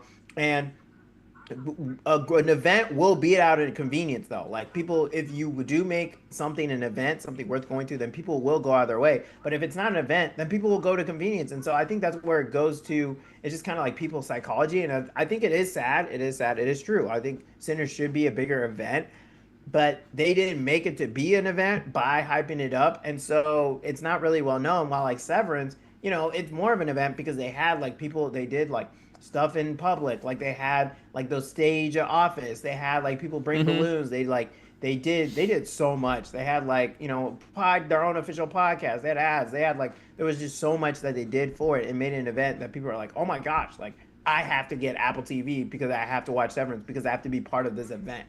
And so I think once movies start doing that more often and start realizing like just because the movie happened, it's no longer just an event. Like Marvel was able to pull that off just because of the hype they made over it. But beyond them, like you can't really do that. And Disney's just a crazy money machine. It can they have their own channels. They can advertise all they want. But I think that's the sad part about Sinners and what's going to be any non-big IP movie. No matter how good it is, like it's not the product isn't going to matter because and I think that's why Oscars don't go often to movies that are big and well known because it's not necessarily big and well known because of how good the product is. It's because of how well it's an event plus being at least a decent level product. Wait, so are you saying that maybe, like, this not? Are you saying that this is more on the movie itself for not doing the job of getting the people to see it, or is it on? You're saying the state of movies that people aren't going to see movies? I think it's a little bit of both. I think it is more on the state of movies and that you have to work so much harder to make something an event for people to go watch it. Like star power Mm-hmm. doesn't matter as much, I think, in 2025 as before for actors to just get people out there. I mean, I think like you see, like there are still some great, like people are still gonna go watch because of who it is, but I do think like in general popularity, like I think you can see like streamers like Mr. Beast, Kai Cenat, they've kind of started taking more and more of that pie of like superstardom, basketball Mm-hmm. players do, like stars. Like there's only so much entertainment that people can consume. And I think back in the day, movies were like the big piece of the pie. But I think now, like stars, like sports stars, like Ronaldo, like Messi, like all these soccer stars and other stars, and streamers and like YouTubers have started to take more and more of the pie. Like Mr. Beast games, like that was huge. A lot of people watched that. Like, and it's not like, and there was decent marketing, but it was just because it's Mr. Beast. Like, and it's just, I think there's more and more of the piece of the pie being taken from movies than ever before. And I don't know if Hollywood can ever get to its former glory. And that's, I think, so I think it is more the state of movies, and that I think Hollywood can't just expect that people are going to show up because it's Hollywood. Like it's not. There's just a new generation, and they don't care as much. And I think you're right. It's sometimes it's just difficult to admit where it's like, sometimes with the entertainment stuff, you want to think that people are the same for forever, but you're right. Like habits Yeah, just change. And I think, like you were saying earlier as well, too, another perfect example of it is like the micro dosing entertainment aspect of it, where I think you're right. Like, is like a TV show, like people will watch 3 movies worth of a TV show in a day. Like however many exactly. movies you can watch in a day, like people will max it out. But you're right, just something about people wanting to get hits in like the 40-minute and those quicker segments. They'd rather watch 3 40-minute episodes than a full movie. It's just It's crazy. That's insane. 2025. That's insane to say that. That's insane to say that. But it's true. It's true. You'd rather watch 3 episodes than a movie. And it's like I think it's because of like kind of that streaming too and podcast. Like on the rise, like us on the rise, like being able to have content that's hours long and people just have it on because I think it goes a little bit into like, people being more lonely than ever, people having less community than ever, thanks to capitalism, bigger stuff. I think people are gravitating more to having longer form entertainment and being like kind of invested more deeply in their characters and stuff because it makes it feel like family, makes them feel like they're part of a community and building that excitement. And I think the return of once a week episodes, I think that's a throwback. Like the throwback that is coming back is once a week I episodes yeah. is I Yeah. think better. Like I think having that excitement because it builds that community because I think people have been more siloed than ever before. So now they're able to. So now I think that's why people are more open to having that longer form content because they just have it in the background. It's just going, you're just doing stuff, and it kind of makes that more friendships because people are more siloed than ever before. And that's why the just like you're saying, it's just habits. Because for me, like my habits are, and I've just noticed what's talking about this with people too, where you're like saying like you're just watching stuff in the background. Like I would just rather throw on a movie in the background. Something went I'm wrong. okay Please with try again. saying that I wouldn't, it's not necessarily the 2 hour commitment. Like, again, if I turn off Yeah. halfway through, it is what it is. But it's like, I would rather just throw on those things that I'm familiar with than like a new TV show Yeah. or like check out an old movie versus like start Mm. up a new TV show or something. But just something about, and like people have said this too at work where I'm like, this old movie, like check this in, old like 90s movie. Like, what do you want to say old? But, it's like, check out this movie. Have you seen this? Whatever. And it's like, I just like, I watch my show, and I don't know if I Exactly. want I to watch it watch a over and full over and movie. over. And it's like, well, you watch 4 episodes of your favorite TV show. Like, Exactly. your night's gone anyways. Just watch Eddie Murphy movies. Like, it's all the same. But people won't watch movies in the same way. And like you're saying, I don't know if the streaming services have figured out how to eventize the movies in the same way because they figured it out with the shows. Like you're saying, even to the point where the once a week episode thing with White Lotus was like a real success, and like HBO is like fully like bringing back just like a normal TV schedule almost with some of these Yeah. prestige shows, just dropping them once a week. But And it is better. like if Sinners would have dropped on HBO for $15, would you have bought it? No. No, but that's the question. If Sinners was a worse product, like from an A plus to an A minus, and was a TV show instead, and that's another thing, is that when it is a show, you can watch the first episode and then kind of tell your friends about it and be like, oh, there's something coming up. So that makes you kind of in on it together. That you're like, oh, like we don't know the ending, like what's gonna come out. It builds that excitement when there's more to come. If it's just like, oh, you found a movie, oh, you know the ending, oh, okay, that's cool. Like I'll, maybe I'll go see it. Like, it doesn't build as much excitement, in my opinion, if there isn't that, oh, what's gonna happen in the next episode. And I think it has led to worse product in the long end where there are shows that are stretched out way too long and there's just filler stuff put in just to make it an 8 episode series because they kind of figure out like that's kind of how long it takes to get people really ramped up on it. But building that excitement, having those memes online, like the Duke shirt guy with the gun to his Yeah. head, like it's unfortunately the formula that works with the social media and stuff and creating those conversations and buzzing and stuff. And so when you have it like the event be a weekend instead of 2 months or 3 months of it coming out, that's where it's like okay. And I guess that's why they have the baseline of 8 episodes because that's at least 2 months if you have Mm-hmm. an episode come out a week and you're like okay, that's enough to build excitement. And I think that's why TV shows are um, taking over movies more and more because you can, and if it works, then you have some formula that you can use a lot longer. And I think, I don't know about the cost and stuff, but you could do, it's a lot easier to do like 7 seasons than it is, Yeah. and not maybe not easier technically, but you know what I mean, like, and then to do 7 movies.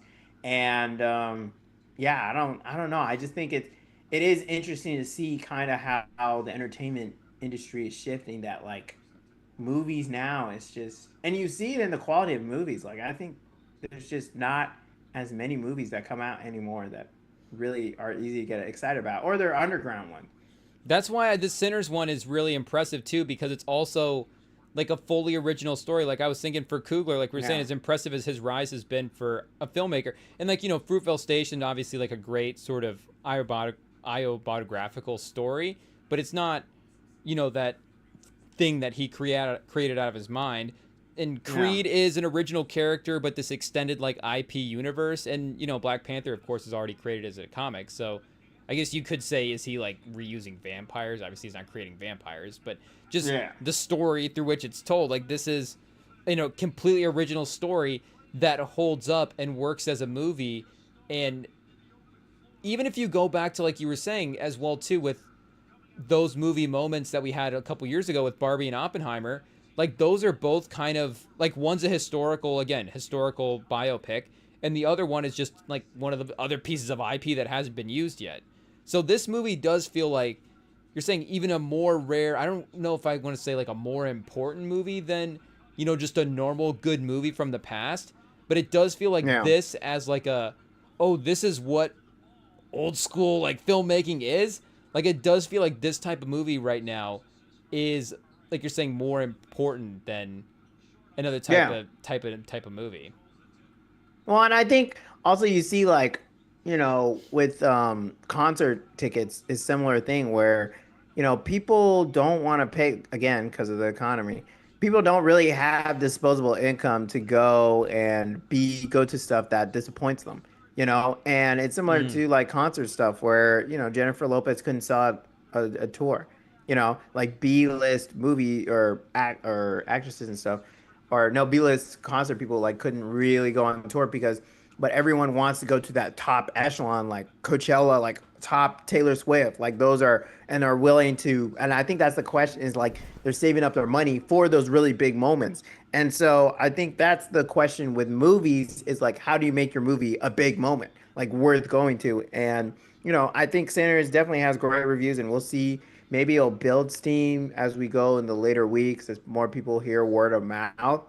But I think with again tightening economy, it's tougher and tougher to justify 20, 30. I mean, if it's you and someone else, it's easily just a flat 30. Then you're getting like maybe a popcorn or something like, and you have to get one. Like it's 40, $50 to go watch a movie, or you just stay at home and flip through Tubi and find another bad movie. Like, Tubi might be the MVP of 2025. like Tubi is just Tubi really is flattened the game. Tubi is, I think, honestly the best streaming service. If we did like a Spotify recap for my streaming services, Tubi's got my most watch time right now. It's not even It's close. crazy. Like you have streaming services like Tubi. Why would you ever go to the movies? Like there's just so much content. It's like, should I watch this new movie that people say really good, or this 2006 movie for free that people also say is really good? You know? Mm-hmm. And the great thing about Tubi is they're not quite pushing the original content yet. Like Netflix Yeah. and like all like you're saying, White Lotus is an HBO show. Netflix is the new Black Yeah. Mirror show. Like Tubi is fully relying on. It's like I call it the DVD bin of streaming services. It is. It's just the DVD bin of streaming. It's amazing. I love it. You just go on and it's like, But it's oh, free. set it off this week. It's free. And that's the crazy part is, I mean, I think people go through the ads. It's free. It's just, and it's, That and people are Pluto. broker than ever. And now you got tariffs. Tariffs, man. Yeah, once they put tariffs like, on Tubi, I'm screwed. Like, how are people supposed to afford a night of the movies with tariffs? Like, I don't think A tariff on an I international think, film. thanks to our society, people, it's really tough to talk about financials with people in general. But I don't think people realize like how broke people in general are. Like before, like COVID, like most people didn't have an emergency fund, and now like we have more debt than ever. We're gonna have freaking tariffs, and like people are already putting stuff like it's people already are broker than ever, and now this is gonna make people even more broker.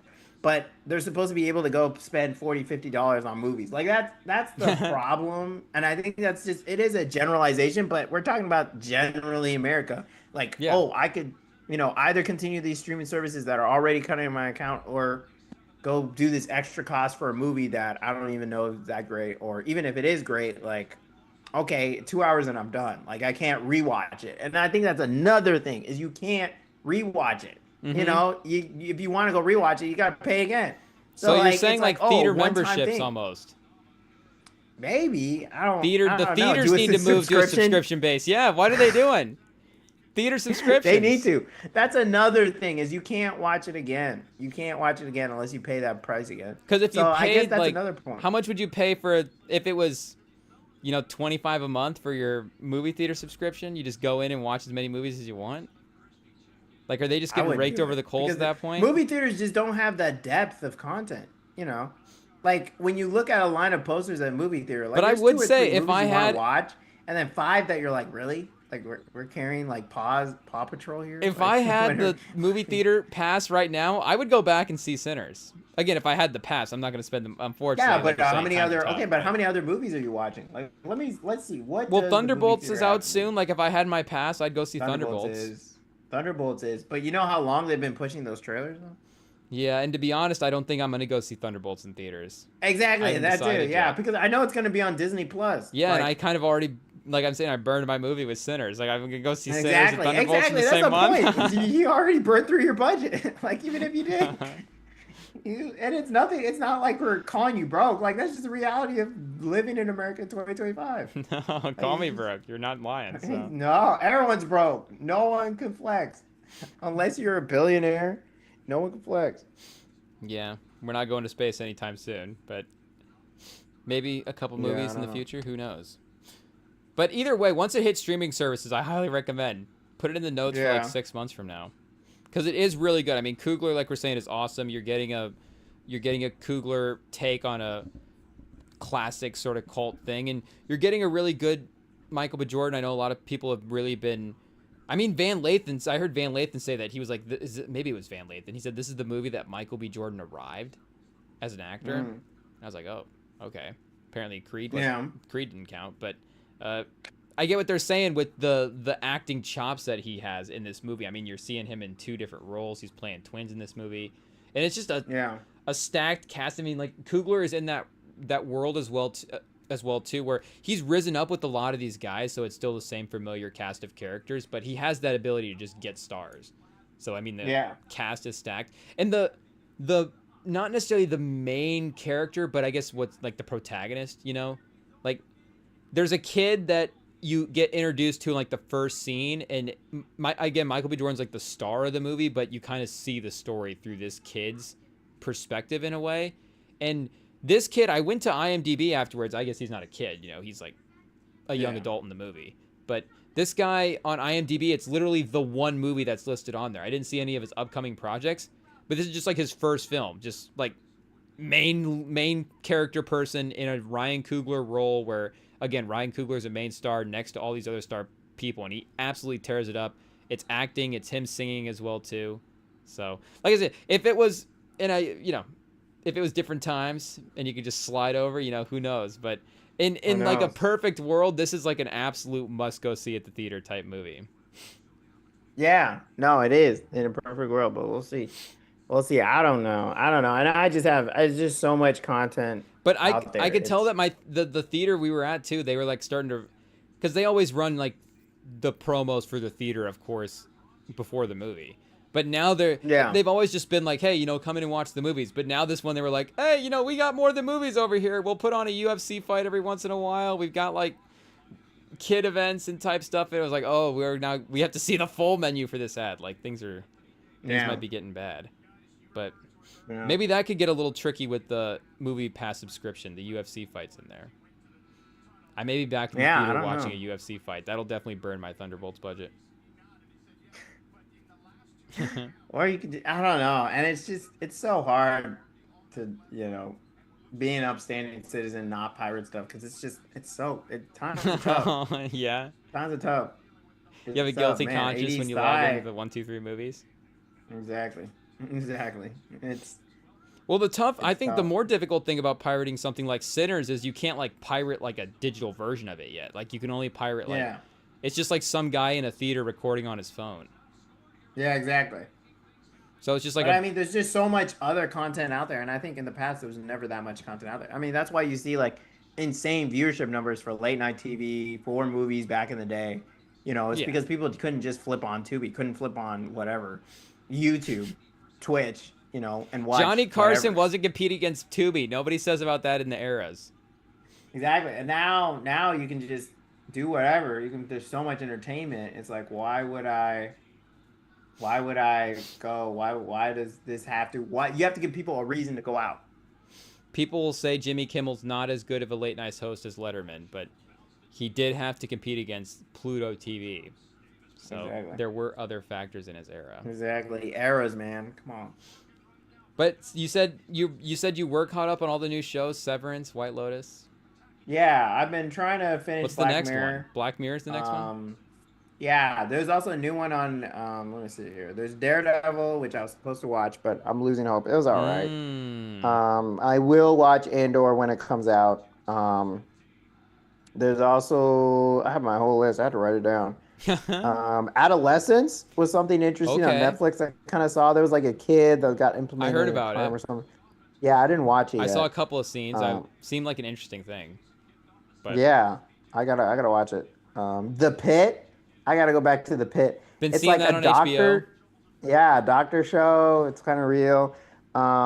There was also a show. I've been a long-term project. Kevin Can F Himself. It's like a sitcom where this couple are married, and the guy's in a sitcom where he pretty much like terrorizes the wife. Like he's just like not terrorized, but he like it's like typical like not noticing dad or not notice they don't have any kids, but not noticing husband who's like oblivious to That like old everything. school, yeah, sitcom-y dad type stuff. Yeah, and Yeah. then the wife is like in some pretty much a horror show. Like she's looking for drugs and stuff, and it's a whole mess. But it's kind of like it's an interesting filmed one. And then Snowfall, I've seen too many clips on TikTok. I gotta go watch Snowfall. Okay. Yeah. Okay. The Wire, I'm finishing. I might blitz through Celtic City. Who knows? F1, they came out with a new one. I don't know. That's one of my put on the TV and leave it alone shows. Um, and then the Penguin. I heard it was really good when it came out, so I might go back and watch that one. Oh, Catch Up on the Um, Penguin. Yeah. yeah, and then Wicked I never watched, and I got to watch that on my own. So, Really? um, yeah, and then also on Peacock, there's a show called The Day of the Jackal I've been watching, um, Is that Eddie and Redmayne? it's The Day of the Jackal. Who stars in that? I've heard of that show. Yeah, it's pretty good. It's in line for some British awards. Okay. Um, it's Eddie Redmayne. Yeah, Yeah. he plays really well. Lashana Lynch, Because I was gonna say I thought I saw Ursula him nominated for Cabrera. some American awards as well. Yeah, no, he's pretty good in it. He's pretty good. He's really good. Yeah, Shout yeah. out! I I've got a think little it's. Eddie Redmayne stock. Oh, you're in. Okay. Yeah. What else has he done? He's in one movie that I can't think of right now. I think he plays Stephen Hawking, and then Fantastic Beasts. yeah, he's in those for sure. The I've never Theory of seen those, but Everything. yeah, Theory of Everything. Is he in? Yeah, I never watched that one. He's not About Time, is he? I think I'm getting I'm him pulling mixed up it with somebody up. else. The Good Nurse. Yeah, I don't think so. Les Miserables movie, The Astronauts, Black Death. Man, he does a lot of He's an sci-fi artsy or guy. fantasy. Yeah. He focuses on his cinema Man, we keeping films. you up late. I don't know. The Mavericks look like they're doing a push in the third quarter, I but know. What is this go? Oh, I Jaren think the Jackson is Grizzlies might push out the lead 3-3. here to go into the fourth. Sorry, Davis is giving me the yawns right now. That's what happens when you have 15-point lead going into the fourth quarter. No. It is what Well, it is. anyway, at least the playoffs start tomorrow. Shout out Jaren Jackson Jr. 1-3. Bucks, Pacers, Clippers, Nuggets. So we're just jumping right into it. I mean, tomorrow is. I'll tell you, this is probably the first round is usually one of my favorite rounds. I mean, odd for obvious reasons, and this one is going to be. I think this is going to be an all-time postseason. And I think you flipped me on Memphis as well too, because I mean, assuming they close this one out, I think you're right. The upside of them, because those 1-8s, of course, could be the weakest matchups, but that Yeah. is, I think, a fun 1-8 match. Like those will be fun games. Yeah, There's not like a Jaren bad Jackson game here. Jr. is going to show up. Like he's not going to be a bum in this thing. Like we might get bad games just because teams, it's what happens. But like going into it, this is literally like the first time I can think of where it's like there's not a bad series to watch. Every series has Yeah, good. like maybe entertainment. Cavs. Who are they playing? Hawks or Cavs? Cavs Heat? Heat is kind of interesting. It's not like You think Tyler Hero is really going to do something I against mean, the I don't Cavs? think they're gonna win, but it's not like I'm like totally fine watching those games. I'm Yeah. looking No, forward it's to not watching like those there's games. nothing to look for. Yeah, Ware's fun. Bam, I love watching Bam. Yeah. So that's a fun series. I'm in on that series. Maybe honestly, No, Boston Orlando has the biggest variance of Boston will Yeah. probably win by 20 and then that'll be like a 2-point game, a 20-point game, a 2-point game. Yeah. But it will be interesting to see Apollo if there's been growth from last year, though. Because it seems like they've had like a couple of first round exits even before Paulo got there. Yeah, this is They've a always tough been frisky, matchup so. to get Boston in the first round because you think like at like the ceiling for them would be like we play Boston in the second round and how do we match up against Boston? So, you just get it like Yeah. you just move the timeline up, I guess, one round. But it's not bad to lose to Boston in the first round. But in theory, especially going into the season as well, too, like the season definitely took a tumble, so the expectations reset. But they were kind of a like, hey, can we be a top 4 seed in the East type team going into the year? Yeah. No, it is an interesting. Yeah, the start of the year, they look crazy good. And of How course, high is your Scottie Pippen Jr. stock? I mean, watching him this game in the Warriors. It's like, oh, I love Scottie Pippen there's some Jr. flashes in. Better than Trey Jones. Really? Or Tyus, who was the one that wasn't on the Spurs? They didn't even Tyus? shout out Yeah, Trey I think it Jones. was Trey.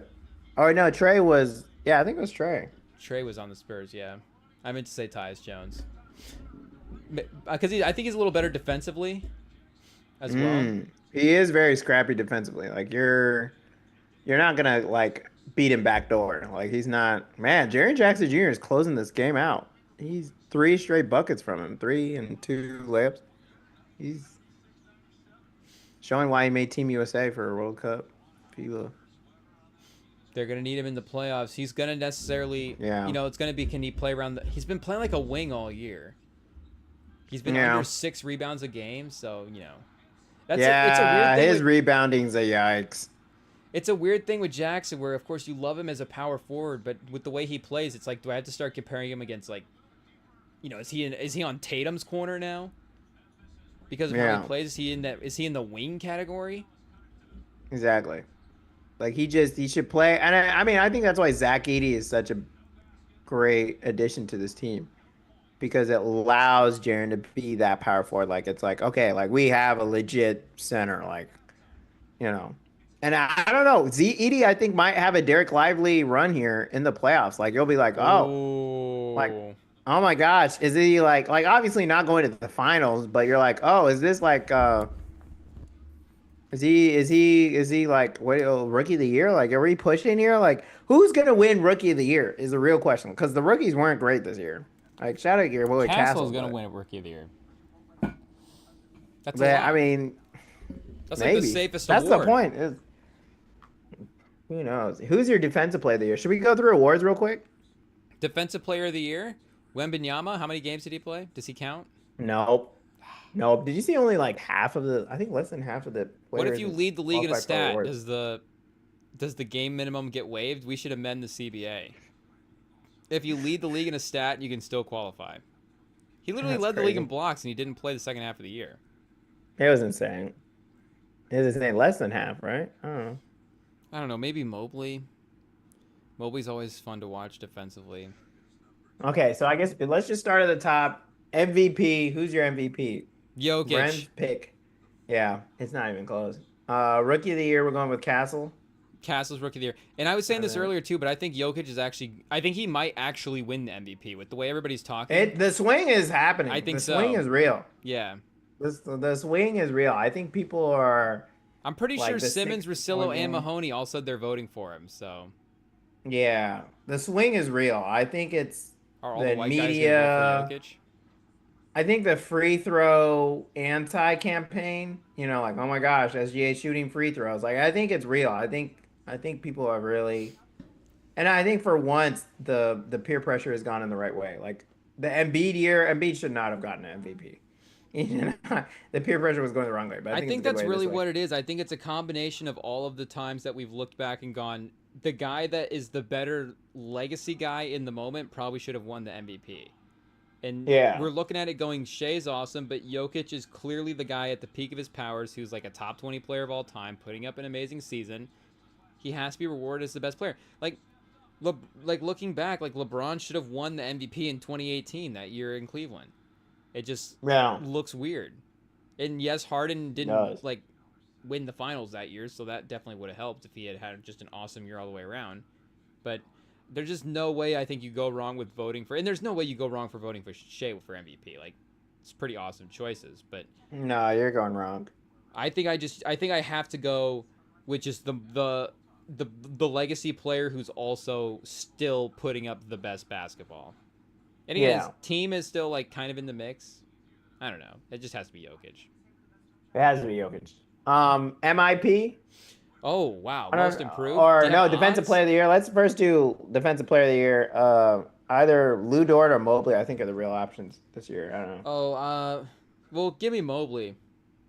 Yeah, probably Mobley. MIP, the odds we're looking at Dyson Daniels, Kate Cunningham, Austin Reeves, Christian Braun, Evan Mobley. Do we put Cade. Austin Reeves there? He kind of carried the Lakers a Wait, couple who was times the there. first one you said? Dyson Daniels? Yeah, That's a good one. I feel like that's his like your overall numbers regular didn't one. jump up that much, but just him as a player, he was so good Yeah. defensively.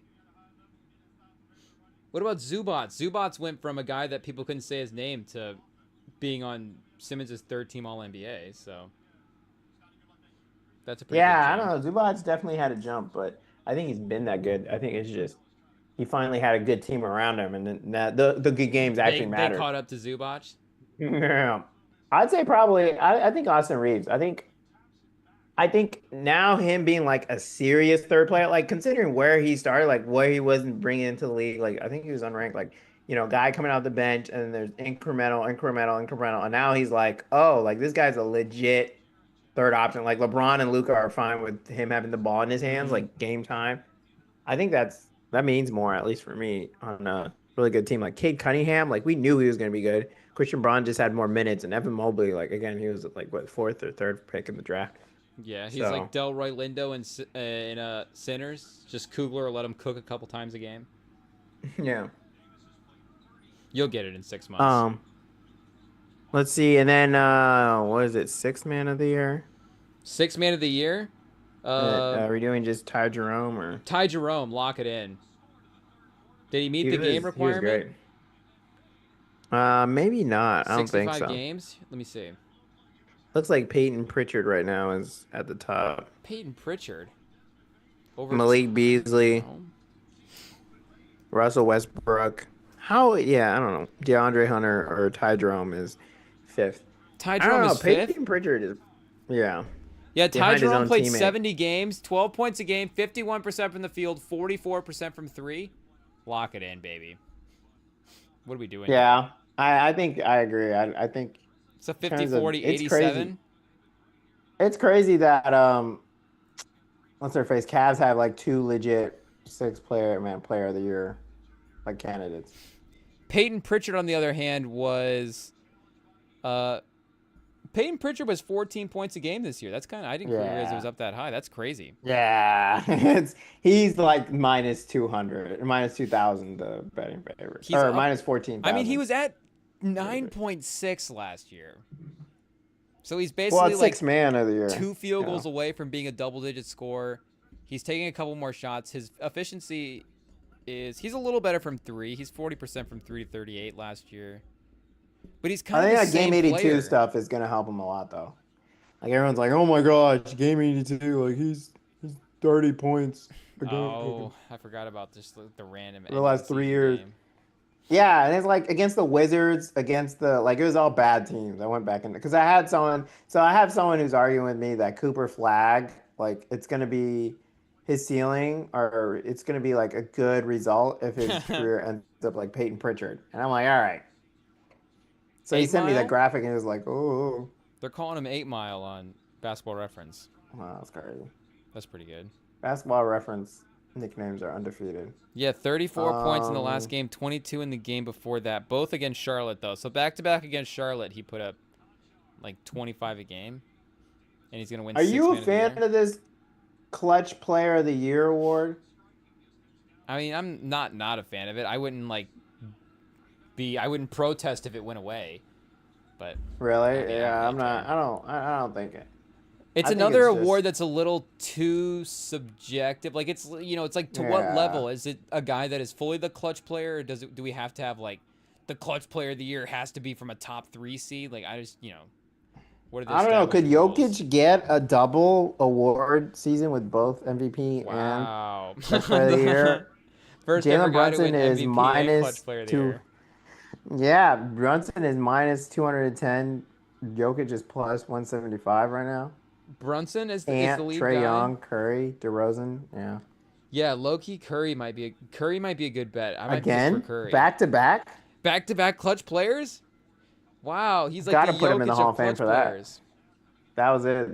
That's what puts him. I mean, and Mike Magic never got two clutch Does players. that go on his resume? He's like 4-time MVP, 2-time clutch player of the year. Back to back clutch player of the year. Oh gosh, get that out of here. Yeah, I think actually Jalen Brunson probably deserves it, but I wouldn't be mad if Jokic got it. Or I was gonna say Shea, but the Thunder haven't been in a ton of close Yeah, games. But when they are, I mean, exactly. And that's the tough part is the close game minutes are gonna matter.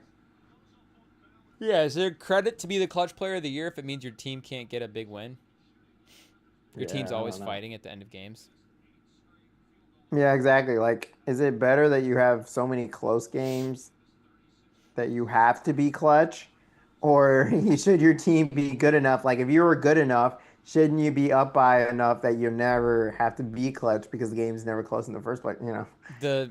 He destroyed his opponent's award this year. Like that's what Shea should get. Jokic gets MVP, but Shea just gets like the Thunder just destroyed everybody this year. Well, and I think this is where the NFL is smart for having an offensive player of the year. And maybe Mm. the NBA should have that as well, like an offensive player of the year, defensive player of the year, and an MVP. See, that would be interesting if it opened up. If we had an offensive player of the year this year, and you had that on the table for Shea and Jokic, would that change you at all to say that Jokic could win offensive player of the year and you could give Shea the MVP for the No, it should be Thunder? the other way around. Or so you just would feel better about giving Shea an award at that point. Yeah, I think Shea should get Okay. offensive player of the year because it's his what makes his season so great is his scoring. Jokic, what makes his season so great is not only the offense, but the defense is I didn't good know if it enough would and make it just be like, general hey, with carrying the the team. wins, now Shea can be the MVP if it changes the conversation in that way. But I get what you're saying. That makes sense for sure. Yeah, yeah, no, I'd say I'd say yeah. I don't know, but that's why I think it would allow. I mean, like James Harden would win like 3 offensive players in the years. Like those Yeah. years where James Harden was going crazy, and he definitely like people were like, oh my gosh. I mean, he could be MVP, but should he really? And it's like, oh, we just give him offensive player of the year. Like I think there's so many scenarios where LeBron, here's there's your these really MVP. great scorers, yeah, who may not be MVPs, but they're having insane offensive seasons that they should be rewarded for it in some way, and we don't have to force them into the MVP conversation. That's a good point too, because it is those scores that those just Yeah, high point total guys that always get into the mix for the MVP. And yeah, like obviously, like Luca can really take a team to a level, but you still want to kind of reward the full basketball skill of it. But yeah, I don't know, but NBA coaches, we got Kenny Atkinson right now leading for the Cavs. JB Bickerstaff, Pistons mm, plus 200, Mac Dagnall plus 2200, I JJ love that Redick just these Lakers. same guys just go like they'll win Coach of the Year for turning a franchise around, then it won't be turned around enough. Then Biggerstaff will get fired in like 3 years and just go and Coach of the Year somewhere else. Yeah, wasn't it like 2 years in a row that the NBA coach got fired? Yeah, wasn't he? Like, I was feel it like he Dwayne might have. Casey and then Nick Nurse? Yeah, I feel like he might have won Coach of the Year at one point himself too, but I can't remember. Yeah, I'd give it to JB Bickerstaff. I know Kenny Atkinson's playing well, but like considering how bad this team was, and yeah, it was because Monty Williams was bad, but making this team like as good as they are, from how bad the Pistons have been historically, I think Bickerstaff deserves it. I'm giving it to Pop. Shut up, Pop. Okay, all right. No. He Atkinson didn't is a even coach good the whole season. choice. It is probably between Dagnaw and Bickerstaff in my Really? mind. Yeah, but is Dagnall, is it really him? Like, what is he doing? Like, it's SGA who's going out here and scoring. Like, I'm not saying he's not doing It's true. Is anything, it more like Presti as but executive of the year, just yeah, every exactly. year? Like, if It's just if more. SGA's on any, if SGA has a horrible coach, like, is he still like kind of scoring? Like, it's just ISO ball. Like, it's him doing his thing. Like, I don't think the It's main just reason they're more like winning them is being a him. historic team Yeah. and getting to that level. But I do like Bickerstaff overachieving a little bit with this team compared to the expectations set, and especially if you're looking at like the win totals, like you're saying, the Thunder were supposed to be a good team. Like the Pistons Yeah. had Exactly. like 20 some wins in their win total. They're like plus 20 wins this year. I think they doubled their wins. Yeah. Yeah. Yeah, So and I think it I was the second year in a row. But yeah. I mean, JJ Redick though, kind of interesting. Uh, Udoka? Yeah, Ime should get some more love. Ime should be at least a betting favorite, Doug or Christie not a favorite, but betting a in couple. the mix, yeah. Top five. Same Doug with Christie with Missoula too, but what team is he with again? the Kings Kings. Yeah, yeah. taking over for Nah, Mike bro. Brown. Nah, bro. Shut Poor up, Mike Doug Brown. Christie. I hope he finds another spot soon. Mike Brown to the Suns. Where's he going? But yeah, the way they're firing all these coaches, Mike Brown to the Nuggets, Budenholzer to the Yogi. Nuggets. Yeah. Oh gosh, Coach Bud. Bud's gonna coach Giannis and then Jokic. They're like, oh, we need you to come in and get defense going. Giannis, Durant to Jokic. Yeah. Coach Bud fired 3 for 3. What did Luca respond to? Lucas talking. I don't know. I'm seeing the graphics here, and for SVP, and I guess Luca responded to something. He responded like to someone or with a performance. He talked about he did the sit down interview with Malika Andrews about the trade, and I guess he threw his phone and broke it when he found out about the trade. Hmm. He just didn't like He the idea did of the being sit down traded. Or... interview. He did. I don't know if Malika Andrews gets quite the reactions that from the other guys that some of the other interviewers do, but he definitely. I saw him Taylor on the Rooks TV at Sunday. one point. sitting down. So I wish I would have flipped the sound on for that. Or was it at work? I don't remember. Luka cracked his phone over the trade. That's crazy. That's the headline that's coming out. Wow, Luka He broke his phone. threw. He I think threw his basically phone. every person in the Mavs universe that saw the trade broke their phone. He thought it was an April Fool's joke because he's laying in bed watching a movie when he got the news and thought it was an April Fool's joke. And then once he learned it was real, he grew upset and took it out on his phone, which cracked after he threw it. Wow, I guess they brought the phone out to show it in the interview. Wait a minute. He's kept his broken phone. This is the phone I found out I Wow, got the traded from business the Mavs manager brought it out. Shout out Lara Beth. on. Wow, the back is cracked. Yeah, that phone is cracked. Wow, the pettiness from Easily. Luka. He broke his phone, but then had to keep it to just remind himself. Okay, Luka's pretty scary too. I'm not gonna lie. Hot take. Yeah, I mean, I wouldn't say Luka's the most composed guy in the world. Oh, Like, Davis is limping off. Speaking of which, oh God, what an end to a horrible season for Dallas. Nico Harrison just giving this team the side eye. Yeah. Like he doesn't even. I don't. I'm telling you right now, to watch that interview. This is like the worst, like kind of night for the Mavs. Like not only do you have imagine it's just absolute hell for the Mavs. Not only do you have Luka come back, he's crying in the video. He's watching the video. He's crying. He drops 31 in the first half for y'all. Then you're like, nope, we can't put ourselves out of the misery and just end the season. No, we have to sneak in into the 10 seed. And then we got to go out here, get blown out on the road against the Grizzlies. You had no business winning. You give the Mavs fans a little bit of hope by beating the Kings, and then you just get stomped on by the Grizzlies. Davis gets hurt again, and then you got to watch the interview with Luka talking about throwing it. He was so mad about the trade that he threw his phone. Like they have a cracked phone. Like, geez, I really feel bad for Mavs fan. Dallas is in shock right now. And shout out to them. I mean, at least now maybe they get some more fans on the wings. They get, they have Paige Becker's gonna save Dallas for sure. Maybe another white star in basketball helping their team, bring it back. But I don't know. Hey, Angel Reese is doing her part. Up in LA. Oh, you mean no? I meant from Luka to her, but yeah, also that. Oh yeah. Did you see the I was thinking drop-off Caitlin in Clark the to women's Paige championship Beckers. game? Yeah, Yeah. I saw it. It was bad. I was like, oh. But it was So still it was Caitlin Clark. But it was still like a really good look at that Yeah. game. It's still like a really good number. It's just that Caitlin Yeah, Clark no game one's is complaining. obviously like historic game. Yeah. No one's complaining. Shout out Paige. Shout out. Good But, luck. It's a decent little team that they have. Nice. It's a yeah, nice trade. they got some. Yeah, it's gonna be interesting next season. Carrington, Agumbawale, Paige Beckers. Yeah, Ogunbowale was really good last year. Are you going into any Valkyries games?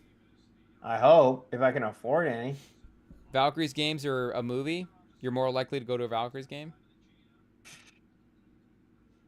Unfortunately, it will be a movie just because the Valkyrie. It's so inconvenient to go into the city and get there. Oh, okay. If they're the only one I'd go to is, of course, just like everyone else, I would go if Indiana Fever were there. Maybe the Aces. I'd go for Asia Wilson. Yeah. Is there like an arena closer by that they could move it to, where it's like we have to upsize and? Yeah, maybe if they come back to if they go to Oakland or something, Oh, the game's kind of close. Wait a minute. What's this? It's like. Is it? It's like 17 game? points. Like this year, it's like. I mean, I guess. Man, but Grizzlies head coach 4-6. Why y'all got to do him like that? it's been pretty consistently 17 points for a while now. I mean, yes, it's not 30. But AD's out, right? Yeah, 80 limped off. So That's 80 crazy. Ewing theory, Brandon Williams bringing his team back. Oh nope, Jaden Hardy will definitely shoot his team out of this game. Yeah. He'll be like Niang in the last game. Oh gosh. Shout out And that was Nye. crazy too in that series. Jaden Hardy was playing like crazy. Wait, who even is that in the corner? I can't even see. Ah! It's not Desmond Davis. Bain, the way Desmond Davis play way in the Bain, he corner. plays. Desmond Bain plays like he's had 5 back surgeries. Yeah.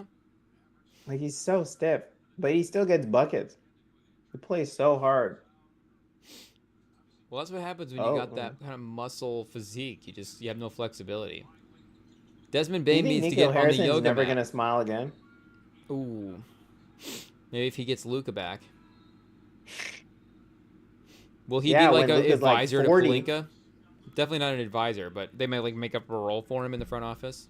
Palinka's like, I owe this guy a job. He just gave me Doncic. Maybe that was the role. It's like if it doesn't work out in Dallas, then I just can take a job for you or for the organization or for something. That was his dream, was always to get a job with the Lakers. Yeah. The glazing was so crazy that the blue and gold, purple and gold is so deep that he just Oh, has to Davis, get. he's limping, but he's limping back in now. Oh gosh. So it turns out Davis, he just kind of limps at this point. Pause. Yeah, it's just who he is. How many cutaways? Do you want to put an over under on how many more cutaways? Yeah, the comments are just saying the Nico pans are so funny on this stream of watching. How many pans are they gonna do to him? Like, what's the over under on like they're like, yep, it's you, buddy. Like, we're You did not this. like. Oh, there's Dumont. Yep. Of course he's out here. Oh, now he's staring into the camera like, bro. 6 minutes left. I say we get at least 3 more. All right. Let's see. I mean, AD's back. Lock it in. Okay, AD AD's has shooting. 40 tonight. Does he really? Yeah. Oh my gosh. He's 16 for 30. And that's the thing, is that like, sure, the Stars may play great, but 30 shots? And he's limping? Oh gosh, he can't even stand straight. Davis, Oh it's my literally gosh. giving his all to win the 8th seed. It's not going to be enough. Imagine giving your all for the play. If it point that these records don't even count. He can't even run. Look at him. Here we Look at him. go. He can't even run. Memphis. Showtime. Man, 40 points on 30 shots. That's not a good thing. Well, I mean, it's a lot of twos. I guess what 16 for 40 is not really 50%, is it? Yeah, exactly. A little bit under. But he's, trying to carry Brandon Williams. He's literally doing everything. I can't believe you mentioned that they had a chance to win this game. I don't know. I'm just a delusional Davis fan. Yeah. No, Davis he's all right, but he's always a second fiddle. He has been and always will be. You don't think the Dallas medical staff will be the one to finally turn him around? No. Hey, well, as we can see with him limping, it doesn't matter. I don't think any medical staff is going to come. Only the Lord's going to fix him. Prayers up for Anthony Davis. Called street clothes for a reason. Like, it's definitely not a joke. I don't know. Is there hockey on? Yeah, the playoffs are on right now. I don't even know what else is on right now. Oh, wait, I'm already on ESPN Plus. Never mind. Baseball? Oh. Are you watching any baseball? No, of course not. Hmm. I would go to a game, though, every now. I might go to a couple games this summer in town. Oh, yeah, the Colonels? I might hit up a couple baseball games. People were talking about it, and I was like, you know what? It is a fun vibe. It is. It is. I will say that. I will say going to a couple Giants games, like, especially like a late afternoon game when the sun's not beaming down on you, you're getting you get a couple some food from the stall, overpriced hot dog, you get a drink, you're chilling, people are chilling, like it is chill vibes. And I think that's why I could never do an NFL game, because people are screaming like, oh my gosh. Well, I mean, NFL games are pretty fun. It's not a bad time. But there's like brewskis and stuff, and it's too expensive. Like baseball games I think are actually back in. I'm actually back in on going to a baseball game. I agree. I love it. I think it's Like great. you go with a couple friends, Very you know. affordable. You don't have to stay for the whole. It's great. It's the only sporting event where you Exactly. like don't have to stay for the whole thing, and it's worth every penny. Yeah. And there's just so many, like you can get some cheap seats, you know. Speaking of which, they have college baseball on right now. UC Davis versus That's funny. Bakersfield, UC Davis. Oh my gosh, or you're Cal watching UC Poly versus Davis? Santa Barbara. Shout out Cal Poly. Actually drove around Turns there. out it's just the West Coast a lot right Incredible now. frisbee team over in Cal Poly. Oh, Speaking of, frisbee's around the corner. UFA about to start. about to be back. It's about to start. They Twen- with the first ever NFL player, you know. April 24th, I think. Yep. It's around the corner. Oh yeah, baby. The And Alley Cats college not in the mix. regionals are happening this week. So Shout out. yeah, different frisbee stuff going on. You know, my own league is about to start. How many Next weeks week? do you go for in that league? Oh. How many It games do you goes get? for like usually eight or nine. We usually play, so it's usually 4 teams. Every team plays each other like twice. So that's usually what 6 games, Mhm. and then we have the semifinals and then the finals. Nice. So yeah, usually it's a good 8 weeks, good 2 months, maybe a little more, a little less. So But yeah, it's usually the same people. so they're running Bagley and Jackson together, but I guess the Bagley getting minutes. Mavs are going a little bit smaller right now without Davis on the court, but I do actually Was sneaky there ever a like moment you Bagley on believed this in Bagley? team. Yeah, I still believe right Yeah, that's now. what I was about to say. I think this is a perfect I can't fit for him. believe He can actually be unlocked on this team. He's just been waiting for an opportunity to be unlocked. He can be unlocked. And now he can just kind of focus on a lot of the effort rebounding stuff, which is always really excelled at anyways, but then it's like, okay, can you carry some offensive burden on top of that? And now it's like he doesn't really have to worry about taking on any offensive Oh stuff. gosh, Clay. It's just I defense think- and hustling. It is. I think every starter level NBA player could probably put up 40 if they had 30 shots. With threes, I think Vassell would find a way to get to 37. I mean, like, I don't know. But yeah, no, I don't. There was no chance that Santi Aldama. Oh, let him cook. Let him cook. Ain't it a stare down on Clay? I'll tell you something with Aldama. He's definitely the most underrated player on this team. He Top is 5 in the league, probably. Playoffs will be a star-making moment for Santi Aldama. He'll have a quarter. Yeah. He'll have like a 12-point quarter. Or they're like, he's huge. Like, who's gonna guard him? Like Lou Dort, you know. Oh, Lou Dort's Ja not gonna be on him. gets to the free throw line. Okay, this game's about to go up 20, so I think the Grizzlies are probably going to hold this one. Probably going to get the win. Yeah, I don't see anything. Any last crazy playoff takes before we slide out of here? Who is your champion right now? Right Under the now, if I had to pick a champion, not really like. I guess I can kind of visualize Life the on the bracket line. quickly, but I want to say I can't. My honest gut is telling me Thunder Boston is the finals this year, as of right now. Yeah. I know it's the easy pick, but I think it's just. And I do want to pick a ton of upsets as well too in round one, but as we go later, I do just trust Boston and OKC as the two best teams in their conferences. I do think it's gonna be Thunder Boston.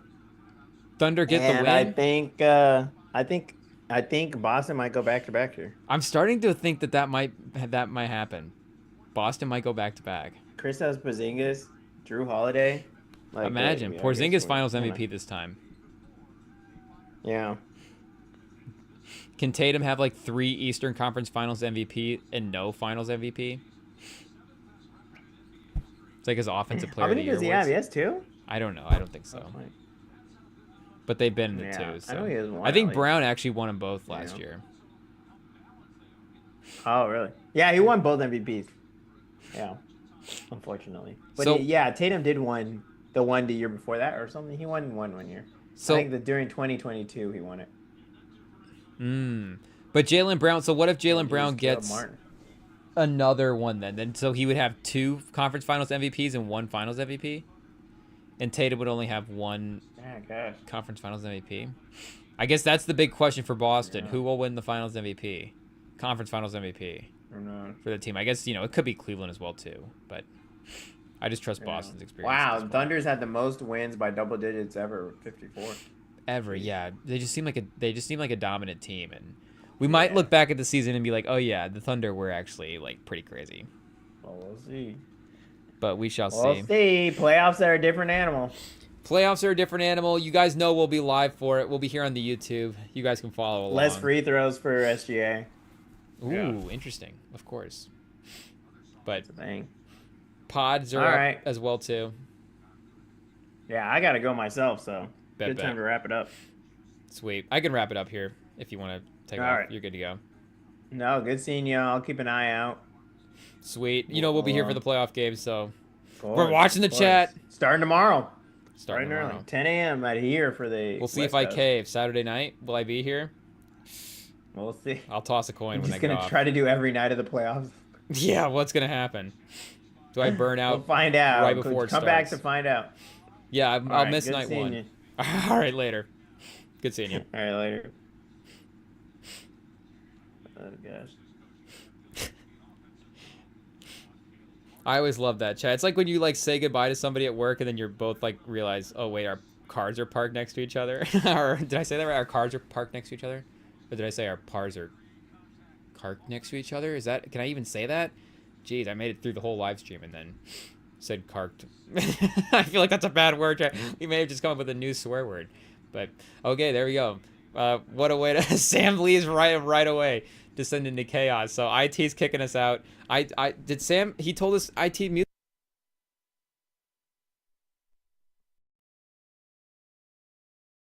Back IT. Okay, Jesus. Sam, he must be in IT's pockets. I mean, we knew the influence chat, but it's crazy. Our microphone's actually being muted. So there we go. Like I was saying, we got the YouTube channel. We're gonna be live for a ton of the playoff games, chat. You know that. I mean, what are we doing? We're watching basketball anyways. So make no mistake. We'll probably fire up the camera a couple times. Watch a couple of the games live. We'll be here. There's other movies, albums, things. Chat. There's things going on. Sunday's gonna be more than just playoffs. It's gonna be a fun time. Will it be more than just basketball? I don't know, chat, but it may be more than just playoffs. Stay tuned. It's going to be a fun one. But, yeah, Sunday, I guess Sunday will be fun. What was I saying? Oh, yeah, playoffs start tomorrow, though, just in general. But, yeah, stay tuned here. Stay tuned on the pod feeds for when the episodes go up there as well. And the socials, too. If you want to DM us at RemIndTom on Instagram, the DMs are open. Slide into the DMs, people. Questions, comments, the DMs, like I said, they're open. So messages can be dropped over there at RemIndTom on Instagram. Thank you guys for jumping on tonight, and we will see you later.